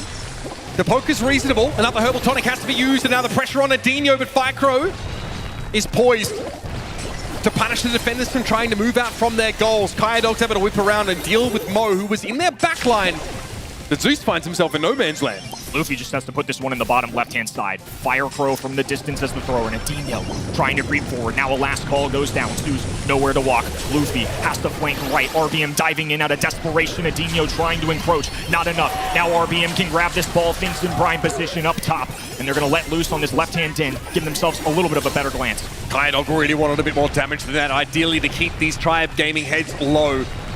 RBM, subtle, but he's able to take the ball out of the corner and move it down now to three-quarter field. And he'll just play from a position to poke and develop another super. Time, though, is short. 44 seconds to play. Edinho comes forward now, starts to take some of that damage. You can see the counter crush triggers going off, but nobody close enough to the jacket to be affected by them.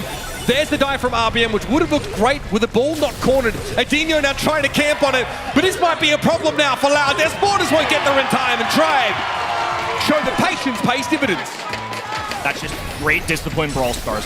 Held position, and now with less than 30 seconds to go, Loud have to react. Edinho on the left-hand lane, battling against Luffy. Plenty of HP to work with. Now a dive in from RBM. Kaiodog, a slow down hypercharge. Will it make contact? Yes, it does, but it's not enough. That ball did not bounce in. Tribe Gaming are going to be tying up our third set.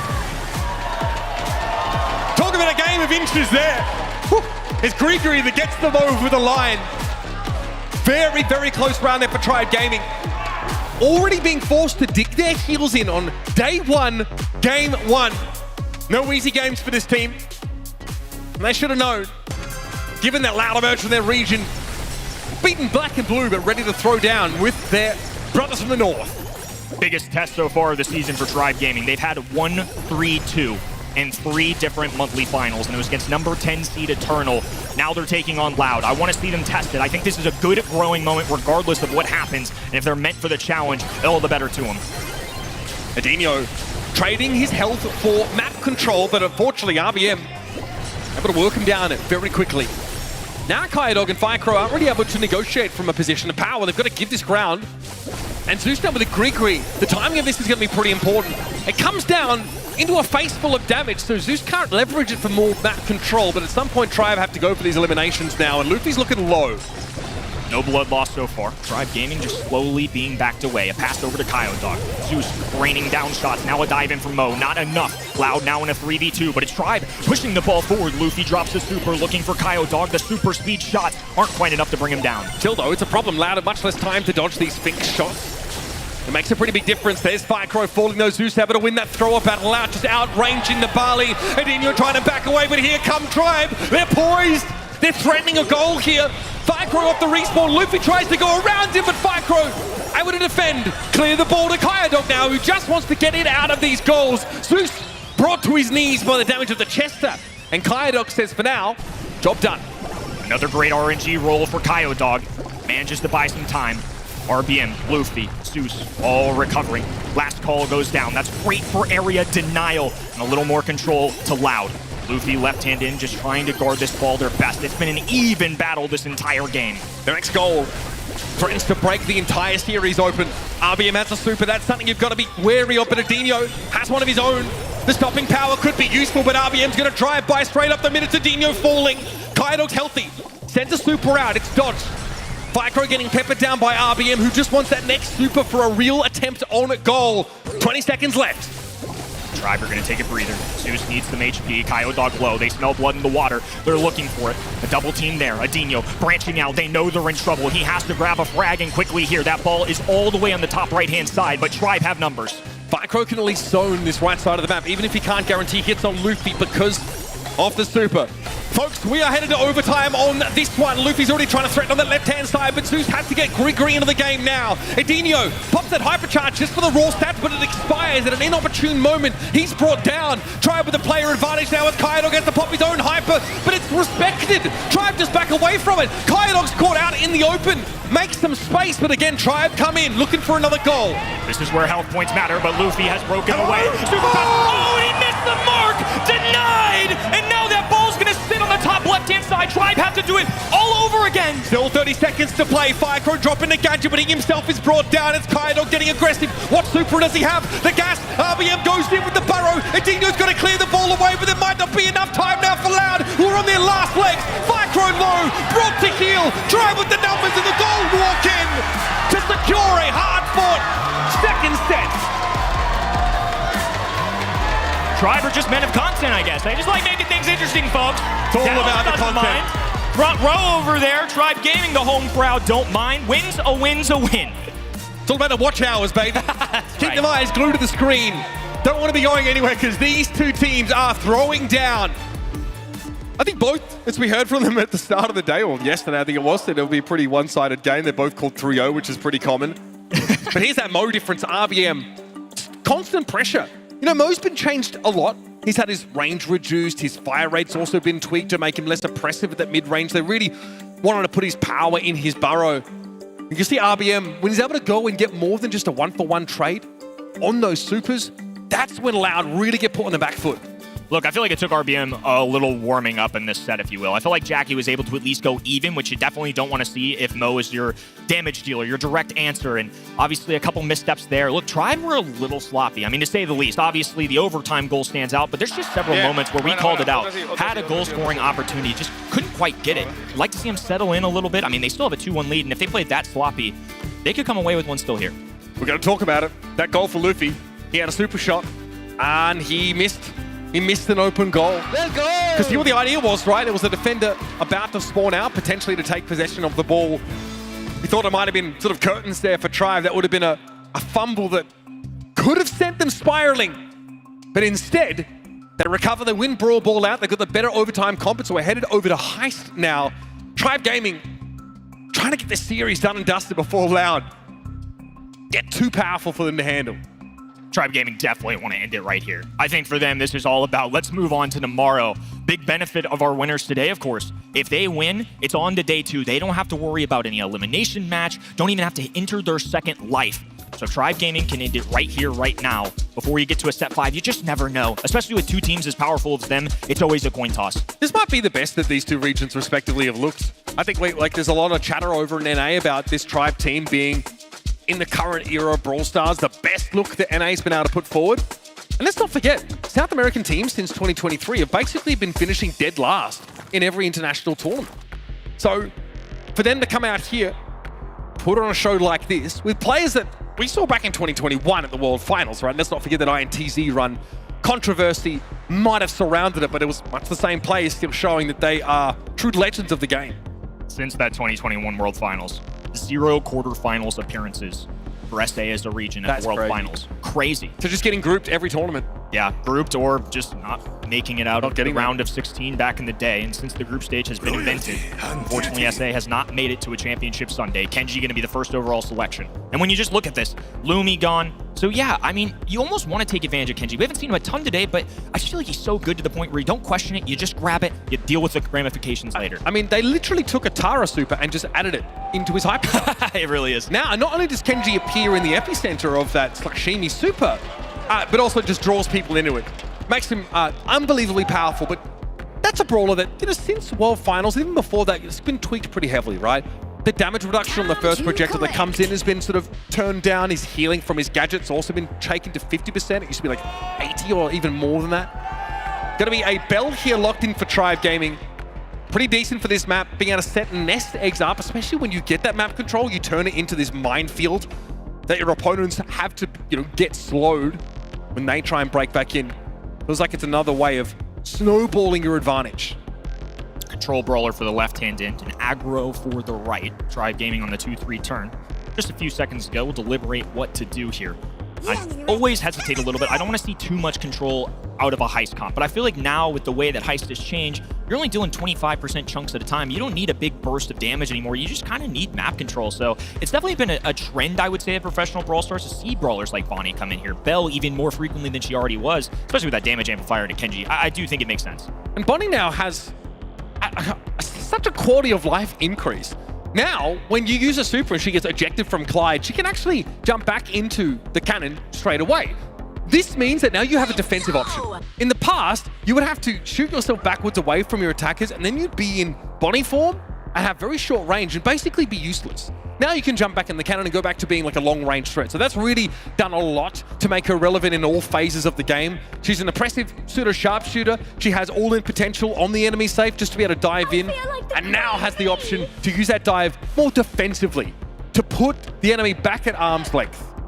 Really unique comp, I would say, for Loud. I mean, B might be just to steal away from a potential Tribe Gaming pick, just so Kenji's not dealt with even easier.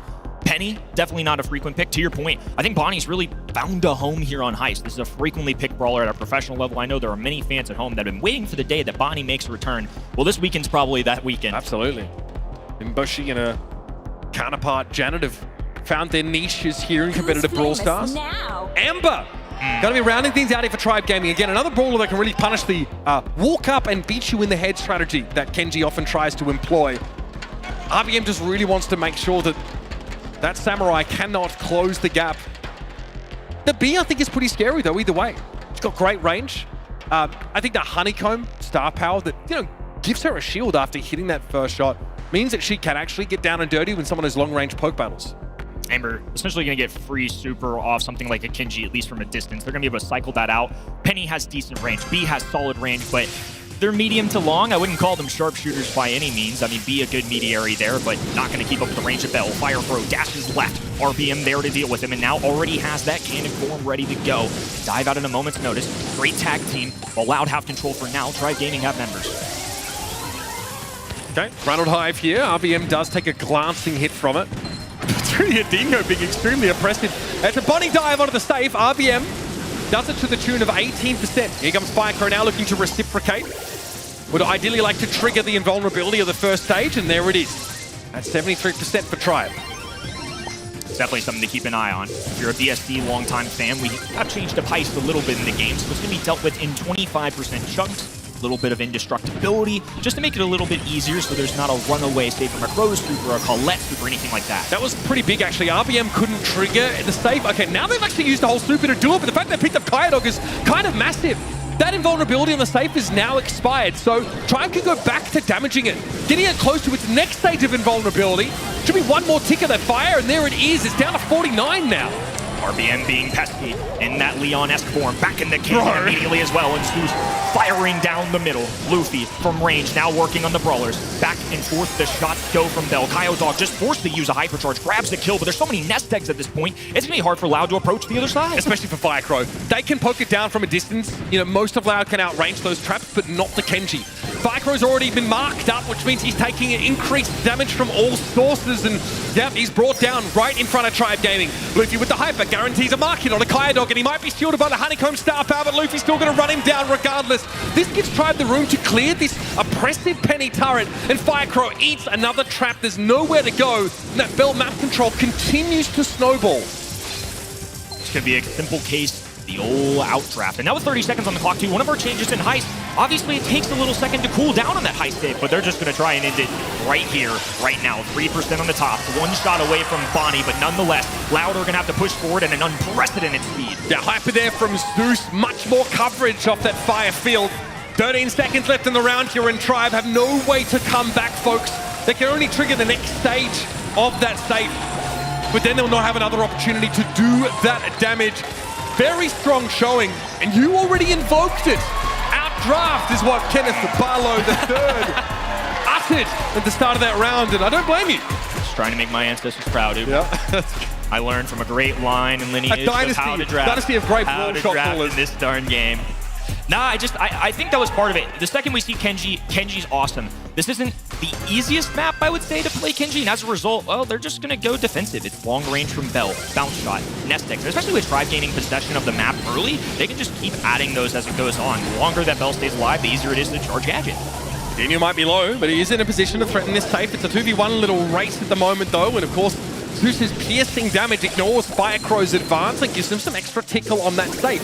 Edinho, still alive, by the way, as Flashimi committed entirely to safe damage, does get Loud within striking distance of Tribe's total. And in fact, they trigger that first stage of invulnerability. RBM needs to come forward yet again. He's got to go after that Penny turret. They're going to take it down rather quickly. A recharge, so RBM back in the cannon alongside Clyde. Penny, right hand in. Trying to keep up with the distance here. Zeus gets some gasoline down on the ground, looking for a wildfire to say the least. Luffy and RBM, now a takedown. There's that dive, and it's just instant contact with that save. That's what Bronny can bring to the table. There it is, though. The hypercharge super from Firecrow decimates what remains of Tribe Gaming. RBM comes back, though, and it's back to business. Poking him down at long range on this Bonnie. Firecrow dashes forward, and another super developed. RBM trying to avoid him now. Dive over towards Kaiodog. He brings him down. Tribe safe, though, down to 50. Much better showing here from Loud. Zeus can't clear Firecrow on his own. Firecrow's been a problem. Look, it's still a great brawler. It's just not the easiest thing to play into these matchups. Penny, right hand in, gets a tag, now B back in the mid as well. Not necessarily the best for high safe damage, but can keep up the range of somebody like Amber and Bonnie. Now a dive in, immediate takedown, great play out of Penny. Another turret getting deployed. There it is, last stage for that Tribe Gaming turret. As Firecrow's just straight chilling. Always a Penny turret in play, that incendiary field ticking things down. Tribe Gaming have lost control of this game entirely. It's been a snowball one way and then the other. A convincing take here for Loud. My family lineage of great drafters may have led me astray. No clue. Sometimes it's just how you play, though. Look, it's one thing on paper, how it plays out on the map, entirely different. Great adjustments out of Loud. Kenji was much more of a nuisance. Did a great job of not being dealt with so early on. Once he made it to that back left-hand side, he was there constantly, putting pressure down. Then you had B in the middle with control of the map, dishing out long-range shots. Penny turrets were getting on the ground. If Penny can kind of just cycle in these supers a little bit better, I think that's half the battle. The gadget use there from Firecrow, not enough to give them the sustain to advance under the scrutiny of multiple Tribe players. Rattled Hive here, really just a feint from Loud. RBM dives in, looking to try and get first stage on the turret. Doesn't quite. Kaiodog can double back, find some damage, has a big shot developed. salty barrel there allows Edinho to actually block the mark and be a real nuisance here in terms of damage, playing it diagonal, just chipping the safe, little by little. Those nest eggs by the safe. Gonna make it really difficult for Firecrow to approach. A dive. Bonnie off to the races, goes down immediately though, and Kenji's still there. Nicely done. Loud now with an opportunity to respond. They're trying to get it down even further past that 75% marker. Tribe just have to find a way out of spawn. But they have no one that can 1 versus 1 against Firecrow if he's playing away from those nest eggs, Kenny. Again, another win for Firecrow. RVM now's got too many things to worry about, and these penny shots coming in are a real problem for the Bonnie. Another pickup for Edinho now, and Firecrow starting to run roughshod over them. Second stage, active on the safe now. We're down below 50% and still Tribe are floundering. Loud have got them, caught them red-handed. And Kaiodog continues to apply this pressure through mid. Hypercharged super pop now, and RBM is being utterly ignored by Firecrow. He's only got eyes for that safe. Tribe are rattled right now. Finally, just getting into the mid zone. Edinho goes down as well, but with 1 minute on the clock, it's not just about bringing it down 100%. You have to go through several layers now of this onion on the high stage. Yeah, they haven't even triggered that first stage. So they've got to get through 3 more. It can't just be 1 push, 1 all in. No, it's got to be consecutive assaults, successful on that safe. And I really feel that's asking a little bit too much here at Tribe Gaming. Here come Loud, thundering through. They know they can end the set right here, right now. We are headed to a decider. We were due. We were. The folks of Dallas were due one. Donuts all around. I'm tired of breakfast. It's time for dinner, folks. Give us a set. Wait. Yeah, but who is having donuts for breakfast? 3-0s, lots of 3-0s. I know, but that's not. Welcome to America, pal. Welcome to America. Is that a Dallas breakfast food? No, that's just America, period. I'm going to reserve judgment on that nutritional decision. Let's have a look. Sink our teeth into something a little bit more of sustenance. There's our stats coming out of this game. It's Luffy. Pretty dominant stuff in terms of that damage output. And RBM on multiple occasions, right? You can see he's the culprit when it comes to that safe damage, looking to all in over and over again. But after that first round, Kenny, it feels like Loud wised up to the strategy. I'm really not sure who had draft. Maybe it was more even than I thought it was. It just, even on paper, I just felt like Tribe's strategy, especially after game number 1, looks pretty sound. I mean, you're seeing some celebrations come out there too, a little too early, unfortunately. I think Loud came equipped with Kenji. Kenji's a phenomenal brawler, was played very well. If you have a good player on a good brawler, sometimes that's enough. I mean, I love this. You see why the B was something that you hinted in the draft is still being a really powerful brawler. You've got a great straightaway through this middle of the map. And Kaiodog really just wants to pepper that safe down, because if you're not paying attention to the B, or if you're not winning that long-range sharpshooter duel in mid, you're just going to end up putting more damage down than Tribe can reasonably recover from, triggering multiple of those shields on the safe, getting way ahead. So it's open business. We're leaving it all out there now on Hot Zone. Obviously the winner will be a huge step towards coming out of this group with a great seeding. Tribe Gaming and Loud, though, they are locked in death's dance. It's hard to pick apart the resume of Tribe Gaming this year. Have not lost a single BSC match. 1-3-2 matchup the entire 3 monthly finals. For the first time, they're being tested in international waters. Sure, they have the home court crowd, but let's see how they respond here. I think this is a big telling moment for the weekend, and honestly, unfortunately, could have ramifications for how people view North America. If the undisputed champion gets beat by Loud, who has a 1 monthly finals win, nearly got reverse sweep, had to reverse sweep to literally win their monthly finals, I think this could be disaster for the PR department. Yeah, not what you're looking for. Good luck spinning this into a positive NA story, especially after Elevate already suffered at the hands of that Zeta Division team. Would like to at least get their top seed in a relatively commanding position. One that could stand on even footing with the best teams in the world. Conversely, though, people have been underestimating this Loud team because that South American region is so hard to make heads or tails of. Open business, though, is exactly the kind of map where, I mean, you can really control that space. I expect things to still be hotly contested here, even from these 2 regions who are a little bit later on the uptake. That brawler can be incredibly oppressive when you've got mid control. Things certainly at the top. Going to be one of those 1 or 2, 3 turn kinds of picks, and could even be one of those selections in the ban phase. I'm looking out for tanks and anti-tanks. Hank, Draco, Frank, some combination of those could possibly show up here. And then as a result, you have to look out for those anti-tanks. We've got B, Lou, and now Griff with a hypercharge certainly goes to the top. And if I see tanks, I'm curious if we get a gray tank composition, because those can be pretty deadly and really pesky to deal with. Draco are really sort of common dalliance for Tribe Gaming. They've mixed that pick in on multiple occasions. It's one of RBM's personal favorites, even when there are maybe other tanks that are stronger available to them. RBM likes to go in that direction. He's also one of the most prolific Ashe players, in the Americas region in general. A brawler that's fallen off a little bit more now, so we see less of those single-shot brawlers that can be really overwhelmed easily by those little helpers. It's still pretty powerful when it comes to trying to run down an enemy Hank, for example. One of the brawlers that can deal with him. Of course, here are our bans. So we've got Poco taken away, so already that sort of double tank kill strategy nixed. Kenji not allowed. Loud have obviously made sure that they're the only ones that can make an abusive case of that one. Lou comes in, so already this is Tribe saying, if you pick the Hank, you'll have a bad time. Yeah, and in terms of order of operations, if you don't pick either Lou or Hank here, the other team could just take them both. And now you have Lou plus Hank, no B available, and you're running out of options. So this is good to prevent tanks. It's already good for the game mode. The Lou Winter Wonderland covers up an entire hot zone. So I think this is one of the safer first picks and also an open business. I don't mind it. The Barley ban also might be Tribe angling for a later Juju pickup here. Just outside of Barley, there isn't really any brawler that can match the impact of Juju. Stu getting picked up here for Loud. I like this. It's going to give them the option to go up a gear. It's a brawler that can really overwhelm that Lou. Someone who just doesn't really have the damage output and can struggle to keep up with the mobility that Stu can engage in.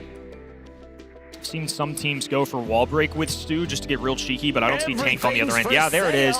Look, typically you're going to see Griff plus B, but B obviously removed from the equation. So part of the influence here may to give the Stu a flex option, because they have a speed zone gadget. If they don't need to use it, they're not going to use wall break. But if they really want to tear these open and really not allow them to go Hank on that left hand in, this is one way that teams have tried to deal with that. I believe that's the mindset they're going for. Lou obviously on that left hand in, this is their next best bet to try and deal with these tanks, and now they dare Tribe to do it. Tribe do have still some sharpshooter adjacent options. The Bell is decent on maps like this. So I was thinking about trying to... Okay, so here it is, that RBM Classic is going to be Draco picked up now. Commonly, we've actually seen Loud go for this pick, but Berry was a good complement to some of these tanks, but has fallen off a little bit lately and is outranged pretty aggressively by some throwers. So that was something that was, we saw that at Worlds. It was SK Gaming really pushing that idea. Humble also leaning into it. That's fallen off a little bit now. And one thing that used to be a struggle for Griff was closed-in maps. A lot of those walls. Well, he has wall break, but now his hypercharge actually ignores terrain. In the past, his super used to be blocked by walls, but now with that hyper, it goes straight through and guarantees you big damage. So here's that Amber pick. This might dissuade Loud to go towards one of those tankier or upfront brawlers. Ice Fire and a brawler that enjoys fireworks on stage can be Draco. A little bit of everything here. I mean, I think they've got the range DPS. They've got their control option with Lou. Obviously, if Loud wanted to get tanky, well, Lou's going to be a great option. And of course, the last stand gadget is a big reason why Draco shows up here. Crow, wow. Now the second time we've seen this. And honestly, I'm not sure how to feel about it. Obviously, in the first set of this match, it didn't work out too well for Tribe Gaming, but Loud sees something in it.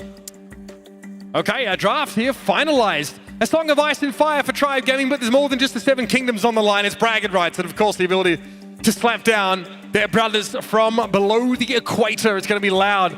Looking to close this series out now. We got what we wanted from this America's Clash, a 5-set series. So we head into open business. Will Loud look to open the map up quickly and try and run into Tribe Gaming? And can they handle the Draco? Fire dueling Luffy in the mid. Kaiodog goes straight through. There's that wall break. It's the Griff and Stu coming in for a big time punch. Zeus goes down as well. This is going to be an instant wipe here if RBM isn't careful. Has the gadget. An easy dagger there from Firecrow to bring down the entire roster of Tribe Gaming. And Luffy can't match the output of any of these brawlers in the 1-to-1, not even the Crow. So he really needs to wait for the rest of Tribe to get here. Zeus needs to be fairly sparing with his ammunition. You can shoot through it quite quickly when your opponents are strafing a lot. And Kaiodog's already worked his way through the back. Look at that little 1-2 punch on towards the Crow. And Zeus says, I don't really want to be the one standing on the point. I don't want to have to accrue that progress. And so Loud have gotten so far ahead already. Less value out of that Lou super as well. With everybody going down, they could still skate a little bit. No brawlers aiming at them. Kaiodog hypercharge keeping him up. Andy survives. Now flanking left hand in. Down goes 1, 2, 3 brawlers for Tribe Gaming. Loud exploding here in game number 1. There's a problem. There isn't really enough support by the looks of things for RBM, and he's outranged pretty heavily by this Griff. All too easy for Edinho. The Draco's down. Kaiodog strafing forward, soaking up this damage from Zeus, damage that otherwise would have gone in the direction of the less mobile Griff, who now pops that hypercharge. Walls ignored. Luffy down 87. RBM's in trouble as well. 96% and counting for Loud. What a draft. What a comp. And what a start in this last set. Demoralizing. North American fans at home, gotta be disappointed.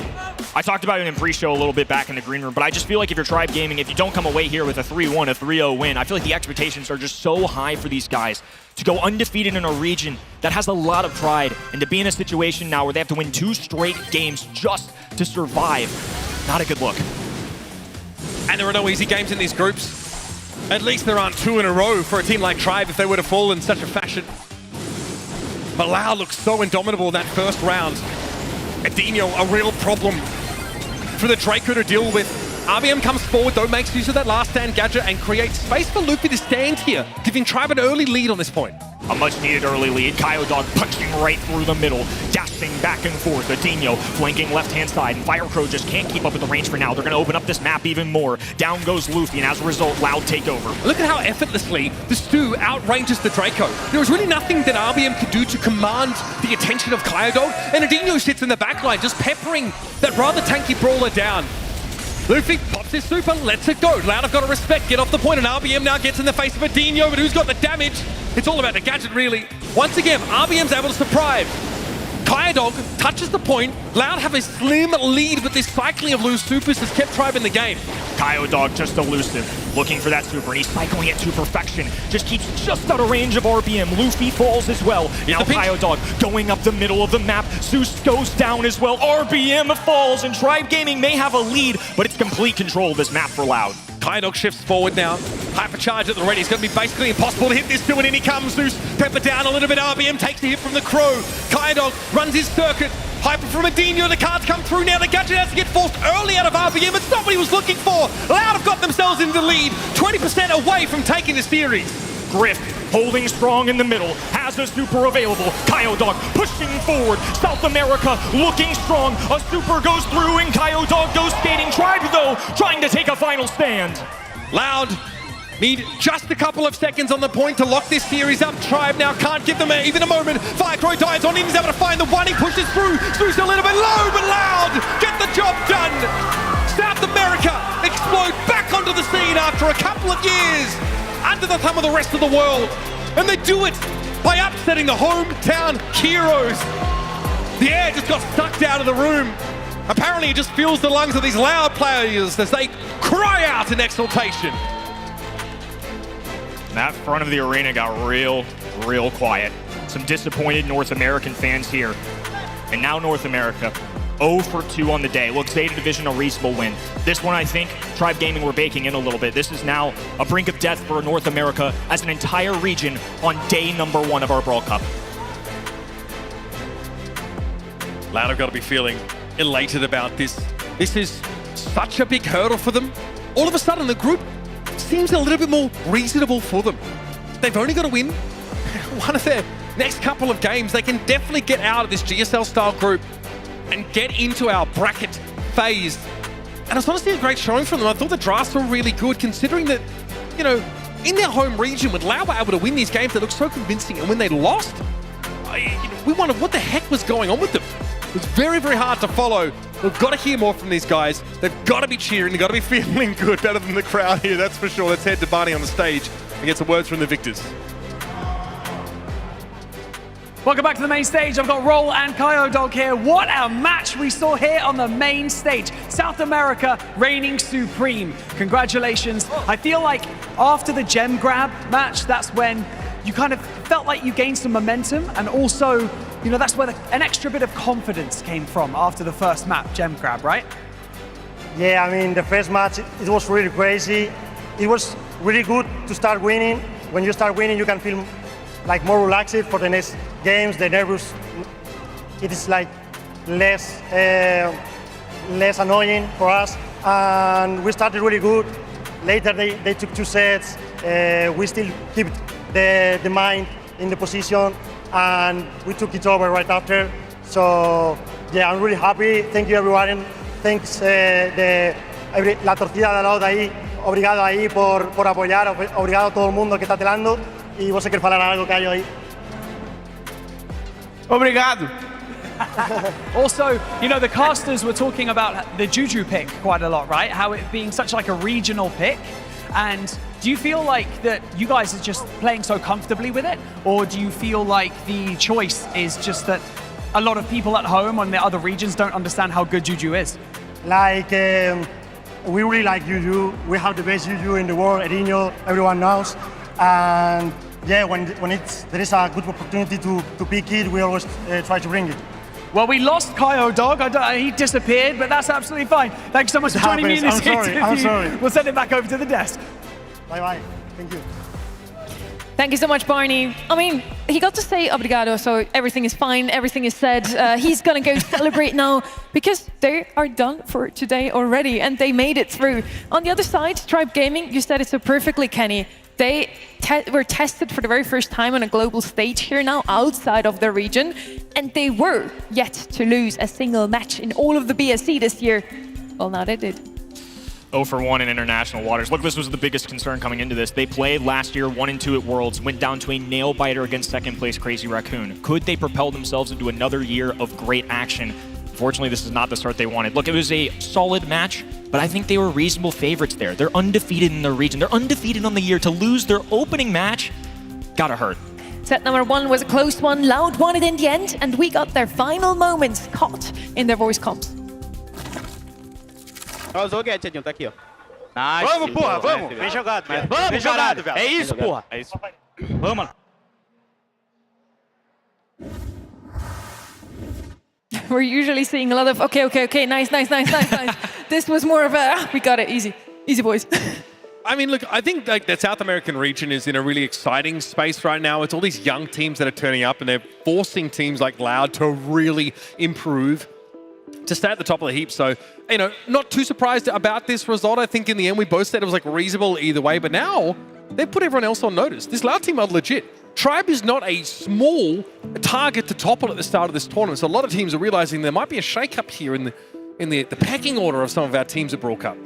The one that we just said, that we just saw say thank you, is also the one that got the MVP vote. For everybody that voted on events.brawlstars.com, they said Kaiodog deserves that title, Kenny. He's got the hair, he's got the biceps, he's got the gameplay, and now he's got to win for his region. I was just shaking my head. Barney just certainly knows ball, and that's all it is to it. We all got cooked up. Yeah, he's the only one. We were the caster hive mind the whole way, and he had to get real cute with it, but he was absolutely right. He was super humble about it too. Barney's the guy that you just saw interview Kaiodog and Brawl, and he didn't say anything about the fact that all of us casters that have been doing Brawl Stars for like 5 years now would you have done no that idea in an who interview? would win that one. Would you have done that in an interview? Would you have just like... I would have mentioned like, hey, just to mention I believed in you actually. That's crazy work, honestly. But yeah, Barney, props to you. Looking at the bracket now, Group B is where we're at right now. We have Humble and Loud move on to round number 2. The match that we're going to watch tomorrow is Toxic Lotus versus Tribe Gaming. About to be a banger as well. Tribe Gaming should take that one, right? Maybe? I don't know anymore. I feel like Toxic Lotus had a solid performance already today. I mean, I feel like I believe in them maybe a little more than the general public, especially given what they did at LCQ, undisputed champion in mainland China. Who knows? I talked in the back, actually. Arc is now voting for Toxic Lotus. So after their performance today, I think they have swayed that prediction meter a tiny little bit. We're going to be back in a second, just going to give the players some time to rest. And also our 2 casters that did a phenomenal job with that 3-2. You can do this all day.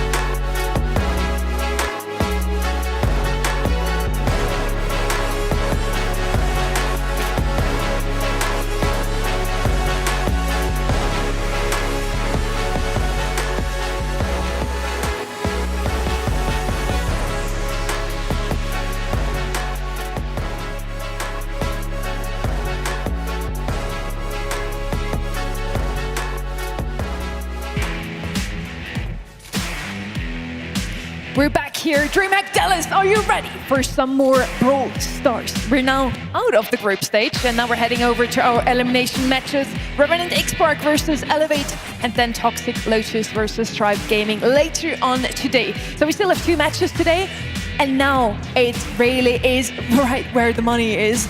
It's about, will we lose one of the regions? Which teams have to say goodbye already to this tournament on day 1 already? That hurts. Yeah, I mean, that's competition for you folks. We're in a format where we have 2 teams getting eliminated in the first day of competition, but go 0-2, you're out of the tournament. It's cutthroat out here because the stakes are high. Seems like we are agreeing once again, even Barney this time around, Kenny. I feel much more confident. Barney knows ball clearly. Look, this may be an Copium. Elevate's a very good squad, though. I'm going to keep choosing to believe, maybe ignorantly, that my region has a chance here, and I will keep believing. I mean, look, I think this Revenant XSpark team has got some really quality players on it. I think the only difference is they just haven't had quite the same time as some of their contemporaries. But this Elevate team also, in this permutation, have only had a little bit of time to come together. They played that last monthly final with Patchy. He was able to get them across the line and qualify. But this is not that same look team it's been for the year. So if you are looking for 2 teams who are, I guess, similarly underprepared, it could be these 2. Now we have 2 teams that have to play with a sub, but both of them are legends. So I don't think it's going to hurt them too much. Both of them now are on the elimination match. Whoever loses this one is out of the competition. The absence of the team captain Sergeant is going to hurt Revenant XSpark a tiny little bit, but with an experienced player like Zar amongst them, I think they're going to be fine, Kenny. I mean, this is kind of a revenge arc moment for Zar, right? Elevate just dropped this dude, and now he stumbles himself into an event where he's going to be playing against them. I'm all eyes on this one. We have a super short statement from them here. Let's hear them. Elevate, we won't face them, right? Because they're going to lose us. I told you it's going to be short. Well, they did not think that they would actually face Elevate. They predicted that Elevate is going to drop down to the lower bracket, but they, of course, wouldn't. Well, they are here after all. Yeah, I mean, it happens. I think this team were obviously amazing. Remember, Response and Jade, they played in East Asia, right? They managed to win a monthly final on the Coco Loco.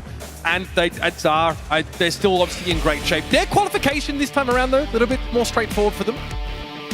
Yeah, on the other end, this has been a questionable day for North America. I didn't think they looked too bad against a roster of ZETA Division. That's one of my favorites coming into this tournament. Patchy obviously being a substitute. The mechanics from this team have been great. I want to see if they can hold up on the drafts, because that's one thing that I think has given them such a good gateway into making it to this tournament. We also want to hear from them what they think are their chances against this team. For me, personally, my thoughts about playing against Revenant XSpark is, well, I'm a sub here and Zar is also a sub, so it's like kind of a, me and Zar have had a rivalry. We were LG and SUMN rivalry for years, and it's just going to be another continuation of that. And I've played against all those players on LAN before, so it'll be exciting. We were talking about it all day, how NA has never looked better. The new era of NA. And now both of the teams dropped down into the elimination bracket. Well, they did have a great run here. Elevate did beat a couple of those teams. We also saw they beat Code OG, and OG is now their coach. So at least they're all sticking together. Look, I mean, I do think that Elevate represent the new era of NA. These young players like Vegeta and FX, previously just ranked warlords, come together, build a team, and actually show that they can, show it off on the biggest of stages. But this is it. It's their last chance to deliver. With all that context, we're now ready to kick things off on the stage. It's already that time of the competition. One team advances to tomorrow and one team is sent packing, fighting for survival. It's Elevate versus Revenant XSpark. Elevate consists of Patchy, Vegeta, and FX. Revenant XSpark has Response, Zar, and Jay.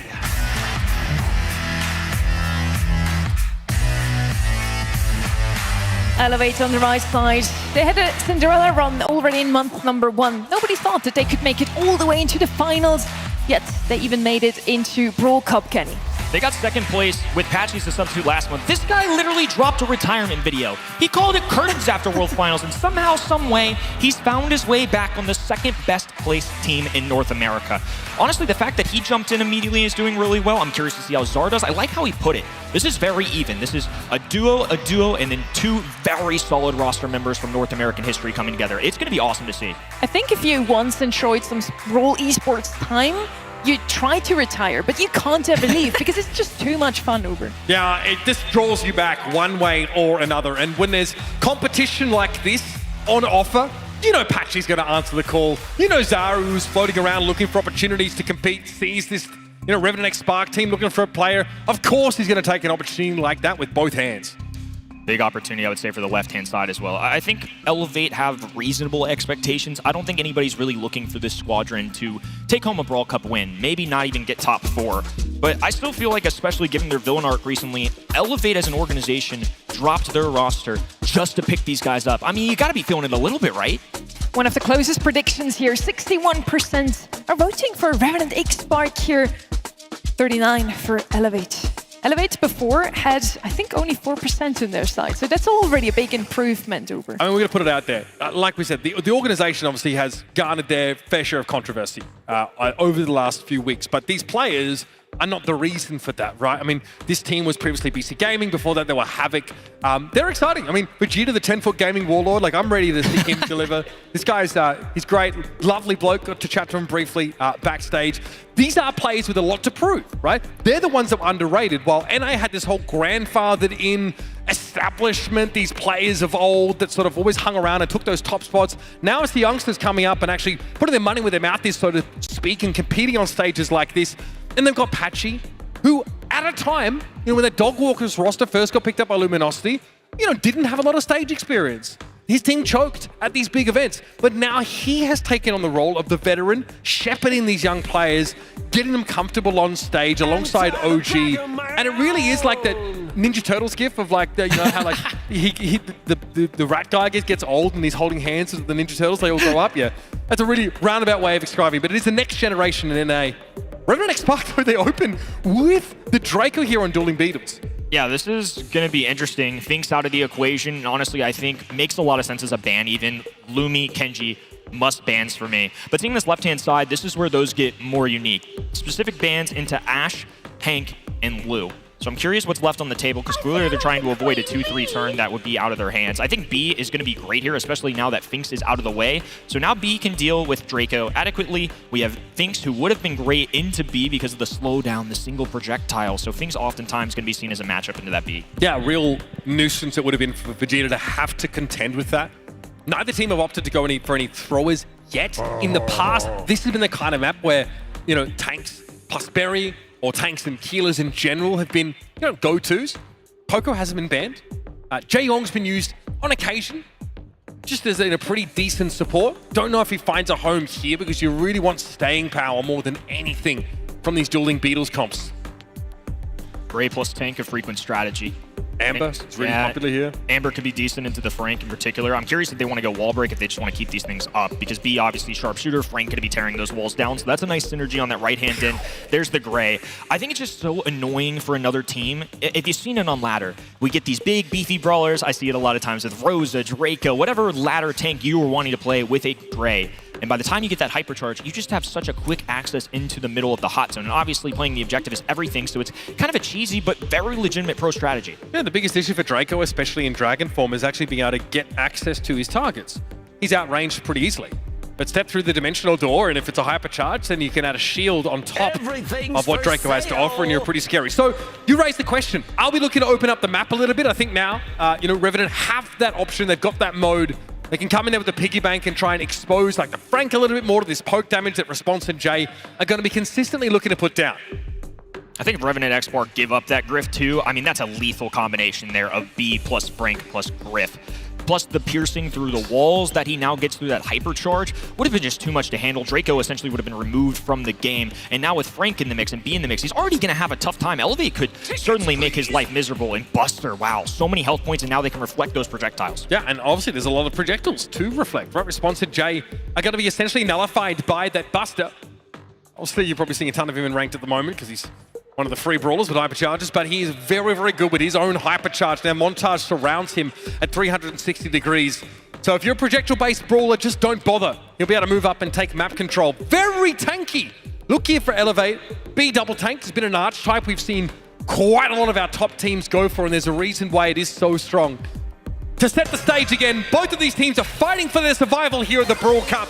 Revenant XSpark from Southeast Asia, Elevate, your number 2 seed from NA, are about to throw down. Let's see how these regions clash. Revenant, full engagement in the middle here. Patchy clobbering the right hand in. He falls. Vex goes in with another swing as well. Small lead for Elevate. Vegeta with such long range, it's just going to be an issue for Zar to keep up with.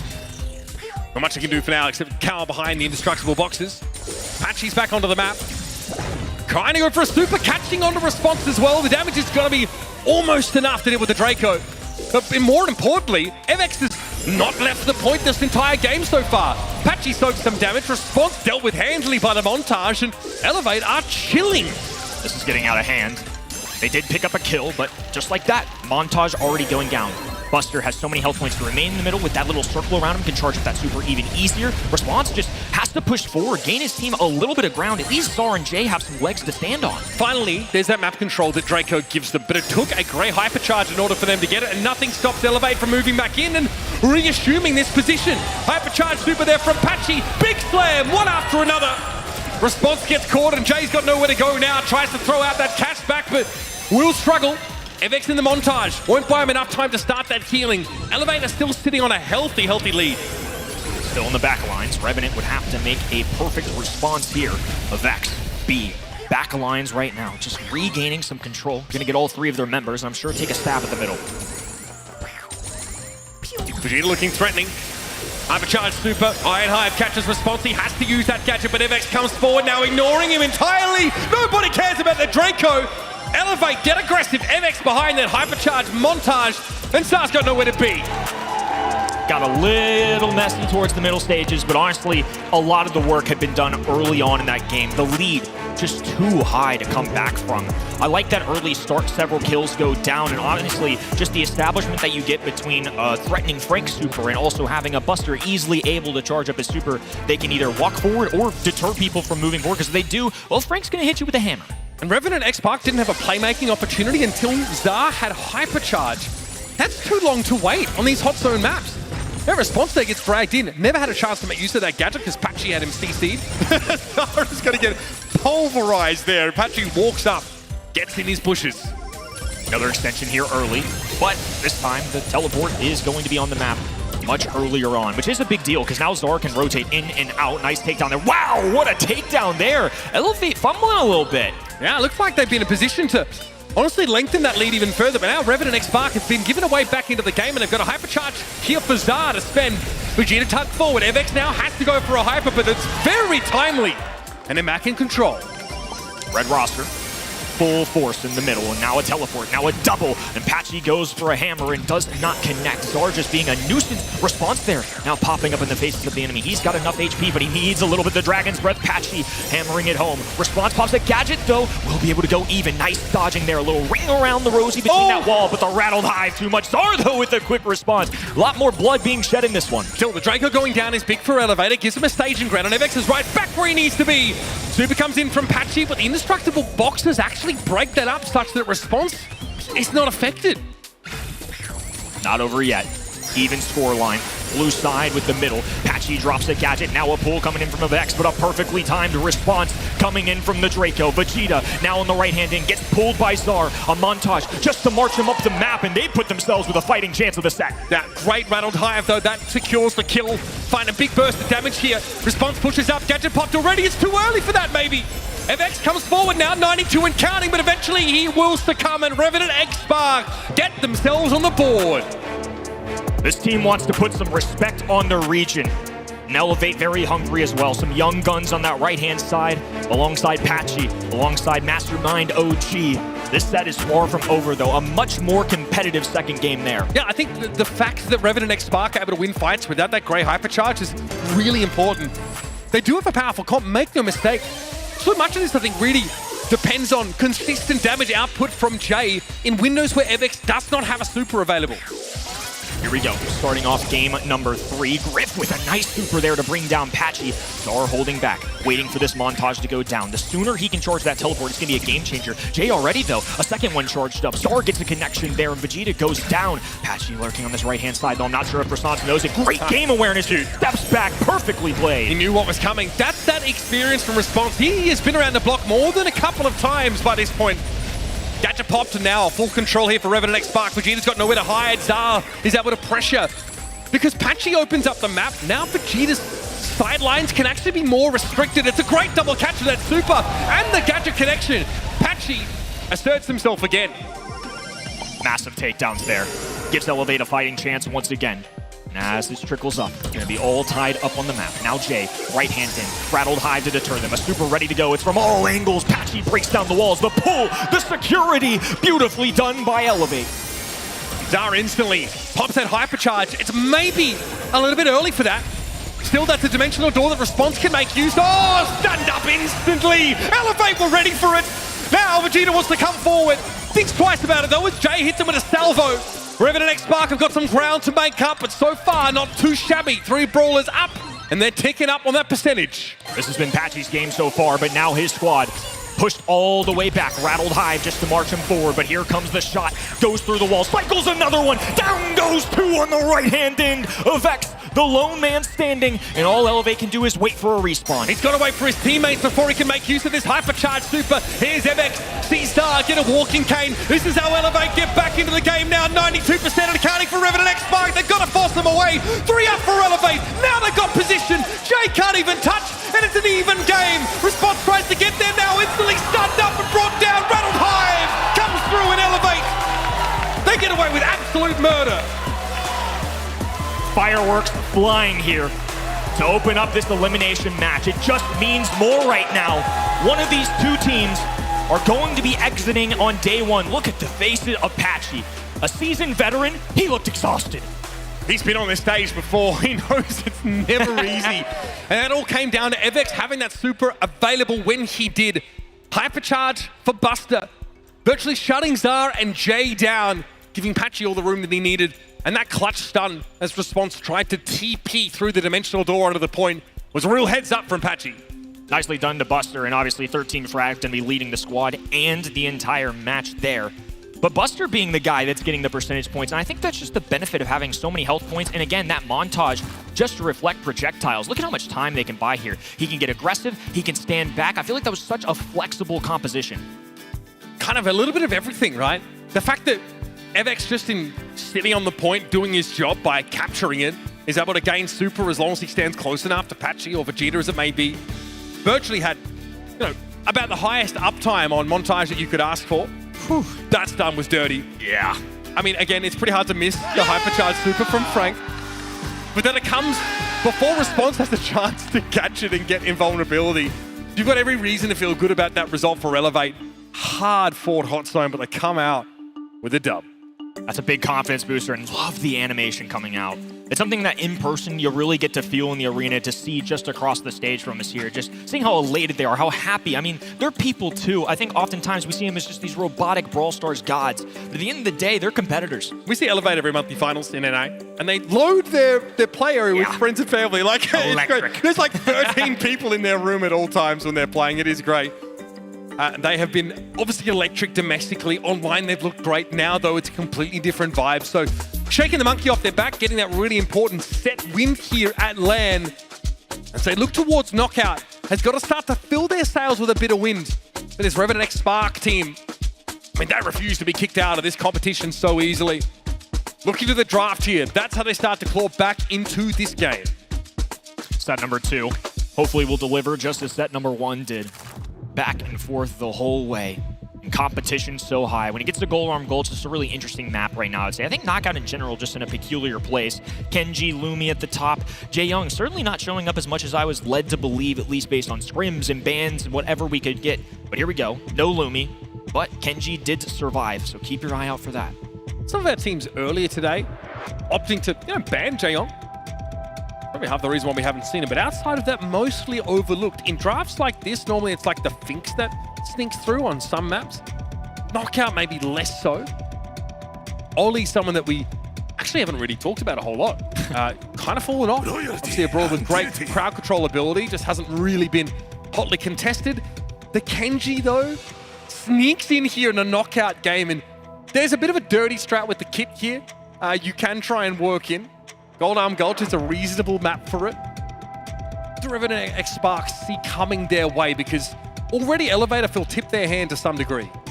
Looking out for Pam, and I know that may sound surprising, but it's just something that we've seen a lot in pro practices. So while it may not be picked, it's something to keep your eye on, or we could just get even more of a hard counter. Let's go with the hardest of hard counters. But that Scrapsucker gadget, it's an old-timey brawler. It used to work here. The healing's great. The healing station can go behind indestructible walls. That's never been the issue. It's just the damage. And once she got that buff, it's really brought her back to life. I mean, Kenny here still coping on the Pam pick. That would be 2 brawlers that were released, what, before 2021, I think. Yeah. 5-year-old brawlers. We end up seeing them come in. So Angelo here, obviously great on this map. There's some water towards the top and bottom that give Angelo a couple of angles that aren't normally available. To the degree that we saw teams used to play even pick Eve on this map, because that ability to traverse bodies of water was so highly desired. He's obviously a fantastic sharpshooter in his own right with a hypercharge that basically says, don't you dare come near me. The fact that Shelly was this early is honestly wild too, but I mean, in theory, it makes so much sense into Kenji directly. You get a little extra range with the gadget. And Angelo, honestly, one of my favorite brawlers, if not my favorite sharpshooter in the game, just for how flexible he is. He's got speed, he's got damage, he's got trickling damage with that super as well. Omnipresent all the time, and has a get out of jail free card or a piercing shot through a wall. There's just so many ways to use him. Sometimes that piercing shot can be all you need to secure those key eliminations. Something that, you know, in the past, Gene would try and do with Vengeful Spirits, but he's been banned out pretty studiously here. Revenant XSpark do not want to deal with it. So the Juju comes in. Barney was discussing it with, you know, Loud on stage. They really love to try and get that brawler in. But against a brawler like Shelly, you feel like she can do so much just to pressure Zara out of a lot of those positions, hide in the bushes, be able to target mid-map, just have this ridiculous amount of range, and also in a pinch, Grigori is unbelievably powerful. Solid roster here on the right-hand end. I mean, Juju for thrower, and with the grass has the extra range to kind of match with Angelo too. I mean, outside of a piercing shot, what's he really to do? Sharpshooters traditionally do not do well into throwers. Shelly, though, can blast her way through a couple of those brawlers between Gus, Kenji, and Juju. If Shelly escapes, has a pop-off game, it's going to be tough. Now they've gone for 2 in terms of the shotgun brawlers, so I think we're starting to see a trend here. So Daryl has the mobility, right? For sure. That Daryl roll lets him close the gap really easily. Shelly, less so.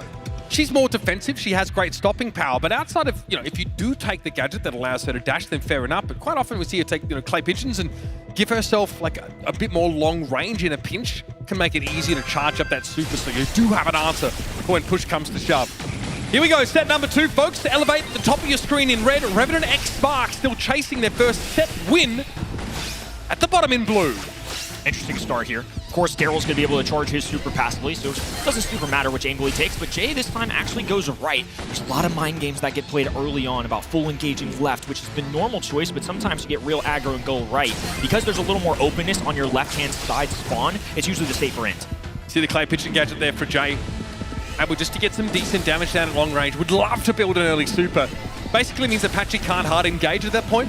Otherwise, he will just get liquefied if he turns up in front of that deadly shotgun brawler. Notice here, Evex doesn't actually have bushes to use. It's a bit annoying.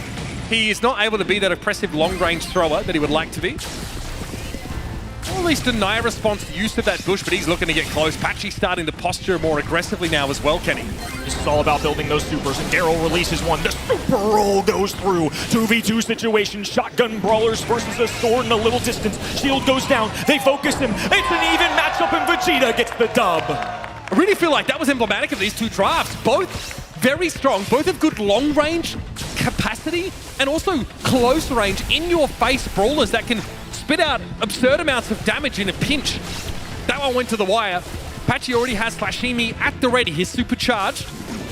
Zara will be forced now back to the extremities of the map. This is what Patchy wants. Zoning away with that star power that mitigates the first hit every now and then by a huge amount. Staves off a lot of the burst that Angelo can cause. Nice shot coming out of Zar. A little extra pressure. Now has that hypercharge available. One for response as well. So a full house on the side of Revenant on the other end. It's just Patchy with a super so far, and that's a big difference maker towards these in-games. Elevator trying to take Zara off this diagonal. It's really annoying for them because they cannot outrange this Angelo like that. They've got to try and force him to the bottom of the map like so, and use Patchy as a cattle prod to sort of herd this Angelo away. But Zar will always be able to find these nice little straightaways, and Vegeta has to be on his best behavior. Look at that, chunk down to half by one shot. Here comes Zar getting aggressive now. Daryl goes in, Vegeta gets the shield, but he's still in trouble. Able to survive. Gribri used to body block, but he's awkwardly in a corner. Evex can't really use it to defend himself, and the gas should bring him down, but not quickly enough, apparently. What was that? Shelly was just so low HP that Fog or shot. One connection was a takedown, and after that, you had 7,000 plus health points just blocking for you. All Juju had to do was land the shots necessary. Look, that's some high pressure stakes there. Landed the mechanics, did what was necessary, and now Elevate escaped with a game. And it could have been awkward because Grigory was tucked into a corner. It's actually really hard to use it to body block there in a pinch. Fortunately, he eventually started moving forward. And that's what Evex was able to tuck in. So now pushes up on both sides of the diagonal. Very aggressive thrust here from Evex, causes him to take a shot from Zar. Patchy on the right-hand end. Just trying to sneak his way up there. Any area control they can get, they'll take right now. This is why Evex is going to be taking off to this right-hand side, just trying to get the extra range from the grass. Because we've seen it, Juju hasn't been very effective in these early games, but once you get towards those in-games, have a super available, now you bring the fourth brawler into the map. Now you can at least have range to keep up. Elevate's composition is very super dependent in order to actually enact their game plan. The shield from Vegeta with the knock-up as well can really turn a lot of these fights on their heads. And Patchy getting invulnerability during that first stage of his super is also very important. When Patchy has that shield up, he doesn't have to respect Zar's damage whatsoever, so he uses that window to take space and then tuck behind a corner. All right, response, he's tipped his hand now, looking for Evex, trying to slow him down with a tar barrel, and he gets him. Patchy's got no choice but to go for it now. Jay pops the gadget, and there's Patchy! Sweeps them aside. Kenshi is terrified. He is the main protagonist of our season. No wonder he's so darn good, certainly on his anime arc right now. And Patchy, on one of his own, has quite the legacy in North America, but is looking to extend it here with a little post-retirement party. And they're starting off hot here in our second set. Once again, Patchy was posturing towards the bottom side of the map. Zara is not on the diagonal, which is just where Elevate wants him to be. Vegeta happy to draw some shots. Decent amount of health for a mid to long range brawler that Gus has, so he can take a hit every now and then. And he has been over the course of the game trying to trade his health points for map control. But Elevate want to play for the late game. They want the gas to start encroaching, and they're probably a little bit concerned about Response's hypercharge, which they know to be ready. Especially at this point, plenty of time for adjustments, and as that fog starts to close in, they'll be ready for Response. They just don't know where he quite is on the map right now. They know he's somewhere left. Chose himself now. Yeah, now the green going in as well. Always charge available, roll forward. It's going to be a double. Patchy feeling the heat, the bounce. Oh, it's an instant eradication. No, it's 2v1, and Elevate gets the dub. Magic made here in Dallas. I don't know, man. That just doesn't make any sense to me. How do they walk around like this? Such confidence. It's an absolute mess. The Daryl hypercharge comes in. It gets popped by Gusto as well. You can see that Elevate know there's going to be a hard engage. It's so super dependent, their comp. They get the Gus bubble, they get a Grigory out, and Evex is able to body block from behind it. Beautifully done. That is incredible play under pressure from these youngsters. Solid roster, solid composite. I mean, no complaints, really. Look, Revenant Export kind of went for it here. Daryl, not super surprising. Angelo, but such an early Shelly pick. I feel like the adjustments in that draft mid-segment, just really solid. I mean, I think this is the range of Gus to now keep up with the enemy side, and also has a shield to provide to bounce off in those last-second moments. I mean, I like Angelo, but Gus can at least go toe-to-toe there, and Grigri, honestly, such a factor. Vex clutching up there. Response, I thought the fellas had it there in this next round coming up, but no, Grigri, the fourth brawler, just bringing so much life. Oh my god! He is 800 health, able to get a super online just in time, and Evex leaves a parting gift. He leaves the Grigri, so Vegeta has this extra 4,000 shield, and then a bodyguard, and then he hits the shots. And let's not forget, Cuckoo Popper, in those clutch moments, just being able to find some burst damage is a game changer. Two different vibes going on that stage. On the right-hand end, they are grinning with glee. I mean, they know they got away with one there. And they definitely weren't going to lose the set in that moment by any means, but they just ended a little bit quicker. On the left-hand side, no comms, no talking. They are dialed in because they know what's on The writing on the wall. It's 2-0. This is international gameplay. Reverse sweeping is such a big ask, especially out of an underdog region. But this is how I feel about Elevate, and this is how we've sort of seen them find their wins all year. If they don't get out-drafted, more often than not, their mechanical skill, the raw mechanical skill, especially from Vegeta and Evex, is enough to get them over the line.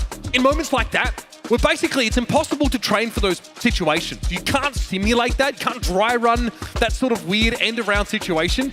Their instincts, game sense, and mechanics just make them that much better of a team. And it's surprising. Revenant and XSpark have got tons of experience of their own, but in those pressure scenarios, they crumble, whereas Elevate rise. I think it's one of my favorite parts of Elevate as well. Obviously drafting in general, but you talked about the game sense, the on-the-fly creativity. They see a Shelly. What do? They have a great answer, a well-rounded composition, and obviously the mechanics speak for themselves. Shouldn't be picking the Shelly there, I think. Fair point, but still a little curveball. Still a little curveball. Because the problem is that Kenji is so good against burst damage, flat out. That star power on its own makes him a viable brawler against so many of these sharpshooter looks. OG here, obviously weighing in on this draft process. Getting Gene pretty early in a bounty match is always going to be good, and there's a bunch of great brawlers to pair with it. RT's taken away. Max is there though. Gene Max comps here on bounty, really, really solid. Haida is the kind of map where, we've seen a ton of different kinds of brawlers in the past. Lumi was one that snuck in recently on this map. She's been taken away. Revenant go back to the well and say, we still think Angelo is critical to our strategy. I think it is too. Just one of the top brawler choices, I think, especially given the ban stage. Look, Nani maybe gets in the equation as one of those sharpshooter counters, but when you see Gene on that right-hand den, you're kind of deterred from that left side with going something like a Piper, who traditionally is going to be countered by that. So I think kind of running out of options here. 8-bit, I don't think a bad shout. I mean, especially if Elevate want to go with the same sharpshooters. If Piper's on their mind, for example, well, 8-bit's so beefy. He may be slow, but it takes several Piper shots to bring him down. Elevate have banned Bell here, which is always fairly telling. She's the kind of brawler that is amazing in a defensive aspect. So Elevate might actually be wanting to play a comp that is countered by Bell. Most often it's the comps that want to move up the map and take map control. Bell is amazing when you get a lead, you get that map control, you have a star advantage, you put down this nest eggs, and then your opponents have to come forward. They have to get aggressive, and they walk into those nest eggs and get blown out. So the Gene Max here is such a classic shell. Very straightforward. Now Elevate can consider a Grey, something else that really, combines nicely, but that's been banned away. So there are other sharpshooter options that they can still work in here, but they obviously love to add to their pick potential of this comp. I think they're going to want something a little aggressive. I'm curious if they go for a flying hook Carl or something like that, just to bring a little flare of aggression. Yeah, it's going to be Ollie, so that's going to be a similar choice there too, because obviously now he has the health points. Elevate love going tank. There are not a lot of sets this season that they have not brought at least one beefy brawler into the fray, and because of Revenant selections, they go two more long-ranged options, so instead of zigging, they're going to zag and grab that Max, a long-time synergy that you talked about. Ollie has a couple of gadget options. Most importantly, All Eyes on Me allows him to briefly hypnotize a target that he hits with his main attack. Often that's all you need to guarantee like a magic hand connection, to guarantee a hook, or just to blow them up if they're a low health brawler in general. And that's before they have a response, an opportunity rather, to respond with like a Gust Super, for example, to give the shielding, or a gadget from the Angelo to jump away.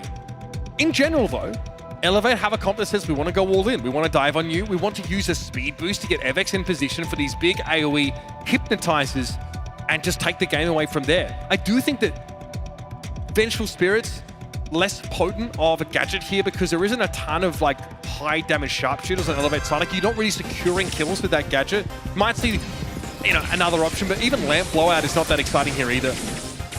Another interaction as well. The only option for wall break would be a Gene Pool that penetrates both of those. Angelo can get through them with a gadget of choice, but Zar gonna have to walk the long way around. Response on the right hand in, can play this long lane. It's just gonna take a little bit of time. Max gonna be looking for that first super. That's where the first momentum swings start to happen. Evex has taken some real estate. Obviously looks threatening. It's a gadget drawn there out, but Evex is able to use to jump over. So he has Regulate taken instead of All Eyes on Me. It gives him the ability to close the gap even further when he's trying to land those supers, and of course he just got a blue star with it. So you can see that plays into the strategy pretty heavily. Here's a Max super though. Where are they looking? Response looking pretty tasty over on this right side of the map, but Vegeta takes more damage than he thought. This is the Max Gene comp at its best. And then a stun too. They walk him right off. Oh, and a nasty pull goes through. Team wipe for Elevate. Beautifully executed. They play it together with the Magic Puffs. Ollie can be there for the Hypnosis. This is just a well-rounded synergy overall. Yeah, them health insurance premiums just went through the roof for Revenant XSpark, buddy. There is a lot of risk out there on the field for them. Now the Max Super Magic Hand catches out the damage booster and nothing more. Response again finds himself a little exposed in this position, but healthy enough with the shield to survive it. They've got to respect this 8-bit damage, though. It's forcing him into a corner. Now they're on the back lines as well. Still plenty of time for Revenant here. Aggression, a perfect shield, and now they've swung that blue star. That's going to be a big difference maker if they want a chance. If they can get Patchy, that will have a lead. That's the only brawler that Revenant XSpark need to bring down. I don't know if he's going to give it to him easily, though. That is a Gene that we're talking about. Zar goes a little bit, oh, look at the dodging from Vegeta. And the mechanics on full display. Jay caught out by Evex. And this is Elevate, just tap dancing all over them. What a showing in this first round on Hideout, man. These guys are proper ankle breakers. Look, they took on ZETA Division in the opening one.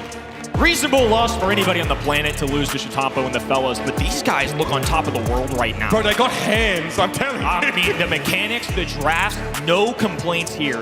And now one away from punching a ticket to day number 2. North America needs this one, but Revenant XSpark definitely want to put the respect on their name. If they took a 3-0 loss, it would be heartbreaking for this region. So Evex actually gets the blue star here without having to use a gadget, which means he can now jump over the wall.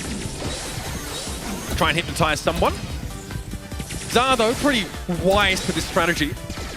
Despite really outranging Vegeta, he's getting kind of ruined. But his large health pool will give him the staying power to get map control here on the right.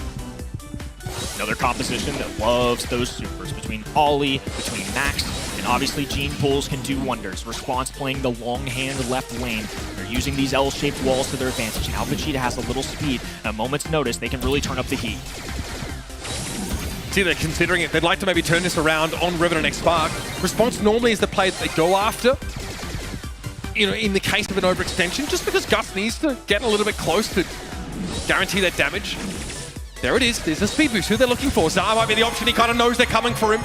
Evex playing safe. Flashes the super. Sitting on the other side. There's the long arm of the war. It catches X9J. That's not where you want to be. Response. He'll be hypnotized and he'll have nowhere to go. Taunted forward and Elevate take an easy 5-star lead. It's just too much damage. And they want more. Dropping the speed there just to deter Revenant from moving forward. And once again, they're going to have a tall task. 5 stars in the blue one with Elevate. Not a lot of time on the clock to achieve it. Oh, and another max range. Patchy playing out of his mind. I mean, Patchy, he must already know the plot of Cars 4, bro, because my goat is unwashed, I'm telling you. Evex trying to back away. Response has been able to even it up. Oh, dangerous. Revenant have got themselves a lead. Response with a timely bubble. Now Elevate have got to be the aggressors with only 13 seconds left. This has collapsed on them. Red roster pushing forward. Zar teleporting up. One goes down. Blue star, the difference maker here. Revenant fighting for their tournament lives, and the red roster has to move quick. A phase shift forward, and they're blocked behind the walls. And XSpark will survive another.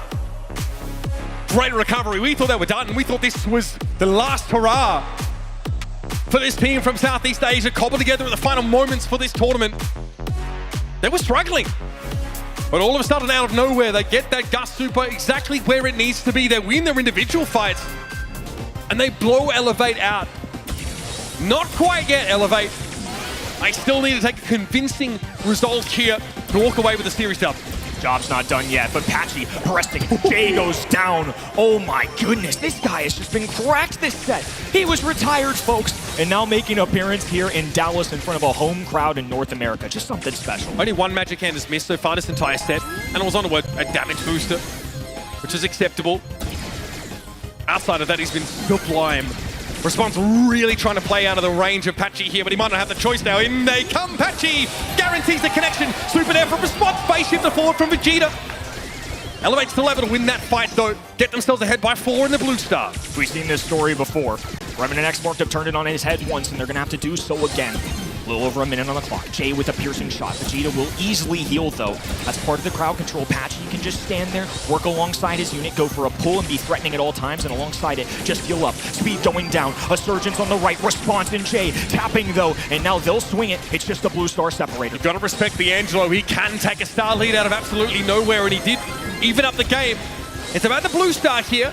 Jay's looking deadly. amped up by the 8-bit. Use his gadget there, so no piercing capacity for the next few moments. But he'll have time for another gadget cooldown before this game is done. At some point, Elevate have got to make the play. Vegeta's ultimate just came online. Patchy's going to have a hyper as well. They get forward. FX takes a blow. Vegeta chunked down to less than half, and instantly Elevate back to their hiding holes again.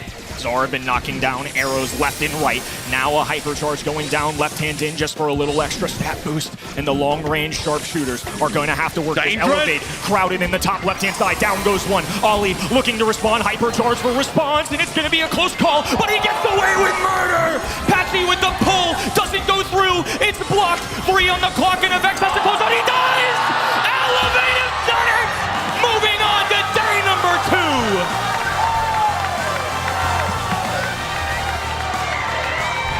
Just what it looked like, they might have to wait another set.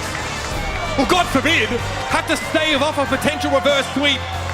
They see the light at the end of the tunnel. They see that victory. It's in the hands of one of Revenant XSpark's brawlers to the tune of 4 stars. They chase them down. Job done. Bounty collected. Series claimed. Such a fun team to watch. It's been awesome to see these guys grow throughout the year and now get it done in the LAN event. I'm sure that builds confidence, but just what a story.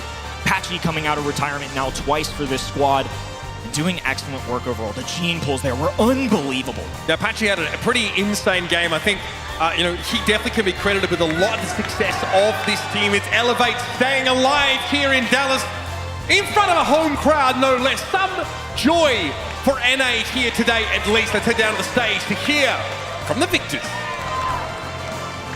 Thank you so much, Uber. I've got Patchy here with me from Elevate. Listen to that crowd. They are going absolutely crazy for you. What an experience that must have been right at those final moments. Talk us through what happened. I don't know, man. I don't even know how that happened, but I'm just glad Evelyn got that final kill, man. I mean, speaking about that old guard rivalry you were talking about, it seems like you got one up on Zara. That's got to feel nice. Yeah, finally got a win against Zara on LAN. Glad we played. I lost to Bobby last time at LCQ. We got Zara, so 1-1, you know? I feel like what the turning point for that map, or especially a moment that I recognized for you guys, was coming out of Hot Zone, that final flourish that you had at the very end. You guys had that huge reaction to it as well. And then from then, you just played with a lot more confidence. You took a bit more risks as well. Is that fair to say? Yeah, you know, losing against ZETA, like I've lost to ZETA every single Worlds or whatever I'm at this point. And we just needed that first set, that close set, get back in the game, you know, feel like we're back in it and we get the rest. Patchy, what an incredible performance from you and the Elevate boys. DreamHack Dallas, make some noise for Elevate! Let's send it back over to the desk. Thank you, Barty. Good on you, Patchy. Very humble, and they're looking forward to the next few days. They're still in the race, but sadly, we have to say goodbye to not only Revenant XSpark, they represent the Southeast Asian region, and this flag is now going to be grayed out. Yeah, look, I mean, it's a tough matchup for them to run into for their survival. Elevate with a 3-0 here, and you can just see it's a classic composition Elevate pick. It's nothing out of the ordinary, right? That Gene Max combination is tough for even the very best teams to deal with. We had the chance to listen in with Elevate in that set number 1. Let's hear them. They don't have hybrid TP. Yeah, just hold, just hold, just hold. Watch the hook, watch the hook. I'll take the gray, I'll take the gray. I'm going left. He missed! All right. Just hold it, hold it. I hit Griff. Nice. Get up. I'm staying left. Play right, no, you gotta play right. All right. Yeah! Good fucking shit! My God, bro. Very clear call-outs here from the boys from Elevate, and they're very happy at the end of it. Patchy takes the MVP here. Of course, he's coming out of retirement, helping out Elevate, and it works out for them. They will see at day number 2. He just doesn't know quit. And honestly, I feel like his legacy has been just moments away from being even bigger than it is. He talked about it, but whatever organization of Shatampo and Tenside that they've been a part of, he's unfortunately fallen just short to them. He lost to the 2023 World Champions by 1 sliver of a goal. This guy's been so close to greatness so many times. So I think this is a little bit of a redemption arc for him, and I'm glad it continues to tomorrow.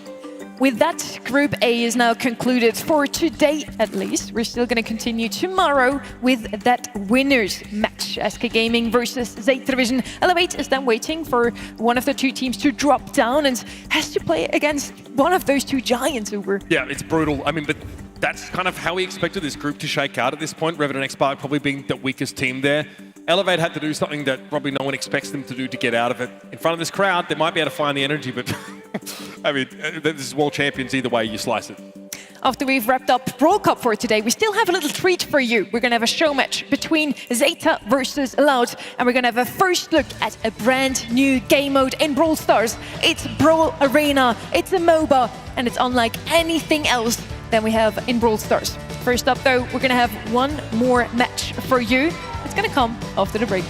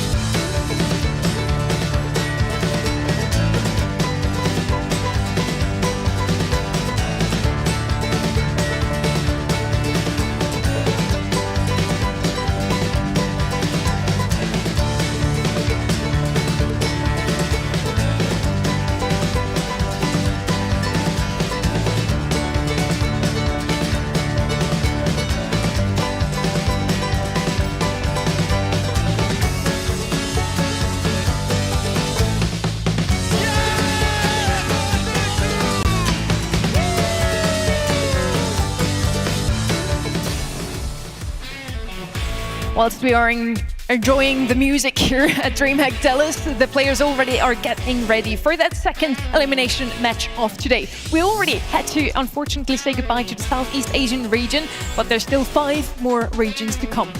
And we still have NA fighting for survival. I believe, I'm sure plenty of people in the crowd are looking to see Tribe bounce back from what ended up being a pretty rough start. But again, we are looking at two teams advancing from these groups. We're playing that over 2 days to then head, of course, to that single elimination bracket. It's going to be a fun one. I mean, honestly, I didn't expect this. I thought Loud were a legitimate team, but certainly surprised me. And now I really don't know what to believe about North America. Because Tribe Gaming lost the second. They've won every single monthly final, but Elevate are the one that get the job done here. So I think if Tribe Gaming falls short, this would be a bad look. We're going to have one more match here today, and then we're going to continue tomorrow and Sunday still, so make sure to tune in then as well. It's going to be Toxic Lotus versus Tribe Gaming. And once again, we're all united here. Tribe Gaming should take this one, right? But Toxic Lotus, honestly, they looked very, very strong today. Some of us were even on the brink of voting for them. They were super dominant in the Mainland China Challenge Finals, qualifying for the Brawl Cup without dropping a single set. Yeah, I mean, they are a good team, and they've been the team from China as long as we can remember. I think the opportunities for these guys to get proper scrim practice against other teams is almost more valuable than anything else coming to these tournaments, because within their home country, they dominate. They have been dominant. You might remember Talk or White, who's been around for years. OU and Engine, these guys honestly have just beaten every challenger back year after year in their home region. They want to do it on the world stage. They've got that first series win. They got an LCQ. Now, though, they want more, and I don't blame them. They're now up against Tribe Gaming, the unbeaten team coming into today. We wanted to hear from them if they feel like they have a chance against them and how they feel about that opponent in general. 我们很想挑战来自北美的这支强队。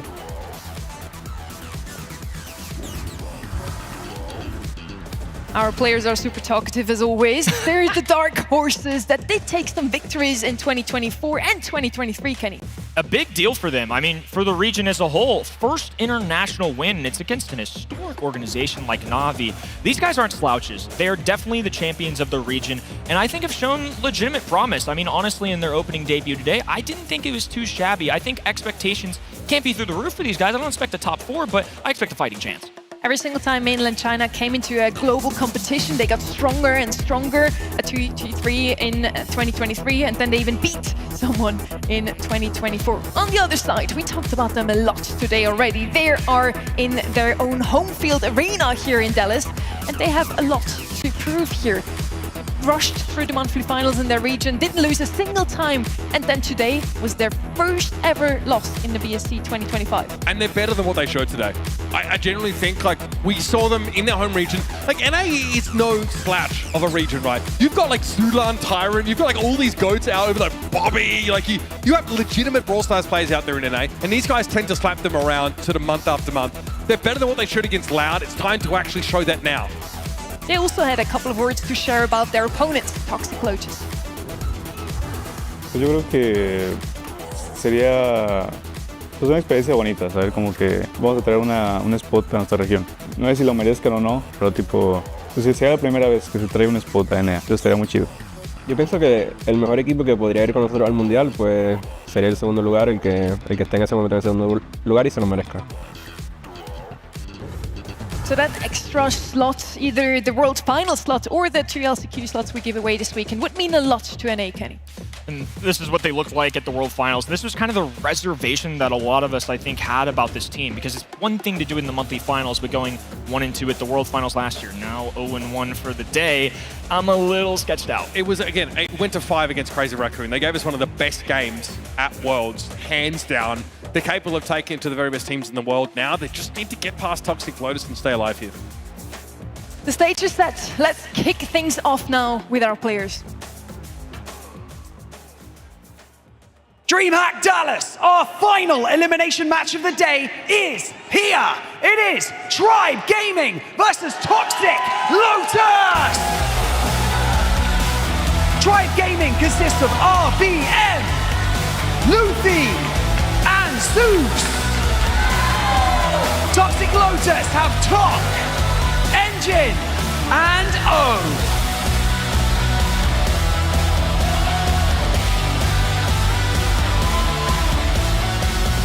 Toxic Lotus had a very fierce opponent in their round number 1. It was no one other than the defending world champions, Humble. It was a 3-0 loss. On the other side, we have a 3-2 loss from Tribe Gaming. Do you feel like that's going to change how those two teams are coming into this match now, Uber?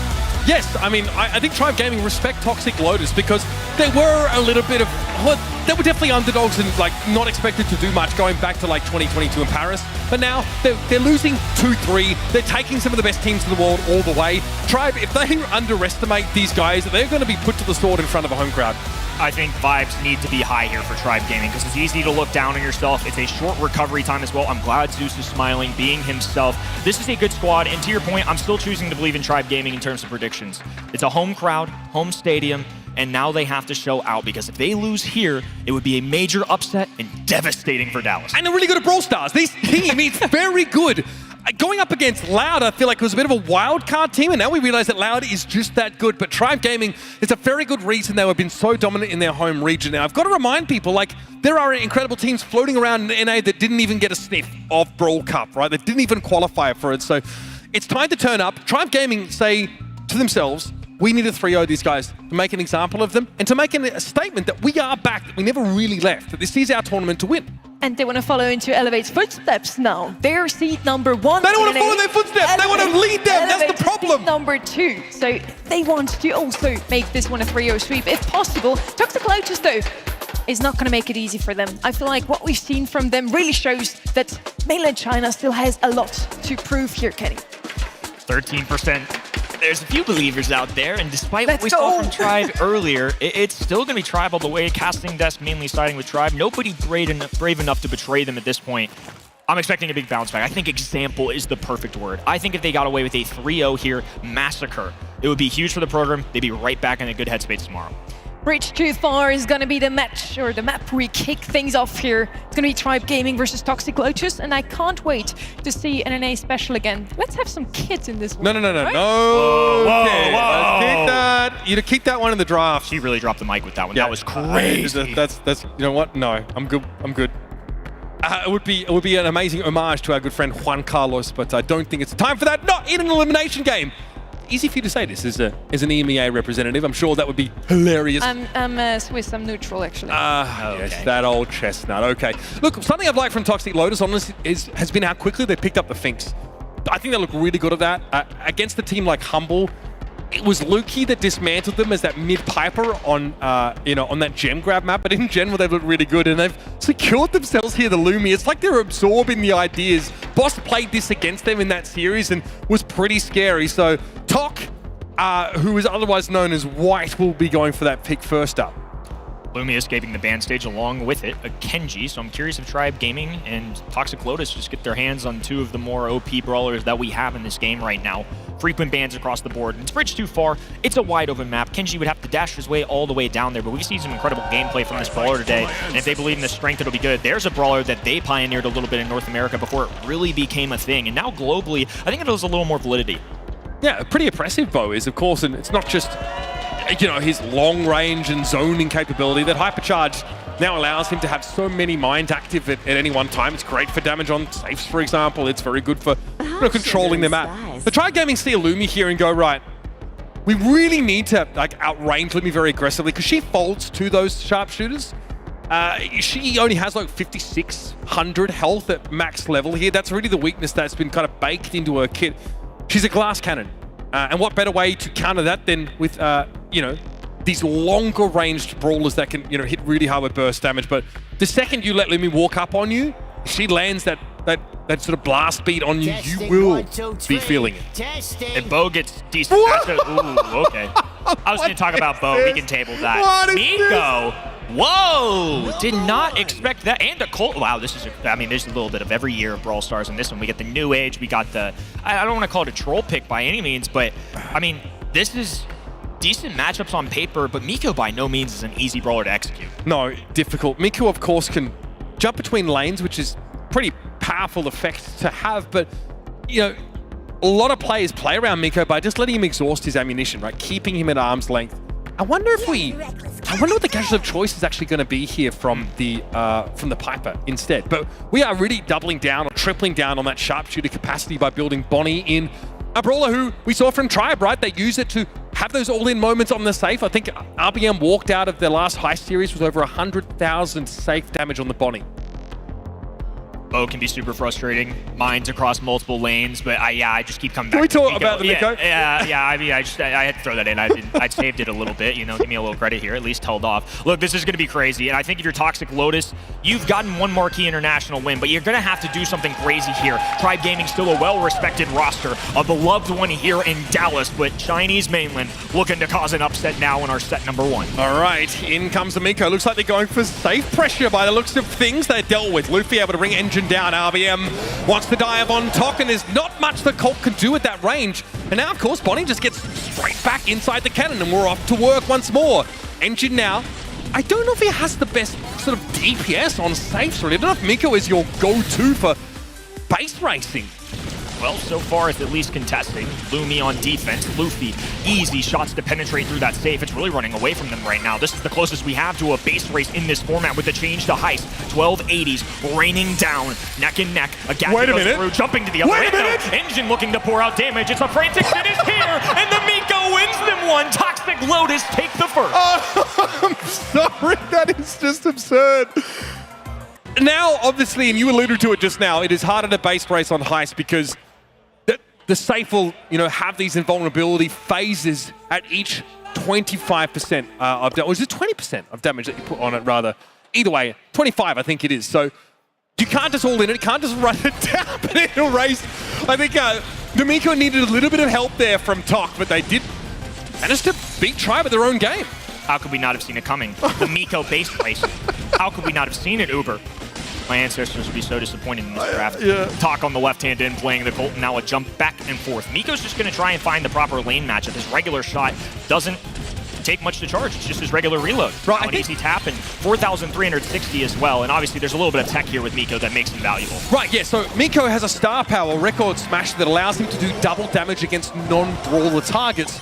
That safe is one of those, so he actually does a huge amount of burst there. You'll notice he's still a problem for someone like Piper to deal with, but if you let him on safe, he might be able to outrace some of these brawlers. RVM, though, has got pretty great damage, just DPS in general. Good uptime there. In comes Engine, looking for Luffy first. He might look to deploy those mines more defensively. It's going to be a close one again. OU trying to blow Zeus up. He gets some distance away, but that Lumi damage is really starting to take its toll on the safe. OU with some solid mechanics as well. Miko off to the left-hand end. Zeus can't do much about this. It's a horrible matchup for him. Squishy brawler, easy dodges, and especially in close range, Piper's not able to do a thing. Okay, in we come now with that out of frame super. Padive on the safe once more and to go back to work. Tribe have to get going here. They've got to get busy. They've got the invulnerability phase here, but they haven't triggered the last one of Toxic Lotus now. The Miko might just get the feast on this safe. 24% still here for Toxic Lotus. Enter too hard to catch it. Blink and you'll miss it. First set taken here by the squad from mainland China. A shock Miko pick straight out the bag of tricks. Gets them ahead early in the series. They've played spoiler before, but that Miko pick was bold, and early on in Miko's lifespan, that star power choice was definitely shown on things like ladder, and obviously as time's moved on, Miko has fallen down the tier list. Toxic Lotus bringing them right back up. I have a lot of respect for what they just did. This is not the start you want of Tribe Gaming either, who are already coming off a little bit rattled, a big disappointment, high pressure situation. Toxic Lotus are just playing with house money. Whatever they get out of this tournament, I think the world would respect. The fact that they grab a 1-0 set with a Miko, big-brained and nicely played, this is not looking good for Tribe. Obviously the Miko very powerful against those brawlers who are single shot and can be a little bit telegraphed. The Miko has like most of his existence on the field is one big invulnerability frame. While he's in the air, he cannot be targeted. So you can put mines down and try and stop him, but unless Miko runs out of ammunition, which is not easy to do, he will be able to continue to leap up and up and up.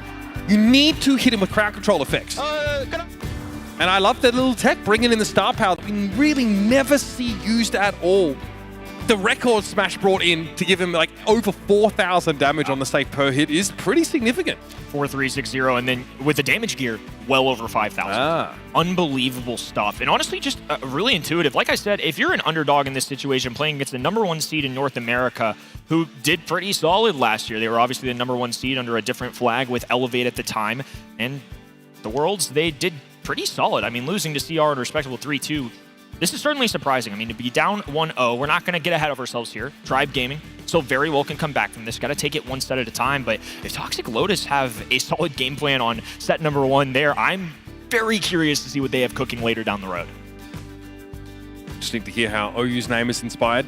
TOC is an acronym for Trick of China. So longtime Brawl fans will remember that team was started by TOC, or his name is White.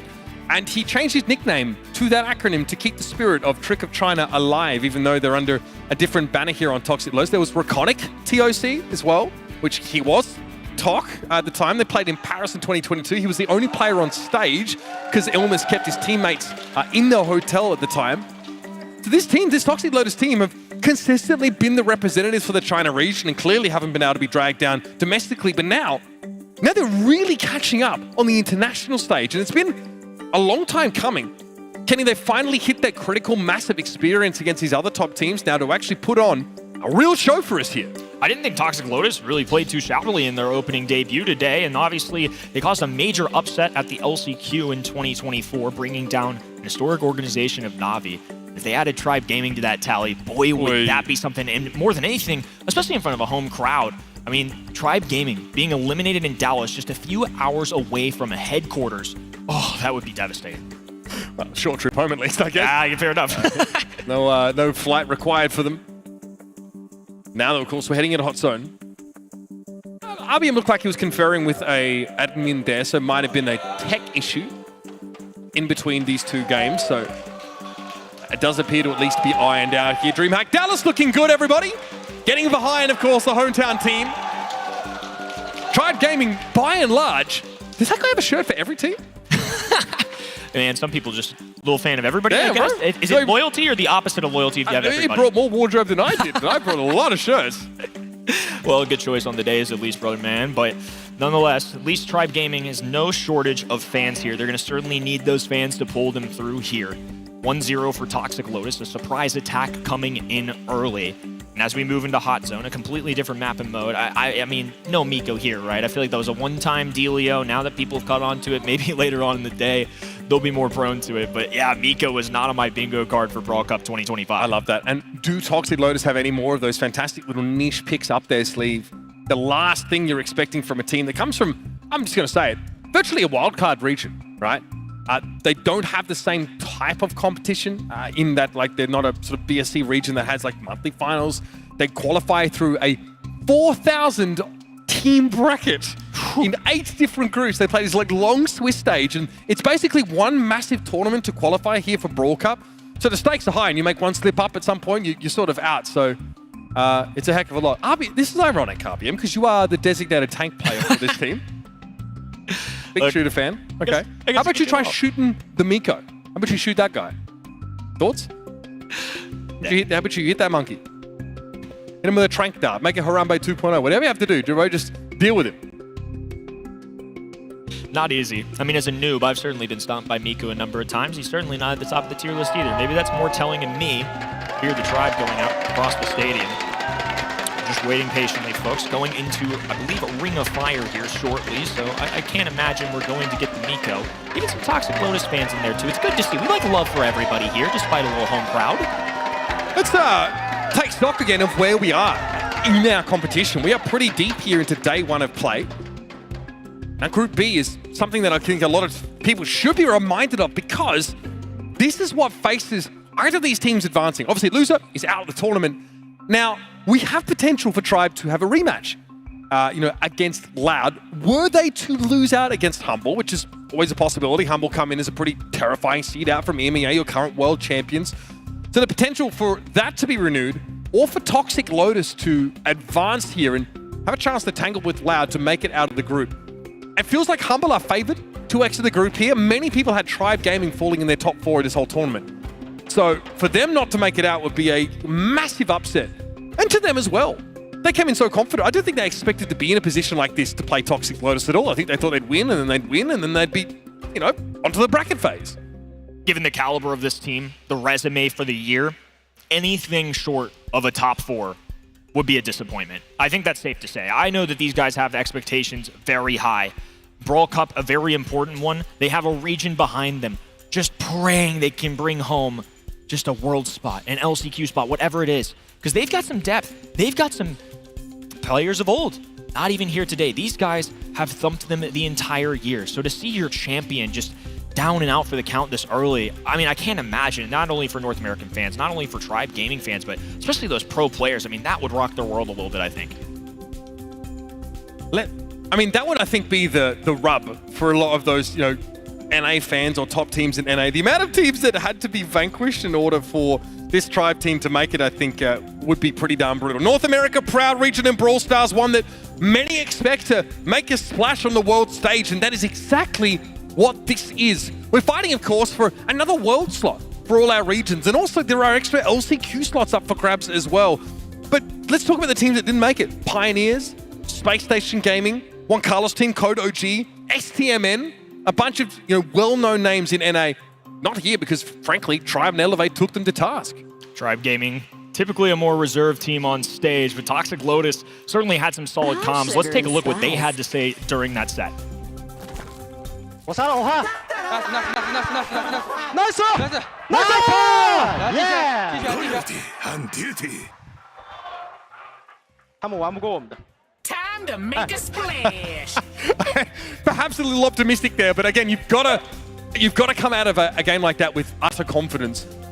Brawl Stars at this level is no longer about the individual mechanics in the server. And this is something that East Asia, for example, have tangled with over the last couple of years. The game has changed. You need a great coaching staff, support staff behind you to get you into these games with the best draft possible. And that's what we saw from Toxic Lotus. Tribe Gaming did not have an answer to the Miko, and he ran away with the game. Takes a village. It's not just mechanics anymore. Got to have a solid foundation behind you. Analysts have come into the stage, coaches for vibes, for drafting, all the above. It's not easy to be the best. Tribe Gaming #1 in their region. Toxic Lotus, a resounding champion of their own. Like you mentioned, thousands of players contested them, and they went relatively uncontested. I don't know how many 3-2s they even ran into, let alone how many sets they dropped. This is a squad that's represented their region now for years, and obviously they're in a little bit of a different universe, a little different gameplay than, say, our stereotypical monthly finals, but nonetheless, they're certainly rising to the occasion. They've definitely grown over the years. Now, of course, if you're out here in DreamHack, plenty of opportunities to say hi to the gang walking around, hanging out. This is Lucky on X, bumping into Elevate's roster. OG there as well. I mean, I think we count him as part of it now. Good to see some NA players, of course. Great to have a Brawl Stars land in North America. I feel like the last one was, I want to say DreamHack San Diego. That was Snapdragon, right? But it was, I suppose, not quite on this scale, right? This is a big DreamHack. Dallas always delivers in terms of that crowd, and great to have like an international Brawl tournament here. Awesome to see. The stands packed on a Friday afternoon. Can't wait to see what this weekend holds for all of us, and everybody just patiently waiting on Tribe Gaming to see if they're going to show up today. Toxic Lotus ran away with that opening set. A very tough one to say the least. #1 seed from North America. Hopes high for this team. Consensus top 4 in the world. Coming to this event for many people's predictions. They've certainly messed with mine, the casting desk, but you know what, Barney? Good for you, buddy. I'm proud of you. Again, sometimes you just have nothing to lose. I did feel like, yeah, we talked about this a lot. That one prediction was one we felt could sort of go either way. I mean, no one was getting called out for it. Some discussion here. Maybe some just device-related troubleshooting. So obviously getting close to having that resolved for you in just a moment. Thanks for your patience here at the venue and also out there in Internet Land. See Coach Killer there, standing amongst the Tribe Gaming team. Coach Star Dragon on the other side just produced a very spicy draft for us that gave Toxic Lotus a massive leg up on Bridge Too Far. Even though Sunny had the audacity to evoke the kit pick. Ugh. We did not see that. I think, yeah, NA fans still smarting after that one.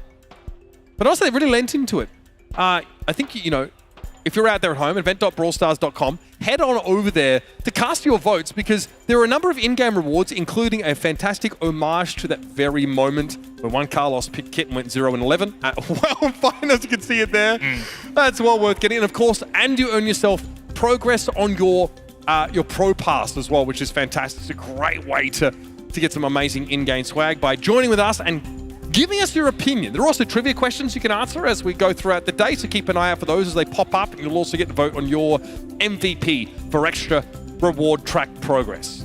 And obviously, we've got our competition here today, but debuting Brawl Arena just after this match. I'm honestly pretty jazzed up for it. Obviously, this is something completely new to Brawl Stars. We were able to get our hands on it a little bit yesterday. Oh, I smoked you guys. Oh, you guys that's not true. Don't listen to this. Nonsense. Oh my gosh. No way you come out swinging like that after I dropped 3-star players on you, fool. Come on now, brother. I did do the math. Watch the replays. We only played one game together. We played one game together, so that means that... We definitely won that one. We did win that. No way they beat us. No, we beat the EU guys senseless. I didn't even recognize. In fact, if he didn't open his mouth, I would have known it was him. It was that bad after the game. But Brawl Arena is a ton of fun. It's a game mode that I'm really excited for. Gives you a different way to explore some of the depth that Brawl Stars offers. And the map is really sick. So we're going to jump into a draft here. Thanks for your patience, folks. Ring of Fire is on deck. A sick draft from Toxic Lotus, or sickening if you're an NA fan, but one that gave them a very comfortable map win there on Heist. What's it going to be this time? What does Coach Killer have cooking? So anytime you don't see Kenji in the band stage, you just have to think it's a possibility. Brawler that's been shockingly low in the play rate, Jay Young, clearly not prioritized by most of our pro teams here today because they've certainly had opportunity. I thought that was going to be one of the big 3. You know, a lot of pro tier lists out there, or at least takes, where this brawler was going to be at the very tippy top. But honestly, he hasn't been a factor much today. Support brawler Barry out of the equation. B going to be the first overall pick. So they do leave Kenji on the table. But the good news is B probably one of the better ways to deal with Kenji. So if they wanted to let Kenji out onto the other team, at least they have a way with dealing with him. Kenji obviously is great at reducing the damage of the first shot that comes in, but B's first shot isn't really intended to be for damage anyway, right? It does hardly anything. That's kind of the way she works. The second shot is the one that really hurts. So against Kenji, she doesn't really feel like his star power is a hindrance to her. She's like, oh wow, my 300 damage got limited by 80%. Okay, I guess I'll just hit you with this big B right after that. So it's a pretty favorable matchup in many situations. I like the things. We've seen that from Toxic Lotus on hot zone maps. It's really good.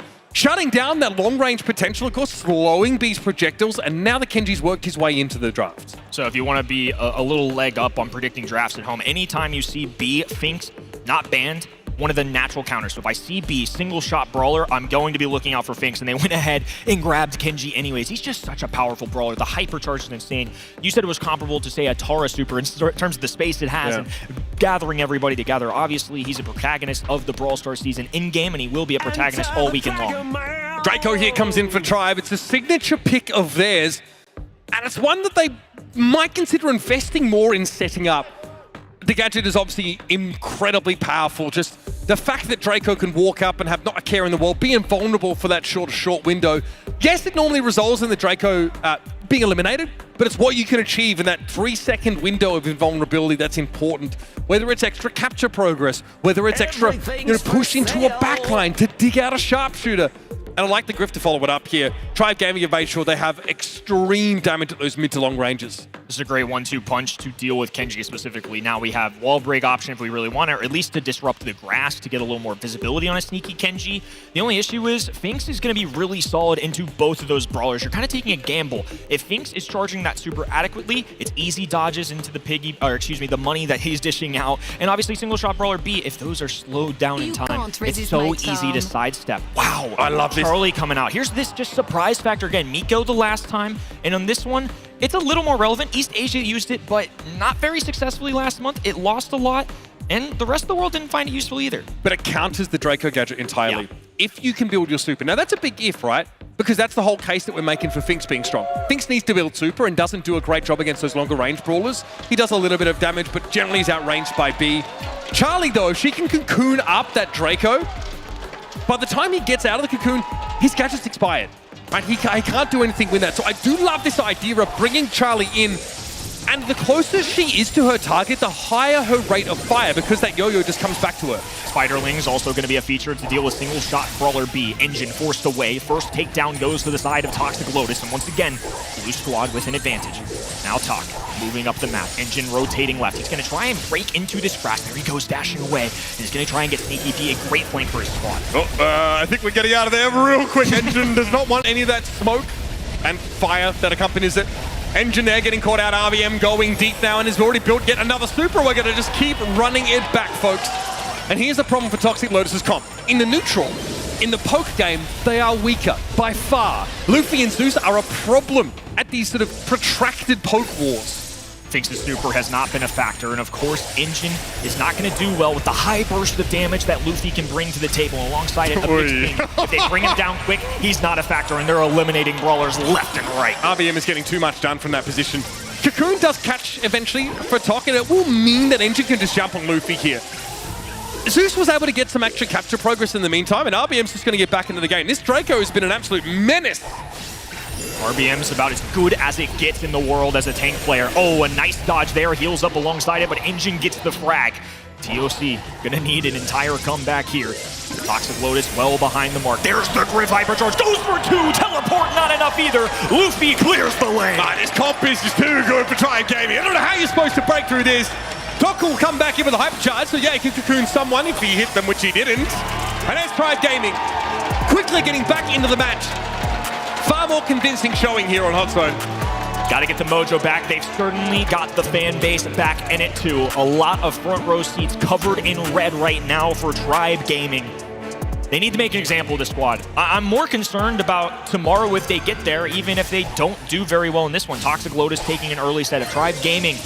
Make this another buzzer beater down to a 3-2 would certainly be a toughie in the confidence category. OU with an early gadget use there, but just beats Zeus in the long range game. And Engine's made his way into the cookie jar, something that Luffy has not been able to rectify yet. So now there's a looming threat of this aggro brawler in the backline of Tribe. And RBM is just kind of hoping to bait Engine out into the open by putting some point pressure down, but Tribe is so far behind right now, and there's a beautiful cocoon catch. Completely different start. And there's validity to this composition. Obviously you have Kenji. Kenji, a great brawler, but you mentioned it. Charlie, if played right, can be a great counter matchup into several of these brawlers. The Cocoon for Draco, the Spiderlings to block out D-shots, and if Finks is cycling in supers, they're moving a million miles per hour and also able to dodge both those brawlers so easily. Charlie's a nuisance for RBM here. Tok can pseudo shoot through walls, much like Kyle can. He steps out and steps back in. That little swing allows him to basically curve that shot. Tok though does fall, Zeus comes forward, big pick, okay. Tribe are behind the 8-ball significantly, but here's a staging ground for them to clamber back into the round. Nice slowdown on the Engine on the right-hand side. They don't see him, but he's going to have to buy a little more to try and get up this map. And now he's flanking. It's going to be angles for both sides. Talk also has a super available. Tribe are going to have to focus their attention on all directions, but nonetheless, even game. Still building up percentage. That's a big kill right there. A nice cocoon. Might not be enough, though. RBM back in action here. Gadget drop. Moving forward. Pushes Talk back, and more importantly, builds up so many percentage points. Yeah, Tribe now have a bit more of a commanding lead. It's going to be Luby coming in with that hypercharged super now. Wants to close with Talk, but needs to respect the cocoon, or doesn't, and suffers as a result. But this is still extra progress for Tribe now being made on the point. 91 and counting. Zeus eventually forced off, but Engine goes down to RBM, and he will wrap on the remainers of Toxic Lotus. With the fear of God in them as Talk falls to this long-range poke. There's the hypercharge, sidestepping, tags. Engine, the last man standing. Look how easy these dodges are. The Think Super making a difference, but it's just a few percentage points remaining. RBM alone can get the job done himself. Tribe Gaming bounce back in a big way in set number 2. And look, they let Kenji through in the draft. They say, okay, if you think you can make better use of this brawler than we can, have at you. We're going to go for the classics. We're going to go for the B here. Make sure we're set up. Oh, you take the Finks? Okay, well, we still have our Draco strategy. A brawl that's really not bothered at all by Finks' super field. RBM ends up with 6 of those eliminations. A lot of them, I would say, happen in that first round, where he's able to double, triple down on the backline once he gets in. And it's something that Engine tried to emulate as well. In that second round, we saw the Kenji straight off the rip, tries to go into the bush side of Tribe Gaming, get behind them, but Tribe are very good at playing on 2 fronts. They fight forward, they also keep the Kenji at bay behind them.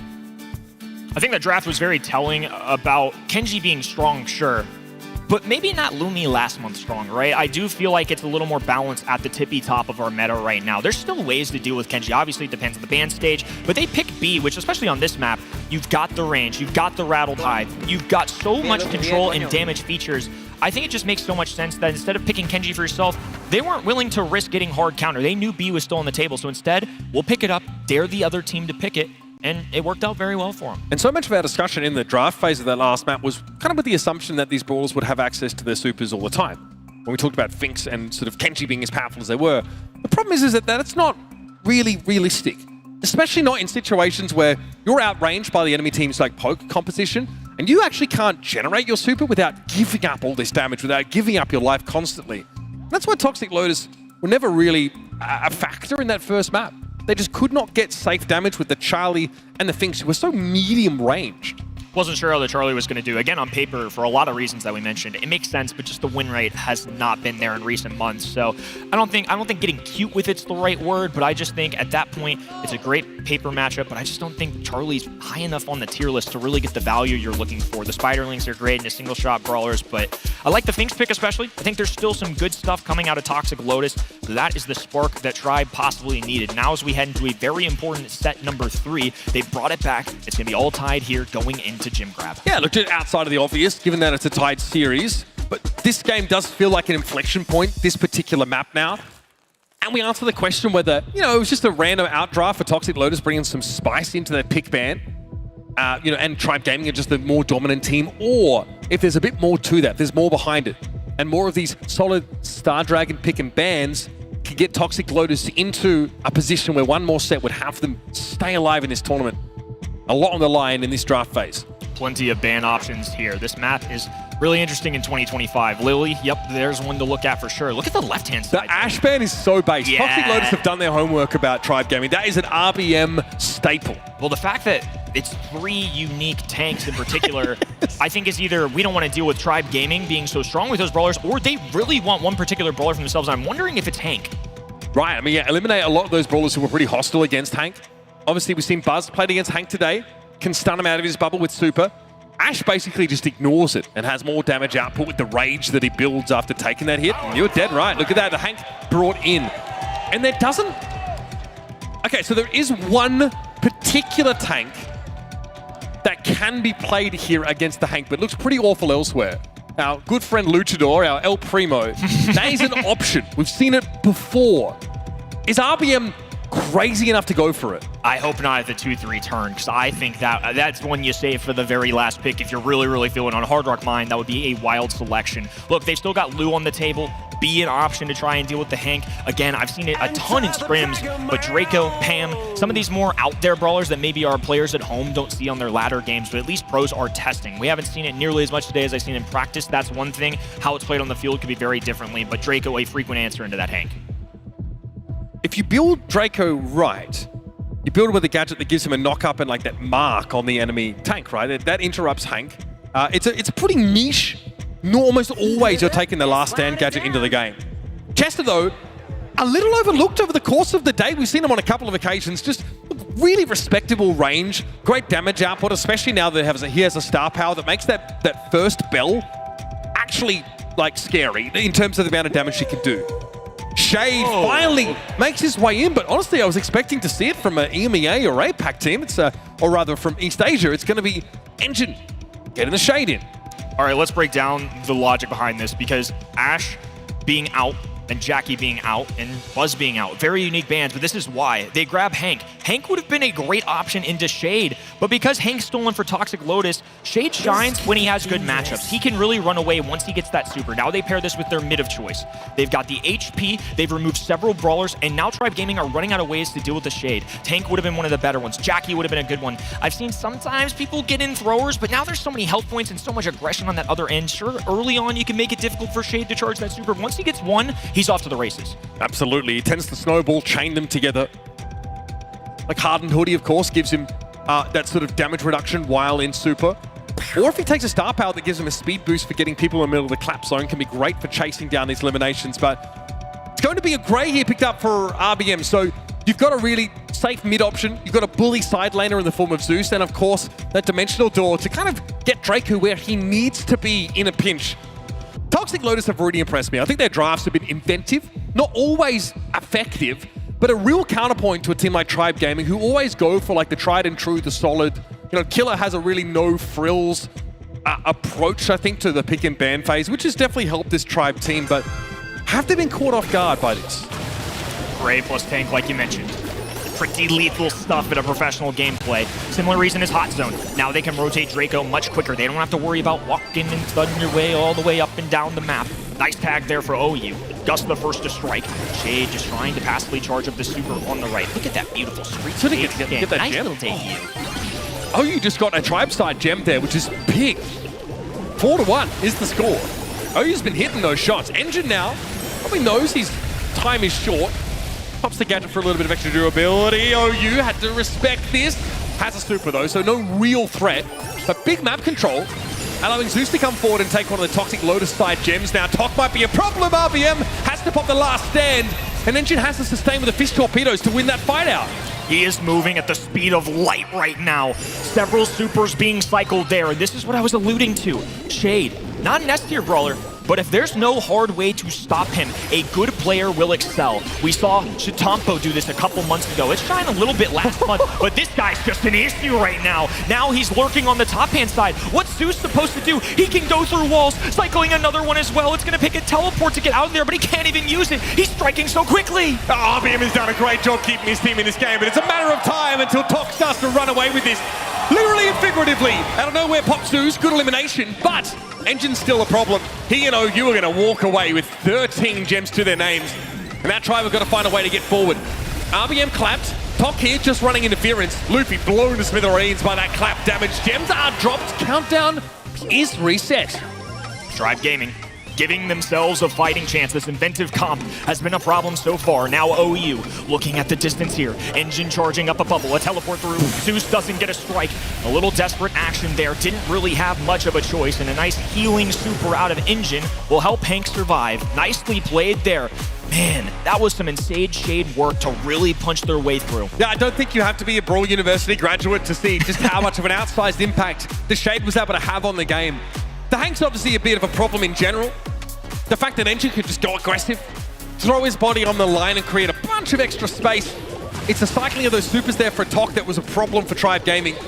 And that was with RBM, who knows he has to ignore the Shade and go after the other bigger targets. going to be Draco taking on that left-hand lane. Now encroaching on Engine's side, he's going to be forced back. Luffy dishing out tags from the long distance. They have to keep an eye on Shade. What happened in that first one was Talk easily able to just be in that circle. Once they won a lane, he just walked it on forward, got that first one going, and it was an absolute nuisance. I just don't think there's going to be an easy way to deal with him.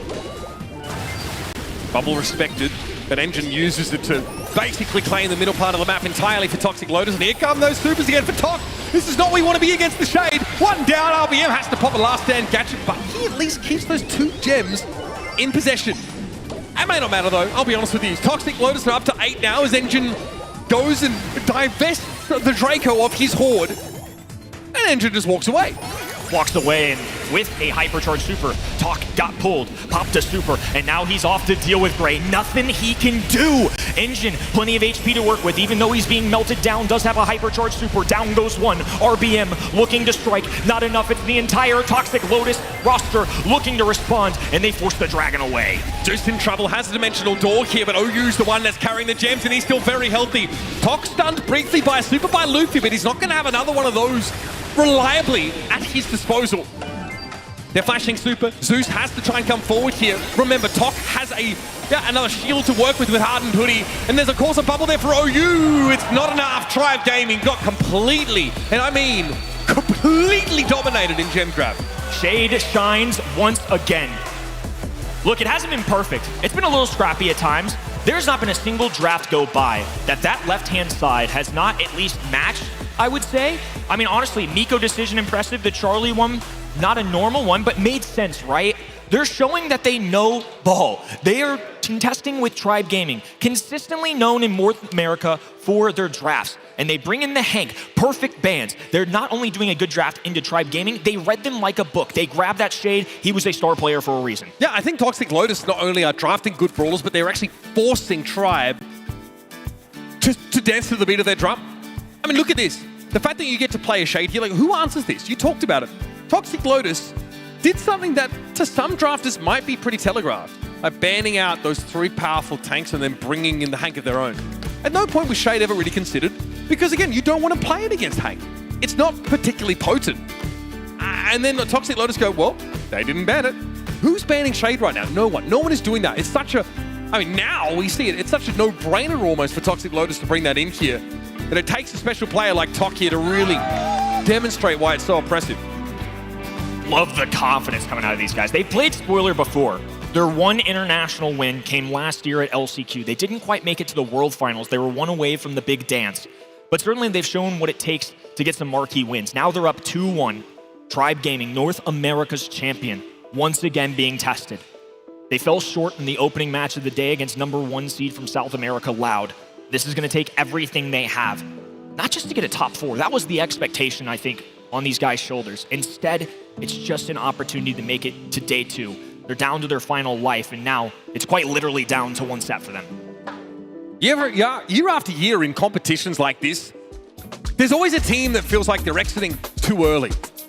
All too often, honestly, it feels like it's a North American team, but there is a team like this on day 1 who gets a rough draw, runs into a team on a bit of a hot streak, or just doesn't really have the answers against one of these wild cards, one of these underdogs, and that is Tribe right now. A team that came in with heavy expectations, a given that they would make it to day 2 and further, top 4 in many people's estimations, now are on the precipice of elimination in front of a home crowd. I mean, their van is literally just a few feet away that way. They've got fans in the front rows, loud and proud, and even in losses, they've been there. This would be something else, and quite the storyline for this weekend entirely. Here we go for Bell's Rock, though. Toxic Lotus have been rock solid in those drafts so far. Bans come in. Lumi eliminated. Kenji survives. I'm not going to say he's a first overall pick necessarily, but anytime Kenji's not banned, we've frequently seen him played. This is a really interesting ban phase, though. With the Kid and Rico being respected to such a degree, this actually leaves a ton of brawlers open. Ton of ones that you might not otherwise get to see on, a map like this, where Hank's getting looked at, Kenji's getting looked at. Ollie makes his way back in here. Obviously a great pick, for someone like RVM, with a ton of ways to sort of guarantee pick opportunities. Feels to me, with that all eyes on me gadget, kind of like the walking cane from Grey. Just hold someone in place for long enough to allow your sharpshooters to go to work on them. Ollie just makes so much sense as a knockout brawler to me for that hypnosis that you're talking about, because it's so easy to get those free kills, one gadget, one super, or a combo of both. You just walk them on a leash, get those kills, and especially if you're grouped up together, a lot of times you'll see it, that's the guy I was about to bring up, with Gene combos in particular, because you got the magic puffs going, you have a pull, and now that Toxic Lotus has this, I think this is a nice steal for them, and honestly, just a good general brawl in this map. We love magic puffs. I mean, the amount of healing that it can put out over the course of a long game, just, you know, without you having to think about it as the Gene player is pretty immense. It allows you to stay, you know, extra long in some of those long-range poke engagements, and that's when those opportunities for magic hands come up, or, you know, other things like that. So obviously it's still something that's pretty scary, and it means you've got to sort of burst that Gene comp down or really put the fear of God in them if they try and go for that look. I love Buster here. The fact that he allows you basically to not engage in any fighting, still build a super, and then have like an ironclad plan for the late game is great. And here it kind of dissuades some of the sharpshooters, right? ZETA like picked a ton against Lola in some previous games, and that was very good against her. Gene and Buster, just a good synergy in general for that passive gameplay that you're talking about. Magic hand plus the hooks. Buster can obviously charge super for free. It's just too easy, and Gene alongside it can just get vision, poke damage, all the above. Larry Lori, this is a unique one. Certainly a thrower that's gone down the tier list as Juju's risen. Barley's hypercharge still valuable. Every once in a while you'll see things like berry comps come into the fray. I haven't seen Larry Lori much in pro play. Well, Tribe now basically set the bar for themselves. With the pick of Larry Lori, one of the shortest range throwers in the game, they've said, we must take map control. And they have to do that before Engine builds that super. So you might see Tribe try and take the diagonal and use that to get, you know, damage for RBM, allow them to push up a little bit, because if they let Engine get that super ready, it's much harder to take said map control. But a thrower does ignore montage and its damage reflecting ability. So Zeus can virtually just bypass that from Engine and still have good damage. And I think once Lori is on the field, Tribe Gaming will feel confident in walking up and taking even more space. Be the sharpshooter of choice for the Tribe Gaming squad. These are the three brawlers they're going to put their faith in what might be their final set of the Brawl Cup. Barley, the response at the 6th pick for Toxic Lotus. A well-rounded composition. They've got plenty of poke damage with the Gene. Buster can charge it passively, and especially towards those in-game scenarios where the fog closes in, Barley, in a last call, damage dealt everywhere. There's just nowhere to walk. I like it. I mean, you're also trying to set yourself up with a favorable thrower matchup. I think that's really powerful. Now, the imperative for Tribe Gaming to move up on the map and be proactive here really gets exposed. And that's a limitation, or at least an expectation they've set for themselves by picking Larry and Lori here. They've got to try and circumvent this like drawn-out poke phase. TikTok here probably can get pretty consistent supercharge there off Zeus in that position. Talk. Easily able to remain in the back. Barley, of course, going to be a natural pairing with Buster just because it's so easy to charge up that super, because Barley's going to be in the back lines anyways. Tribe slowly moving forward. RBM skating his way up the map. Easy tags for Odin. Needs to be careful. There's the pull. Has to jump away. Whew, barely escaped. That's pretty scary. You've got to look out for that. Healing Tonic being available. That might have been an All Eyes on Me use there by RBM. I would have maybe expected Regulate to be the gadget of choice because he can just go over the walls with it. Yeah, I think that is the pick. So RBM lucky to walk away from that last engagement, especially given that Engine, predictably, has his super already. Oh, I love this. They're trying to match Engine into whatever lane Luffy was playing in. Now though, Hypercharge active. Engine might have bitten up more than he could shoot here. Hypnotized, but he already got the montage off. That is so big brain from him. Lori's on the field though, looking dangerous. Zeus, 1 versus 2. Now doesn't even have his counterpart to work with, and he's stuck in the corner as the bottles come raining in. Toxic Lotus, round number 1. If Tribe Gaming fall in this game, it'll be a match point. What a surprise it would be. Zeus now on the left-hand side, RBM looking right. Luffy, of course, the long range in the middle. OU just sits comfortably behind his walls. This time, it's Gene and Engine playing together. Again, all three of these brawlers have a great synergy. Gene has the magic puffs. Buster passively charges super alongside Barley. All of these brawlers play passively, and then at the end game, explode with damage. I love how you've kind of set the scene for that. Toxic Lotus are cheering. They've built all their supers. They've not had to make use of them at all. They can really just let this one be drawn out a bit further. They can afford to wait. Tok wants to wait for even the perfect hook, but sometimes perfect can be the enemy of good. Sometimes Gene sit on that super for too long and never have a great chance to make use of it. OU continuing to ward RBM away, saying, do not get too close. The gas is about to start entering the arena. But Engine wants to get in RBM's direction. Another pool connected. RBM got to commit to the fight, though. He caught OU with that jump gadget. Hypnotized, but there's no follow-up. 3v2 situation. Luffy has to make it count. Super goes down. Talk slowed. OU outside looking in, but it's an easy matchup there. And Toxic Lotus, massive underdogs from Chinese mainland, just one away. I'm sorry, but this is not close. That round was not particularly competitive stuff from Triad Gaming. The light seems to have gone out of their eyes. They've got a strong comp. I mean, if they can go to work with this Bell, if they can get catches off that Ollie that can be followed up on by Zeus, then they're in good shape. They've got to get it together, man. They've had a perfect resume entering this weekend. Undefeated in North American gameplay, 27-7 in sets. And now they're taking on a massive underdog in what has turned into a nightmare of a day number one. Right now, they're just dueling, trying to charge up those supers. Toxic Lotus have it easy. They can play from a distance. OU gives Engine a free one, and Talk, it's not very hard to land Gene shots. They're going to be able to get that utility much quicker. Yeah, it just fans out that damage. It's just incremental. It's never going to be putting real threat down on you. But again, it hits hard up close. Over 2,000 damage. A direct hits, and RBM just experienced that firsthand. Nobody's looking for again. It's the only that comes forward for Tribe Gaming that cannot manufacture an opportunity to get Tribe back into this set. Oh, and now they're flexing on him. The pull goes through. The wall's wide open. It's just a lone Laurie. And the King of the Skies just gonna have to fall back for now and live to see another round. Tribe Gaming officially down to their final life. He cut the air with a knife. The top seed from North America now is teetering on the edge of elimination from Brawl Cup. They've got to find a win in this round. Some signs of life. Anything would be good. Engine already has that super build up. Now he knows he doesn't have to worry about RBM hypnotizing him at long range. In fact, the Ollie's way more telegraphed now that he has the jump super. Larry and Laurie struggling to keep up with the distance. Barley helping charge. It's a pull available for Gene. Some tags going into Engine. RBM looking for smoke right now on that right-hand in. He flashing that super. Gadgets going down, but everybody just playing it patient. Toxic Lotus don't mind at all. I don't mind their time. They've done it over the last couple of rounds. Oh, you would love to build up another last call to set up a deterministic win in the later stages of this round, and he has that now at his disposal. Luffy here with another rattled hive. Needs more than just chip damage, more than just accidental hits from that. But where he's standing, it's not enough. There it is. RBM goes in. Talk able to catch him out with the magic hand. It's going to be a stun there onto the G, but Engine trying to screen for his team with the montage. It's not enough. RBM bouncing about in the backline, and OU in a 1v2 can't get him there. Tribe Gaming. Signs of life still. They are in this game yet. Beautifully done. Pressure has never been higher. They've been uncontested for most of the season, but today has not been their day. Opportunity to turn around right here, though. Finally, they grab a round in knockout.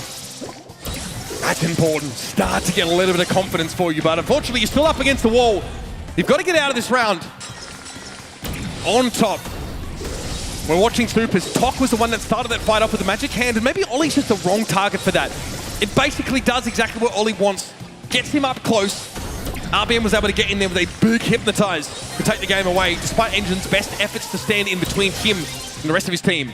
Despite being a passive composition, Toxic Lotus sure do have a grip on the middle of this map. Zeus lobbing up the long range, looking for any tags. We just haven't seen much of Laurie. RBM easily gets his super, is holding on to it. There he is flashing it. It's been a battle between him and Engine the entire time. Now he's hovering over. Oh, the pull goes through! Tribe Gaming down to their final life. OU falls 2v2, put in a corner. Zeus doing everything he can alongside Laurie. Now a 2v1. TOC, can he do it? RBM clutches up when it matters most. In the dying seconds of the round, it's Tribe Gaming, the rise to the challenge. A comp that we felt was a little bit questionable after the way the first round played out. But it's raw grit that keeps the head above the surging tides. Toxic Lotus threatening to kick them out of the tournament. Tribe Gaming say, not yet, not now. Huge deal right there. Toxic Lotus with a second opportunity, though. And because of the gene pull earlier, that's why those walls and cardboard boxes were down on the left-hand end, which changes things up entirely. Now OU has multiple lane options. Engine playing from a distance. You're going to see him hover right by Talk. Gonna get that super really early on. Tribe feeling a little more confident, encroaching on that right-hand side. Now backtracking. Need to see Zeus be a factor here. That's been one issue. I think it's just the brawler itself. It's really tough to play right now. Gives a rattled hive. Engine able to avoid it there, just playing outside of its range. Zeus getting aggressive. This is what I talked about Larry and Laurie needing the map control. RBM, nowhere to be here. Gadget's out, realizes he doesn't want to go after Engine, but OU's caught in the corner now. Toxic Lotus are going to go aggressive. They've got to save Private Barley, and they get OU out alive. It's all down to Luffy. 1 versus 3. And he'll have to jump into the fog and have this one over with. Grit is a great word. Tribe Gaming need a lot of it. A little luck and some serious mechanics. 1 round to go for Toxic Lotus. Chinese mainland's #1 team, uncontested. We thought, hey, Tribe Gaming have looked so good all month long, all year long. And Toxic Lotus did the exact same in their region. They're humbling Tribe Gaming right now. Iron Hive up here for Luffy. We'll have an opportunity to find a pick when push comes to shove. But these two teams need to have an agreement that the gameplay will run late in the round. Engine chunked here by that rattled hive. Finally, Luffy able to get something out of that. It's good damage, but Magic Puffs is going to cover that over pretty quickly. Luffy though wants to get aggressive. Oh, the Magic Hand catches him out. That's not good at all. Tribe Gaming now have to fight back for their life in this tournament with only 2 players. 3v2 situation. Zeus without a super, RBM without a super, and Engine has a hypercharge at the ready. Now the Flog is fighting them as well. Make it a 4v2 at this point. RBM going in, he has to, no other choice. They have to make magic happen. Down goes 1, 2v2 situation. Zeus lobbing up shots, Barley full HP, and RBM has to dive in at a perfect time. Last call goes on the ground, and it's down to their final life. Shockwaves sent across North America. Chinese mainland has done the unthinkable here in Dallas.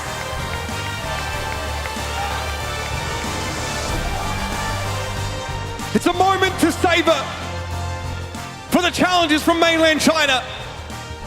It's not the first time they've taken a win here in an international tournament. It's definitely the biggest tournament they've cleaned a dub in. Crucially, staying alive, but with a sweetener of eliminating the top seed from North America. And home crowd can barely believe their eyes. Just insane.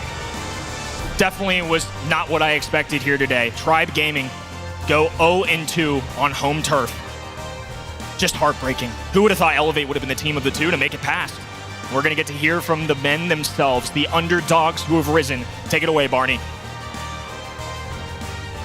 Welcome back to the main stage. I've got Talk from Toxic Lotus here. What an incredible performance. You know, first of all, your first match of the day, you had the current world champions. Then you had the local North America favorites. It seemed like the odds were stacked against you, but you guys pulled through. Talk us through that the final moments of that match.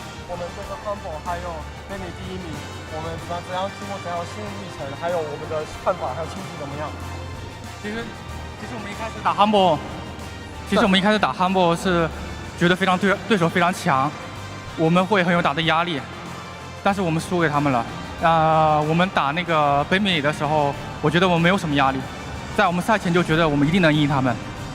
When we play against Humble, because they're world champions, we have immense pressure. But after that, we learned how to control ourselves and to stabilize our stage performance. Then we pulled ourselves together and we beat Tribe and Edinho, which is the #1 team in North America. I think that one of the things to take note of as well was that incredible first draft you had on Heist. It really did put you in such a good position. Do you have many more tricks like that up your sleeve? Definitely. I prepared a lot with a friend of mine. A big shout out to him. Shout out to Lotus, William Levin. I like you. One of my best friends. Shout out to Lotus. He's the GOAT. Well, congratulations, Toxic Lotus. What an incredible performance. Let's send it back over to the desk. Thank you so much, Barney. What a match it's been. I'm full of goosebumps. Kenny's shaking. Uber. I don't know. He's just Uber. He's always been crazy. Match stats here. OU with 7 kills, the most DPS on TOC. All in all, what incredible, crazy match. I'm losing my words here. I mean, China mainland. Toxic Lotus has already been super dominant in that region before qualifying for the Brawl Cup without dropping a single set. Now, they make it look easy, even against Tribe Gaming, the undefeated NA Warriors, Uber. Yeah, but in almost every single set, I have an issue with one pick from Tribe Gaming throughout their draft. Some of them just seemed a little bit questionable. Their last pick always seemed to be a little questionable. I think it sort of showed towards the end of the game. And look, you could say the same of Toxic Lotus. They had some pretty wild ones, right? We saw the Miko and I think it wasn't until I remembered the star power. It's just been so long. That it started to click for me, right? That pick sort of made a ton of sense. I thought the Shade pick on Hard Rock Mine was absolute cinema. That was incredible stuff from Star Dragon. And we're in an era now of Brawl Stars, Sunny, where like having great drafters can almost be more important than having sick mechanical gods on your team. But Toxic Lotus have both with incredible experience over like 4 or 5 years of play.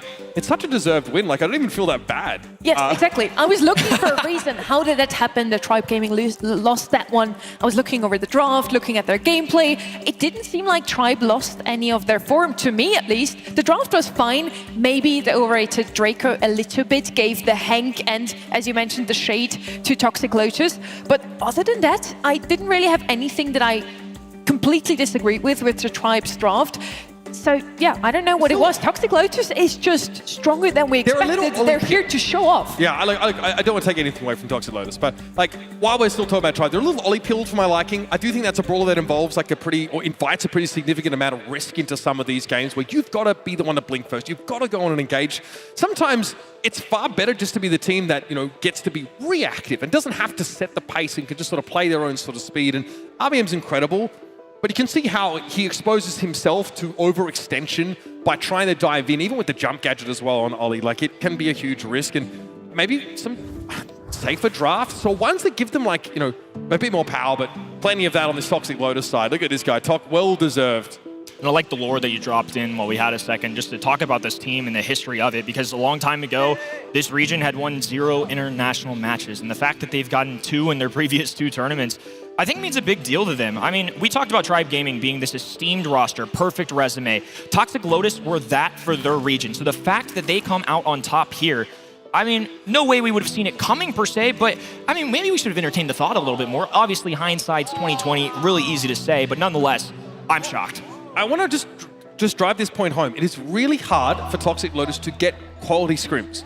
So, and a big draw for them about these events is that they can actually play against the best teams in the world. And slowly, over the years, this very same roster has accrued enough of that experience to get them into a position now where they can advance to our 3rd day of play. But, and there's a big but, they would have to deal with either Humble or Loud to get there. But they've gotten through Tribe. And honestly, Toxic Lotus might well be the 2nd best team in this Group B. I mean, look, Loud and Tribe went the distance. It's not unreasonable to think that Toxic Lotus don't have a chance. In terms of scrims, they were holding their own, at least in practices this week. I think Humble, to me, are the favorite from this group. They were the favorite coming into this. I thought Tribe were going to be that 2nd team. Who knows? All's out the window. This is every year is a different year. Is it all out the window? I just think the NA top seed is out the window. Well, yeah, but I mean, in terms of just like logic and what we would expect the unexpected. I mean, who would have thought that Tribe Gaming on home turf with fans right in front of their faces go 0-2? Not on my bingo card. I mean, I hope they have their fans still ready for Saturday and also Sunday, and they're going to be rooting for Elevate. They're still in. NA Hope is still here. Not to worry about that, at least. But yes, we had to say goodbye to Tribe. We do have a Toxic Lotus vote come from set number 3. That was Hard Rock Mine. And I want to see TOC got the MVP. Maybe he was also the shout caller in that one. 烧了，先生死了。没事，我帮你扛。Nice！ Hard to say. Nicer. That was well played. I mean, all of that match was very well played. And it's a 3-1 in the end. I would have hoped that Tribe at least leaves on a 3-2. No, I mean, look, again, the way that they sort of played throughout the drafts, I think they were lucky to get a set in this series. It's crazy. Like, I've been kind of harsh on them now. I'm not trying to kick them while they're down generally, but I feel like, Toxic Lotus really earned this win in every sort of part of the game as we know it. I'm really impressed. And it's great to hear Star Dragon as well, like, give his thoughts. It's been such a long road for this team just to try and get respect. Like, they haven't been playing for the honor and glory like these guys so far. They've been fighting for respect. Now they can start to dream a little bit bigger. And that should be really exciting, not only for the team, but also fans of the Chinese mainland region. So we talked about it before. Every single time Toxic Lotus or Chinese mainland is going to show up in a LAN event, they're going to do even better. Every single time, better and better. Now, you two have been on standby for the first 3 matches of today, and then you've been casting the last 3, obviously. Anything that sticks out to you? What was your favorite moment of the day? I mean, the shade. There's a reason those comms had so few words, because there was nothing to be said. It was just a runaway the entire set. Nicer. I mean, honestly, nice. That's all that was needed to say. It was a clean set. But honestly, I think how could this not be the squad that you take away from today? I mean, obviously very legitimate. We knew their mechanics were solid. They beat Na'Vi last time. That was an LCQ team. This is Tribe Gaming, number 1 seed. Yeah. And you hammered it home too. The level of competition that they play is not nearly as high as these other regions. So the fact that they show up far from home and take down some Titans, put some respect on their name. Yeah, it's so easy to get complacent farming teams in your home region that just can't stand up to you. But these guys know, like, they've known for years what awaits them at these tournaments and how much they have to step up. So they're ready to make that step. For me, favorite moment, it's seeing Elevate. Their individual mechanical skill on display is great. They've got Zoomer mechanics and Boomer drafts with OG coaching them. Hopefully, there's a symphony there between those two aspects that, you know, carries the last remaining hope for NA forward in this tournament.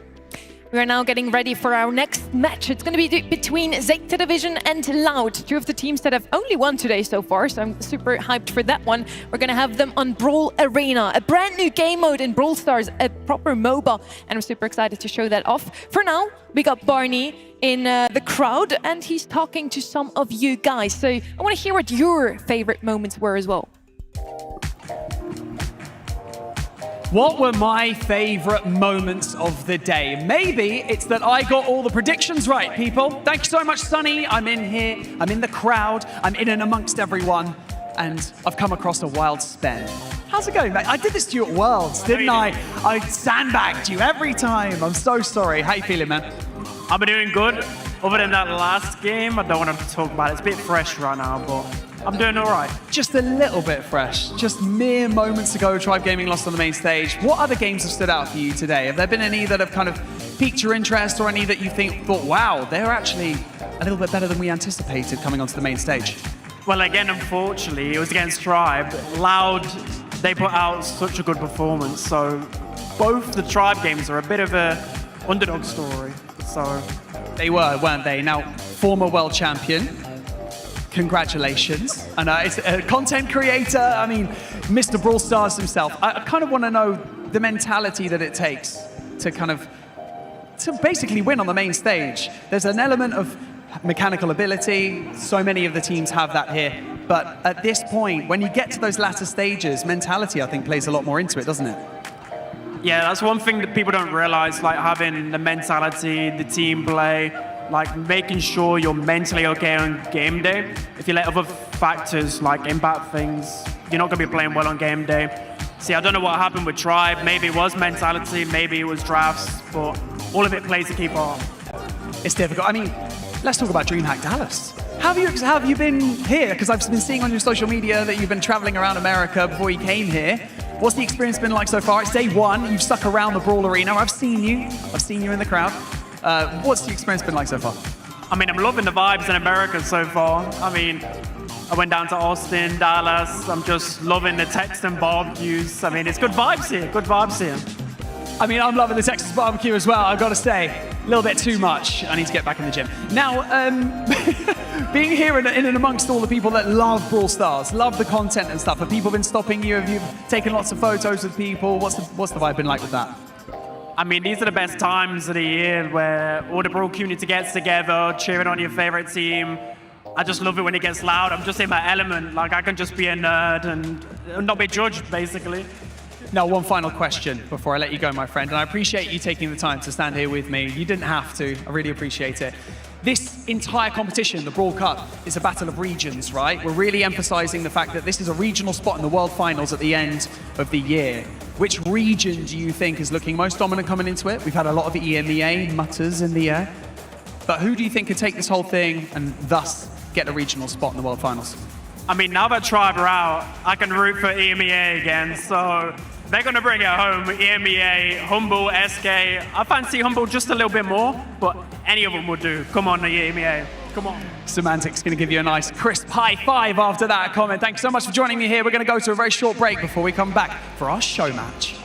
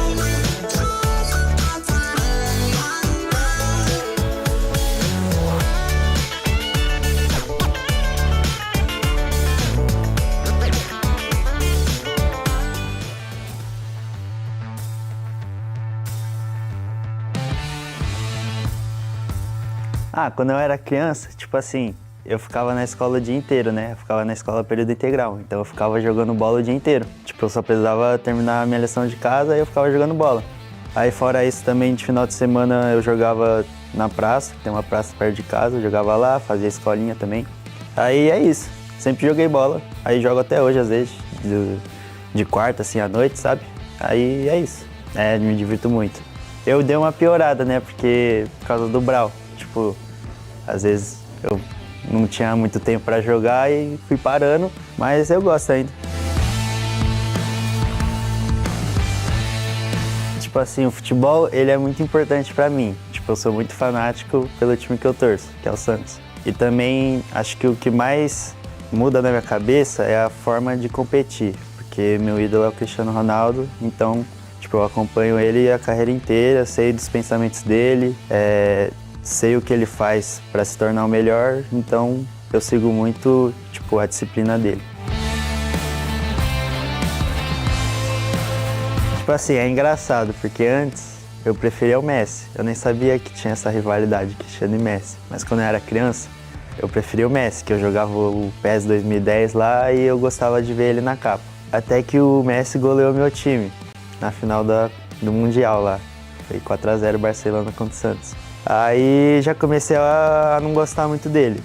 Tipo, eu comecei a gostar do Cristiano, foi meio natural, porque eu vi que ele tinha ido pro Real Madrid e nessa época eu tava assistindo muito Champions League, né? Eu comecei a assistir Champions League. Aí eu gostava do estilo dele, tipo, sei lá, do jeito que ele jogava mesmo. Aí eu comecei a acompanhar mais ele. E já tinha essa rivalidade dos dois. Então, meio que juntou uma coisa na outra, aí eu, tipo, acompanhei ele desde aí. A minha larica é hambúrguer artesanal. Tipo, eu já tive minha época de comer pizza era a minha comida favorita, aí eu comia toda semana. Era sexta-feira o dia da pizza lá na minha casa, eu sempre comia. Só que eu comecei a comer hambúrguer artesanal, aí é muito viciante. Aí eu como quase toda semana. Acho que o Fred Desimpedidos. Eu assistia muito ele, minha infância toda assisti ele, e é relacionado com futebol, então eu acompanhei ele entrando no canal e ele fazendo o canal crescer. Então ele é uma inspiração para mim. Se eu pudesse mandar uma mensagem pro Fred, é para ele não se abalar, que ele tá recebendo muitos comentários negativos nesses últimos tempos, né? Porque ele meio que se adaptou ao mundo de hoje, mas ele, o pessoal próximo dele, a família dele, com certeza sabe, tipo, quem ele é, sabe da índole dele, e como eu acompanho desde sempre, eu sei também que ele é uma pessoa muito humilde, e é isso.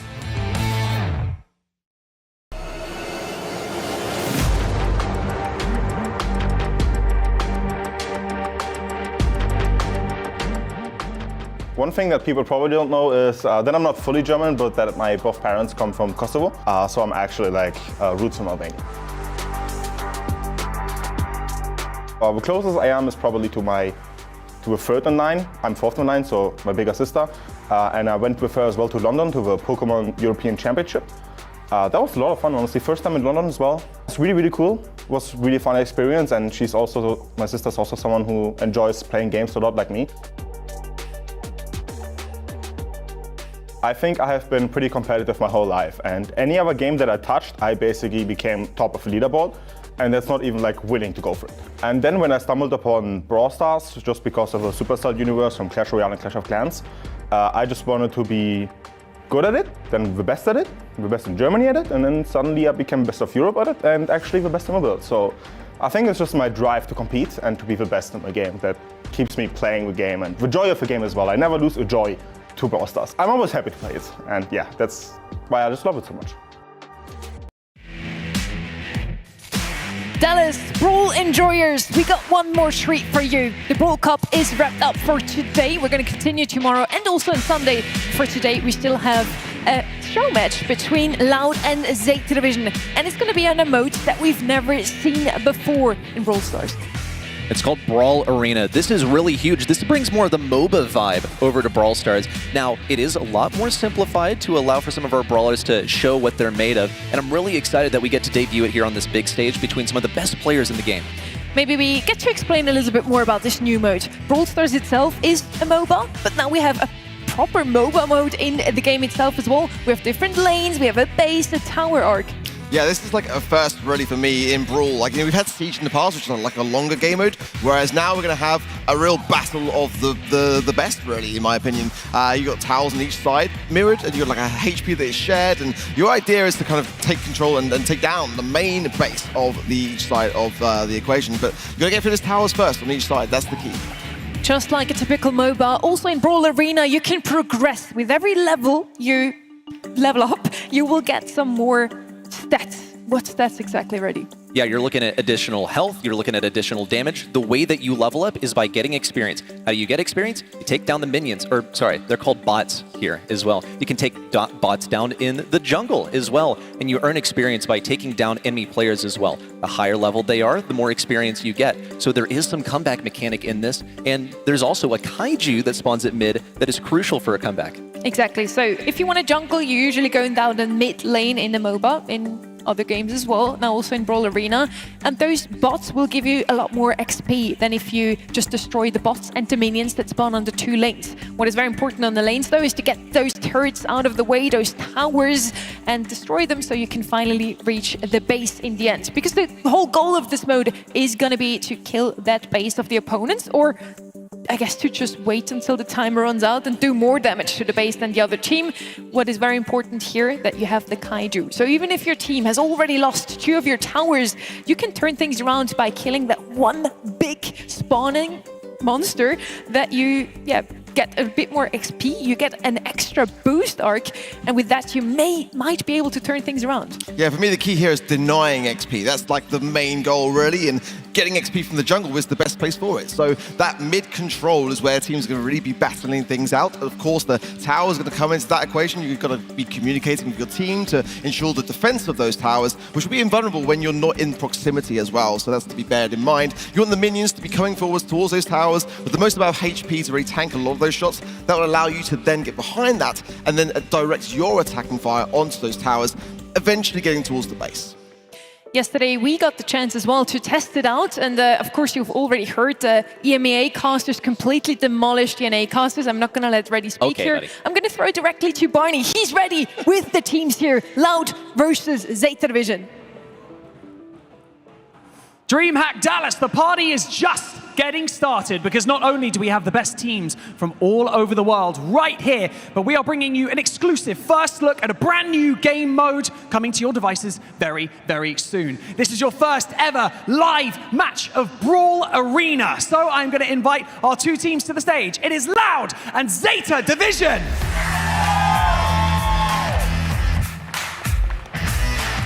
Kicking things off with Loud, we have Kaiodog, Edinho, and Firecrow. And from ZETA Division, we have Shitampo, Levi, and Sizuku.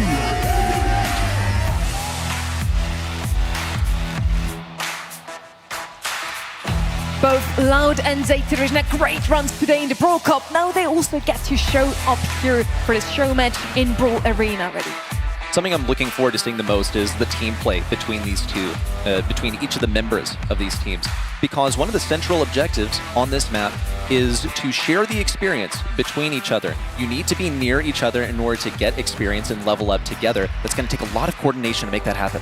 I think the key here for me is what brawlers you go in with. I mean, we were playing backstage and trying some things out, and there's certain brawlers which really do have quite an advantage in this kind of game mode. I think for me, Amber is a prime example of a brawler that can line up the minions, get as much XP, but also then reach the towers behind that and try and line up the shots like that. And, you know, having a tankier brawler for the mid in that jungle, that can go quite a long way as well. That's where the majority of the XP can be earned. Any brawler with piercing damage is going to do well here, because you want to also hit the player that is usually hiding behind those minions. Let me tell you, yesterday I tried B, for example. The players also, just as us, had the chance. Yeah, they're already laughing. They had the chance to test out the mode. I demolished everyone and Hank, just putting it out there. But then on B, you don't get your big shot off the minion. You don't get your shield if you rock that star power. So I wasn't even able to take down any of the bots. They healed up faster than I put out damage. And of course, the opponents were just hiding behind the minions. So I wouldn't recommend single target brawlers. Are you hearing that, Reddy? I can just hear skill issues. Yeah, you know, I'm guessing that B game is one of the ones where you supposedly demolish the you, masters. No, I think there are like so many different strategies you could go for here. You can prioritize getting single target damage in the jungle as well. Stuff that's going to be good in those bushes for you to sneak up as well. Things that are just good at clearing the waves. It's stuff that like does piercing damage to get individual things grouped together as well. Various brawlers as well, like Surge and Clancy, can obviously earn that utility off the back of bots, and that's kind of what Sonny's referring to with the B, and that's one of the sort of like little intricacies that doesn't really happen with B, but other brawlers can definitely capitalize down on that, and I kind of want to see if Clancy is that brawler which can really capitalize on that. The Hypercharge now, especially coming into the equation too, really quite a nasty brawler, but certainly you got to get that balance between, you know, do you want to go in with ranged brawlers or do you want to kind of go up close and personal? And for me, I think even a brawler like Colt is a daring prospect, but if you're willing to go in and take those risks, you can get just not only good access towards the towers, but also try and beam down your opposition at range. So the players are also going to figure out the intricacies of this mode here. We're going to be live here to figure out together with them what's good on this new mode. And I'm also excited to see if maybe Brawl Arena has competitive potential, if maybe it could be a mode we're going to see in esports at some point. And I also want to hear your two voices on that one. Well, I gotta say, at a glance, it is way more complicated than a standard Brawl Stars game mode. You have a much bigger map, so many more objectives to play for as well. You have the mid with all of the jungle robots, you have the turrets on the side lanes, the team play I think is going to be the most important thing. This honestly harkens me back to the original Siege, which was a much more extended game mode. And for me as well, like the best thing about the BSC is that we listen to the players. And ultimately, if the players are vibing with this and they're really enjoying it, there's absolutely no reason why it can't play a part in things to come. So ultimately, you know, if the players are speaking out, and as they always are, then of course the BSC ear is always listening. I do love that about Brawl Stars. Supercell always listening to the feedback. We talked about it before. Adrian is here, so just go up to him. He loves that. If you have any propositions for balance changes, also within the Brawl Arena, like for example, maybe give B a big shot after she hits a robot. Well, we'll see what they will change about this mode in the future. This is just the very first look we ever get at this brand new game mode. Never seen before here in Brawl Stars, and we're now heading into draft. I wonder what they will ban out here. Probably the usual ones, right? Hank, Kenji, they're gonna be very strong in this mode too. Has to be. You know, you got to get rid of the strongest things in the game so you can have a level playing field, things equalized across the arena. All our players are picking some brawlers. I think it's worth mentioning, at least you know, continuing the balancing conversation, that certain brawler classes are going to receive different buffs as they level up. A tank is going to get more HP than, say, a damage dealer would. Damage dealer is going to get more damage up than a tank would, for example. So everyone is going to get way, way better at playing their specific role, and some brawlers have been tweaked individually. One that stands out to me is Max actually gets a different base speed level as well. That's quite curious. It's going to be hard to play around her as a team player as well, because these lanes are so far apart.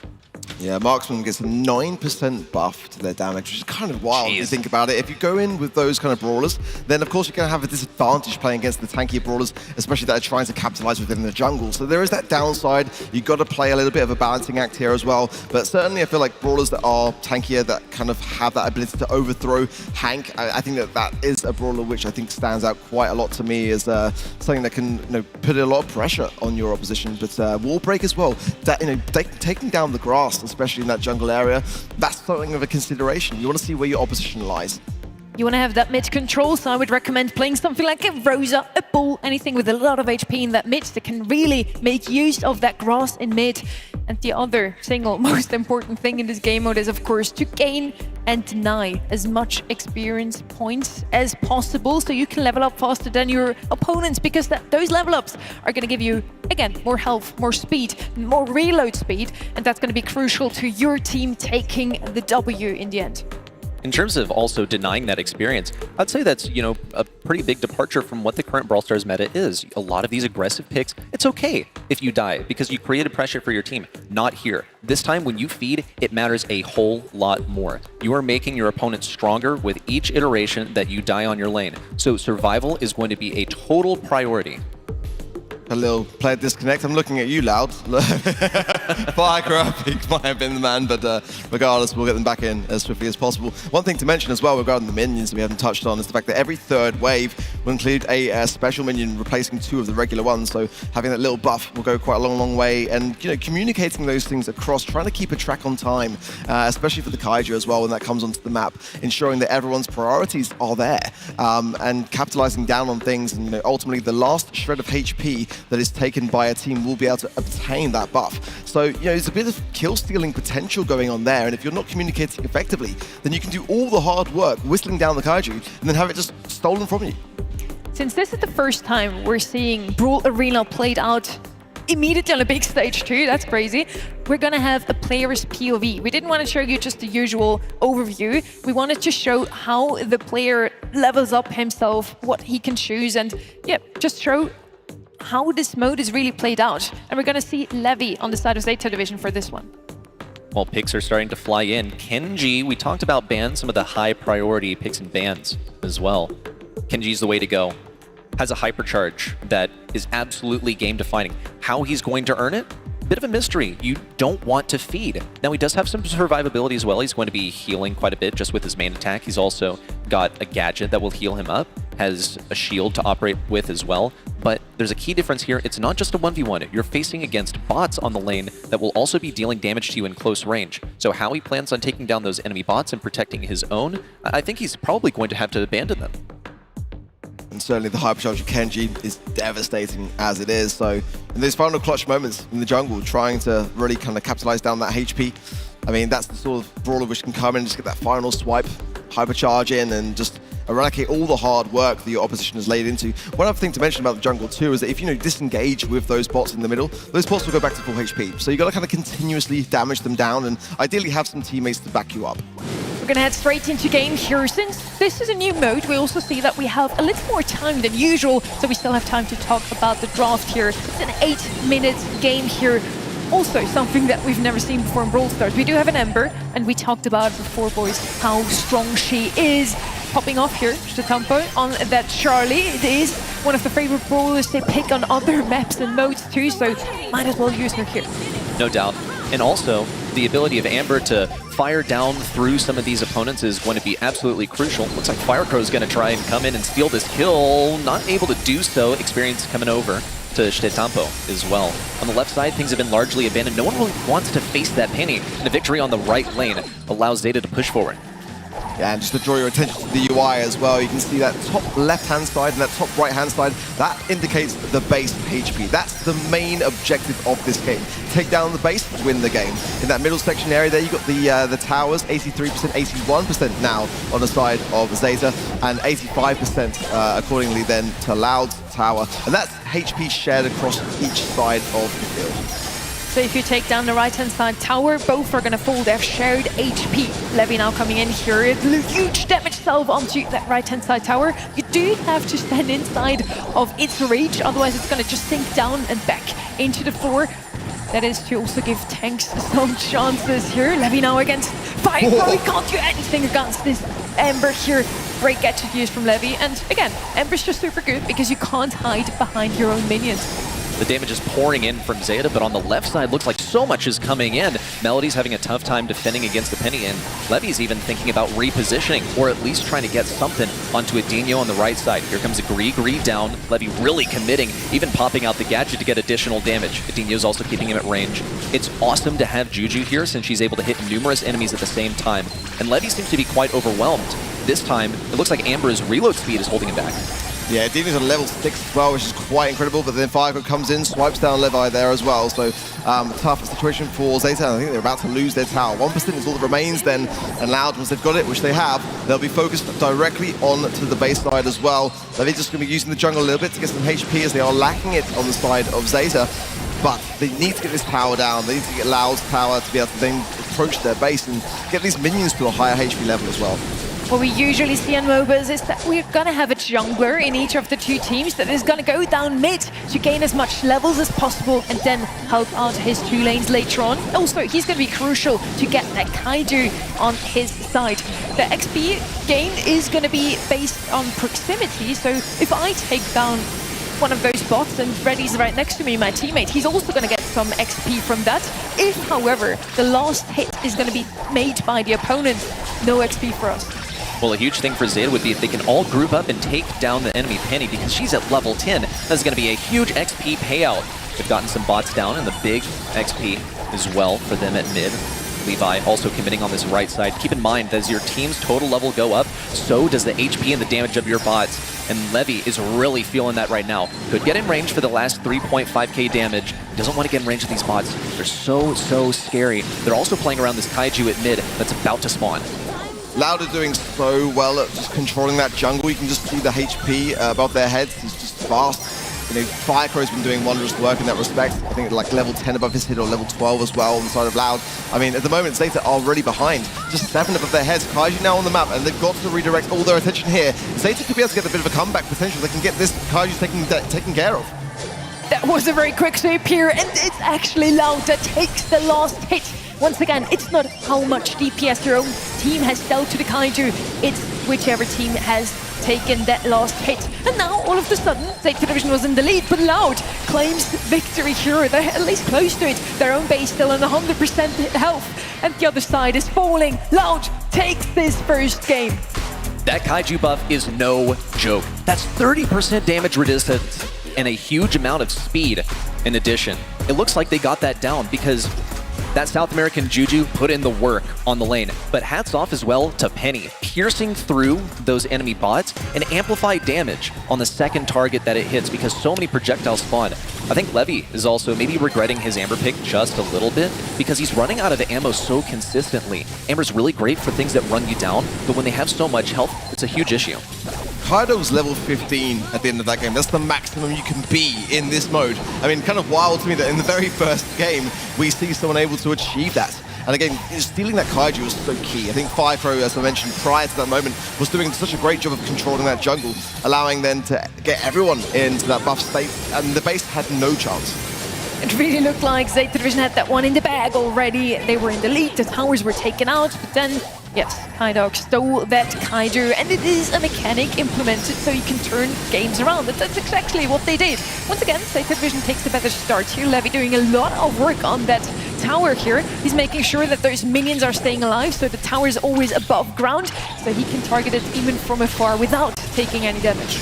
In typical ZETA fashion, they, I think, have learned from the mistakes of the last game because they've kept Penny at level 1. Remember, it is key to deny experience to your enemies, and the most problematic brawler of the last game has been kept at low level. Meanwhile, though, Juju seems to have been farming this jungle, now trying to sneak up on Levy, unable to get any damage off of him, and sneaks right back into that jungle. Same thing as well for Firecrow. Here's the hypercharge out from Sizuku. 1, and looking for 2. Firecrow takes to the sky, no kills. Sizuku gets him on re-entry, and things are looking fantastic for ZETA. Yeah, lovely stuff there from Sizuku, then just leveling up as well. Level 5 now above Levi's head 2, and it's actually Loud that are slightly behind. Level 4 above Edinho, and he's been kind of battling Levi in this kind of mid area so far. That invisibility sometimes might get a chance to capitalize down, but there it is, coming straight in front of him, and he might even find the kill. No, the Dancing Flames gadget there is going to come in clutch for him.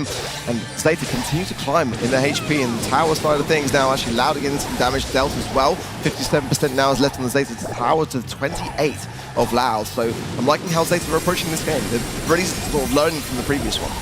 Well, we did see in the previous one that things can get turned over quickly if you get that Kaiju. We only see one of those spawning in that first round. Loud were sweeping them pretty quickly after that buff. When we were playing yesterday, guys, we had a lot more Kaiju spawning. Every single time they come in, after every 4th wave of those robots, it's gonna have more HP and a bit more damage that it deals out. Well, we see the countdown timer at mid. It's going to be coming in just about a minute here, so more gameplay to go until then. See, Levy has gotten pretty high in level. Things are a little bit imbalanced between the teams, especially with his tower falling. The HQ now exposed for Loud, and Levy repositioning over towards mid. They need to get some control over here. We saw just how game-changing that Kaiju buff is. So just about holding on to their own tower for now, but Loud are attacking it as we speak, and it should be toppling. There it goes. The 1% is now fallen, so now both sides are going to be targeting the base. It's quite a cautious moment in time. The jungle's going to be really quite key, and this Kaiju spawning now in 25 seconds of time. That's where both teams need to be spending their time to try to get that buff on their team, because it's going to be crucial. Whoever gets that could very well take the base. In the middle of our screen, we see the countdown now. 15 seconds until the Kaiju spawns in this round. First attack here from Levy onto the base of Loud. ZETA Division takes over the lead here. 8% already taking off of that base. Levy has to disengage here. Some bots are still spawning. 1 second till Kaiju. It's going to be ZETA Division once again attacking it first, but who's going to have that last hit ready? They're off to the races, getting as much DPS as possible. Levy knows that he's got to stay in close range. They don't have any enemies contesting them, and finally, ZETA have managed to take the Kaiju. That means it's drive time. 30% damage resistance, and a flat 80 movement speed boost is going to be crucial for getting in range. They have the level advantage as well, but they're gradually moving up. They got to be cautious, though, because that Kaiju buff only lasts for a certain period of time. Don't be overzealous either, but look at this. It's so hard for Loud to be able to defend this situation. Look at how the base is tripping down immediately into the HP. Oh my god, it's almost done in one single push. And as quickly as that, ZETA eyeing out the scoreboard. This time around, nobody reached the level 15, and yet still ZETA Division takes this one. A lot of control throughout this game.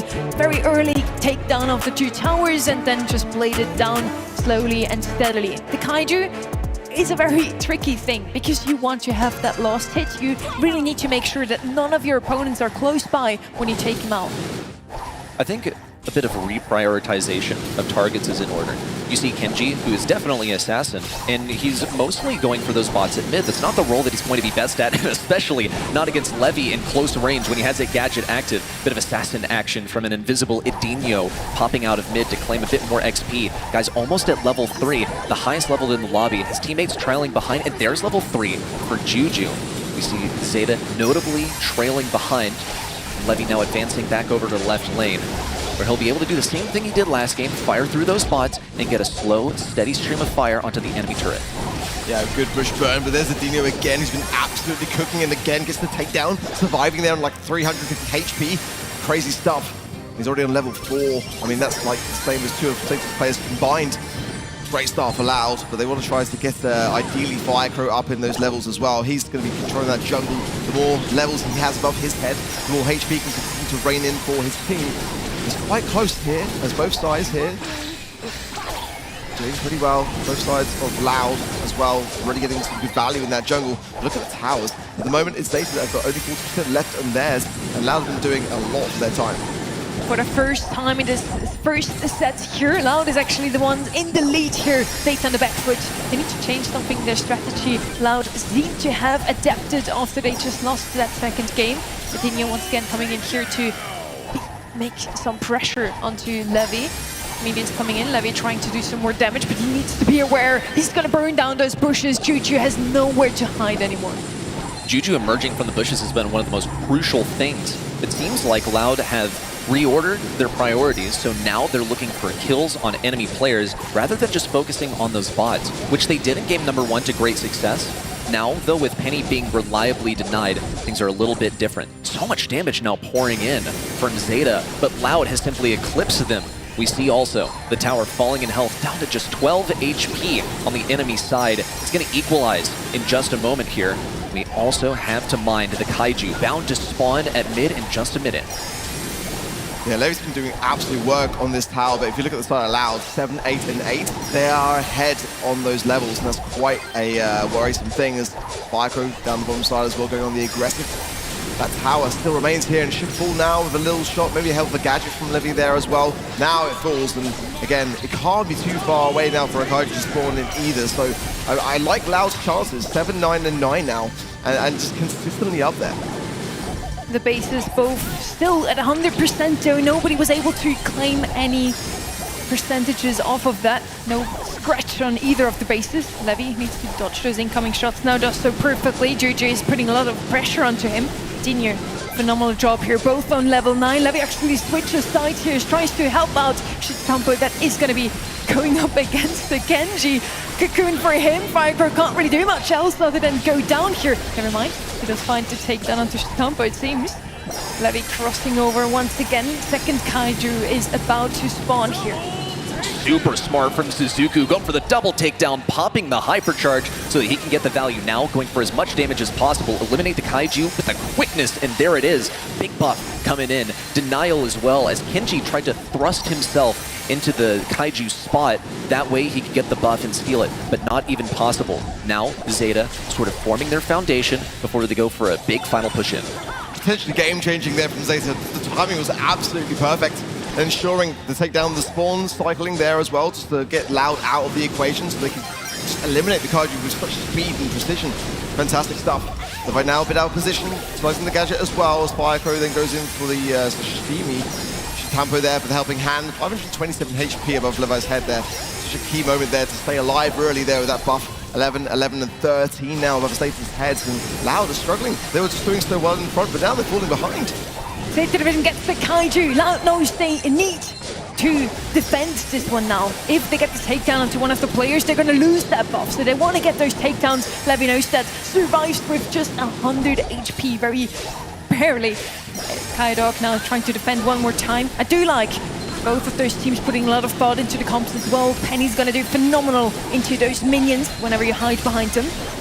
Levy now with the first damage onto the base of his opponent. Loud is gonna really get some damage onto their save. Second Kaiju spawn in now as Tampo tries to claim that one as well. Will ZETA Division get that second buff as well?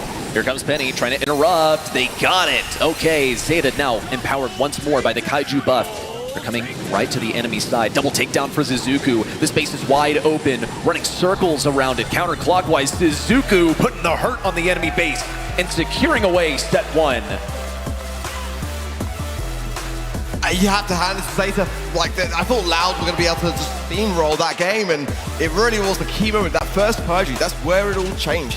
Getting that additional buff, increasing those levels, and then also just kind of having a little bit of a distracted moment when the second spawn came in. You know, we saw Leva going onto the base, just trying to visit down the HP, and then coming back to help his team to secure the second. And Loud were always playing catch-up from that moment on.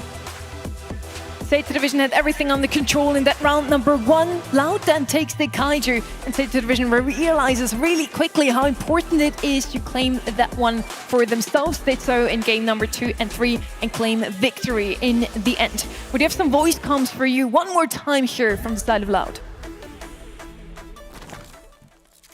Bata esse robô aqui, passa. O outro caiu ali, aquele cara, passa. Ué, caiu? Sei lá, essa melody tá toda estranha. Eu quero... Ai, tá pomba, agora voltou, eu acho, o joguete. Calma, calma.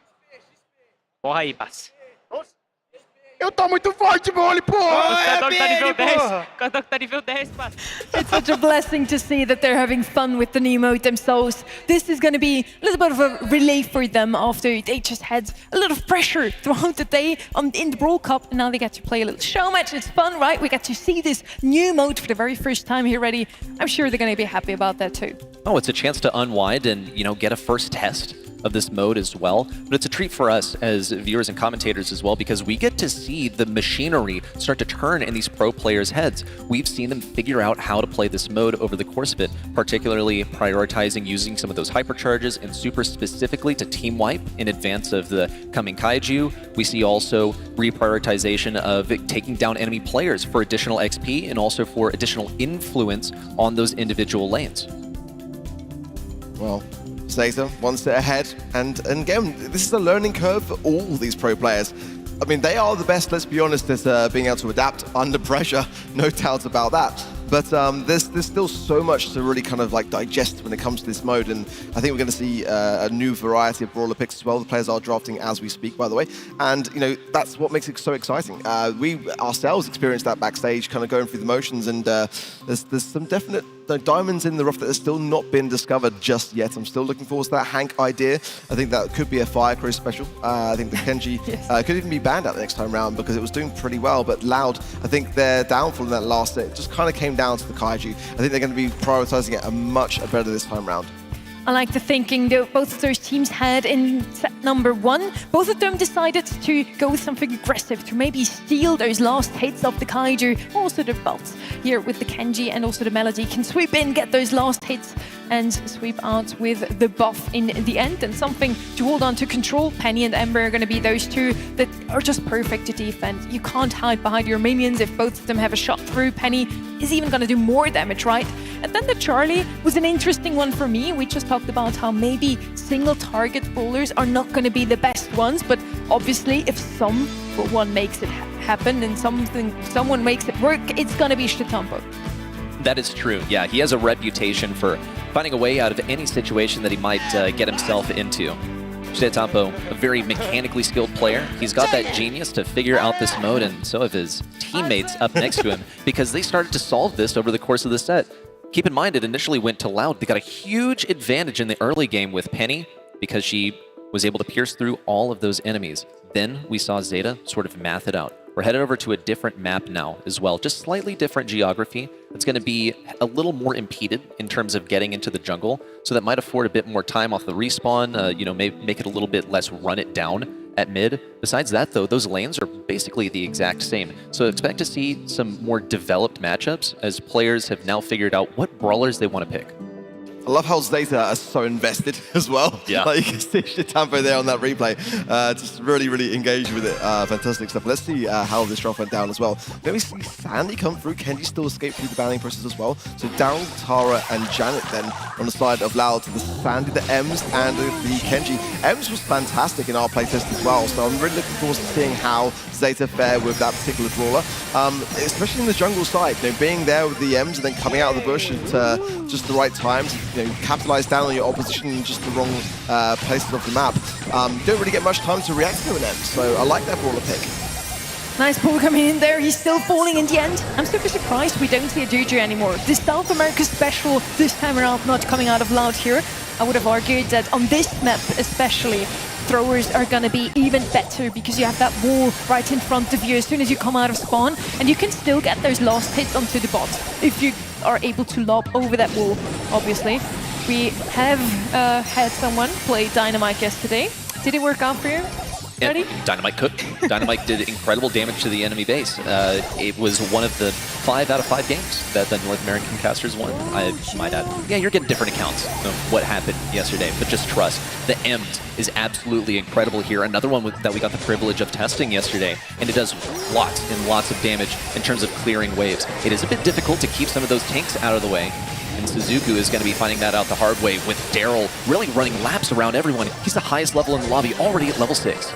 Yeah, matched now as well by the Kenji of ZETA though, so they're keeping it neck and neck. And for me, I'm not overly convinced yet by this Sandy pick, got to be honest. I mean, hopefully for Levy it will come into helping hands in the jungle side later. It's primarily, you know, designed to give over the roof stands over to your teammates to be able to then control better in the jungle side. And I think Suzuki should be the main player for ZETA to be able to capitalize down. Ems is just really prevalent for me in this game mode, so I think that ZETA has still got a pretty decent chance. Level 8 now with the Kenji. That's now the highest brawler on the field, so ZETA are starting to steamroll ahead.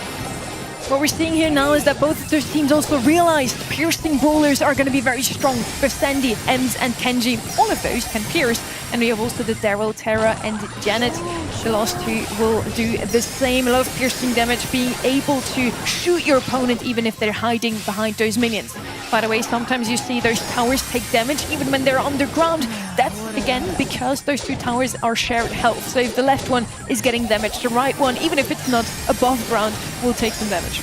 And you could definitely stack one lane, but you have to defend the other one so that you don't leave it totally undefended, especially against a brawler that's particularly suited to base racing.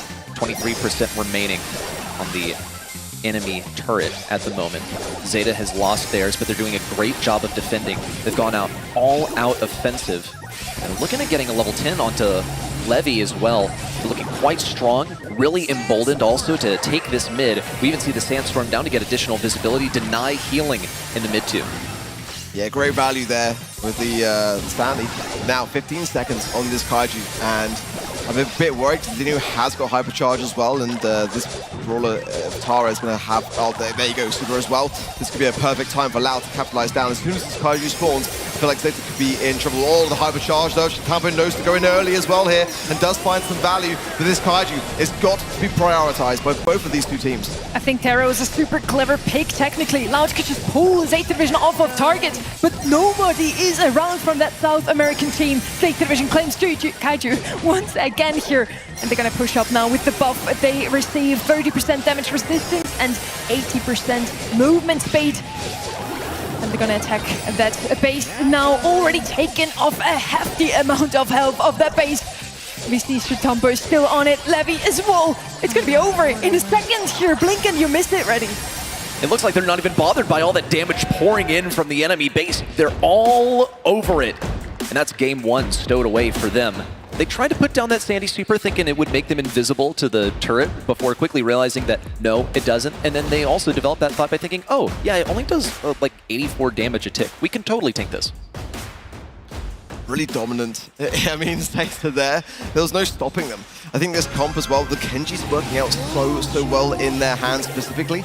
And Sandy, like I said, it's not my favorite brawler pick, but this is the value of which the root stands brings to the remaining members of the team, really. And, you know, you're able to get some good connections onto the minions on the lane sides as well, so I don't necessarily mind it. But I think Daryl for Loud can do a bit more than it currently is. We also saw in the previous game that Tara was taking quite a while to get off the mark, so I want to see Loud kind of utilize her a little bit better this time around. I'm super excited for this game mode actually making it into Brawl Stars because we're also going to have a separate meta for this mode, I feel. OG players will remember that we had Siege 2021, 2022 back then, and we have some brawlers that were especially good on that. For example, Grom. I wouldn't expect him to come back here just yet, but maybe players are going to figure out that he's good here as well. We also saw that Sandy interaction. The Sandstorm doesn't actually hide you from the turret. Same interaction as with the Siege turret.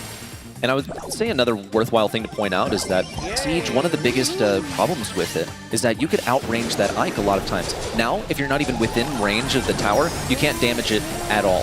And I think we're seeing the same thing at the jungle as well. If you're not standing within that radius, then you're not going to be able to deal significant damage to the enemy bots because they're going to out-heal all of your damage. So you have to fight things in close range. You got to do it fair and square. You can't hide behind a wall. You got to do it.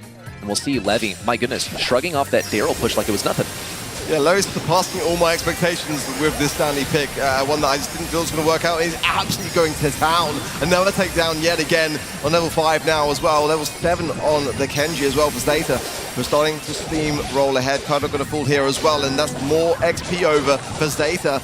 Loud falling behind, but again, we know how influential a Kaiju can be. One single spawn of that. If Loud can prioritize it and get some early takedowns of Zeta prior to it, then that can all be turned around so quickly. In terms of the towers, though, there's really little in it. It's about both sides just trying to really earn their levels first before they try to then go for the tower, which is kind of wise. Utilize the jungle and get everyone ready up and geared to go.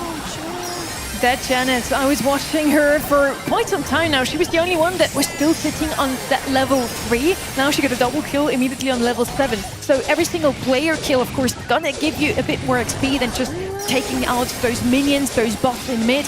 So Janet now top brawler on the right-hand side. Never mind, Daryl just climbed up to level 8. Shitambo sweeping Kaiodog. Every single time that Daryl's trying to go in, Shitambo's ready to defend and avenge his two teammates here. The towers are still very much alive on the side of Zeta Division. On the side of Loud, 41% is all that is left of them. Kaiju bound to spawn in just a moment here. Really need the team wipe for Zeta. This is a strategy that they've employed in the past several games that they have won.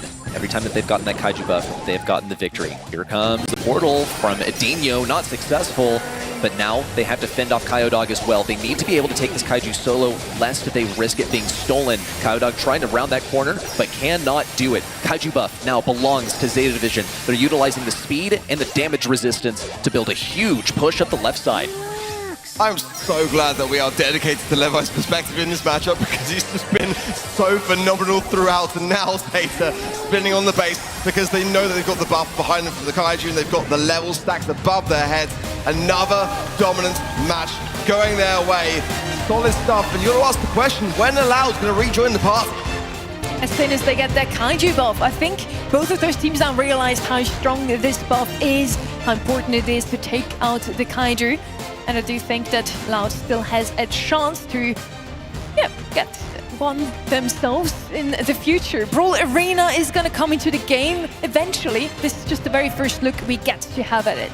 It's spectacular once more that we get to pick the brains of literally the best in the business in terms of how this mode is going to be played, watching the gears turn, seeing how it unfolds before our very eyes. And it looked like ZETA were really, really into it. I mean, they were so happy to take the W here. Check that out, yeah. Shout out Yapimaru as well for being up on stage and being the influencer of good vibes. Well, we're surely heading over to the stage once the players have sort of finished celebrating. It's ZETA after all. You know, they're going to be enjoying themselves on the stage. No photographs this time round, though, on that front of things. But congratulations to them. A really, really dominant performance, and now just couldn't really get a look in. We're going to get to talk to Yapimaru himself. Let's see what he has to hear. Barney, take it away. I've got Yapimaru here on stage with me. Congratulations. Brawl Arena victory can be added to the list of accolades for ZETA Division. I'm curious to know, after competing on the stage, what they think of, where they think this game is going to be, or this mode is going to be for years to come. おめでとうございます。試合ありがとうございました。ブロールアリーナの新しいステージのモードでやられたと思うんですけど、このステージどう思われますか？新しい今後また使われていくことになると思いますか？そうですね。めちゃめちゃやってて面白かったし、観戦している側も結構カメラが追いやすいっていうゲームモードだったんで、見ててやっぱ楽しかったんじゃないかなって思うので、今後も続くと思います。Yeah, I think it's going to be a thing, in the coming future because it was really quite exciting, but also for the players, it was very fun to play, but also it was kind of easy for a camera to follow actually. So yes, I like that. It's looking good. The future is looking bright for Brawl Arena. Now, back to kind of the competition at hand as well. Tomorrow, you guys are going to be back on the main stage. What's going to be the focus and what's the plan tonight? Are you guys going to relax or are you guys going to scrim? 明日の試合のことについてちょっとまた視点を変えていきたいと思うんですけども、また強敵との戦いが待っていますが、今夜はどうされる予定ですか？リラックスされますか？それとも何か準備とかされる予定でしょうか？おそらく朝まで練習します。スクリームして、全部自分の指示なんで、頑張ってくれると思います。It is my direction for them to practice to the morning. I love that. Practice makes perfect. Yapimaru, thank you so much for joining us in this post-match interview. DreamHack Dallas, make some noise for ZETA Division. And with that being said, day one of the Brawl Cup has now come to an end. One region has already been sent home. That leaves 5 in the race for this competition. And so, I would like to say a massive thank you to all of the players, production and talent for all of their hard work, but the hard work is only just beginning. And of course, to those of you at home and here at DreamHack for cheering on and supporting all of your favorite teams and players. We're going to be back here at the same time tomorrow for day 2 of the Brawl Cup. See you then.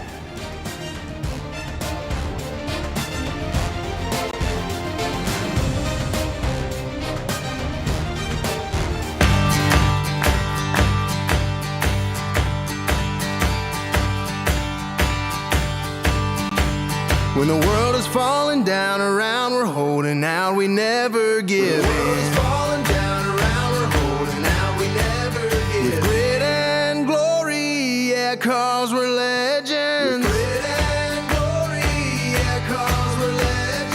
And if we ever lose our way, remember who we are today.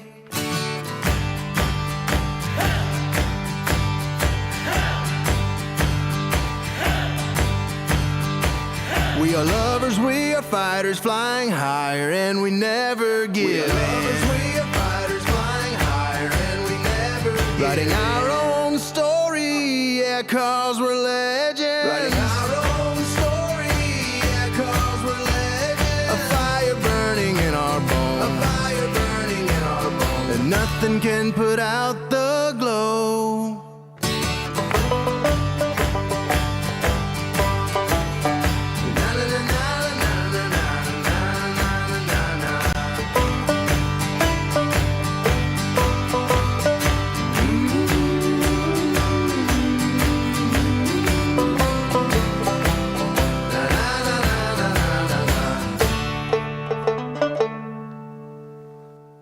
When the world is falling down around,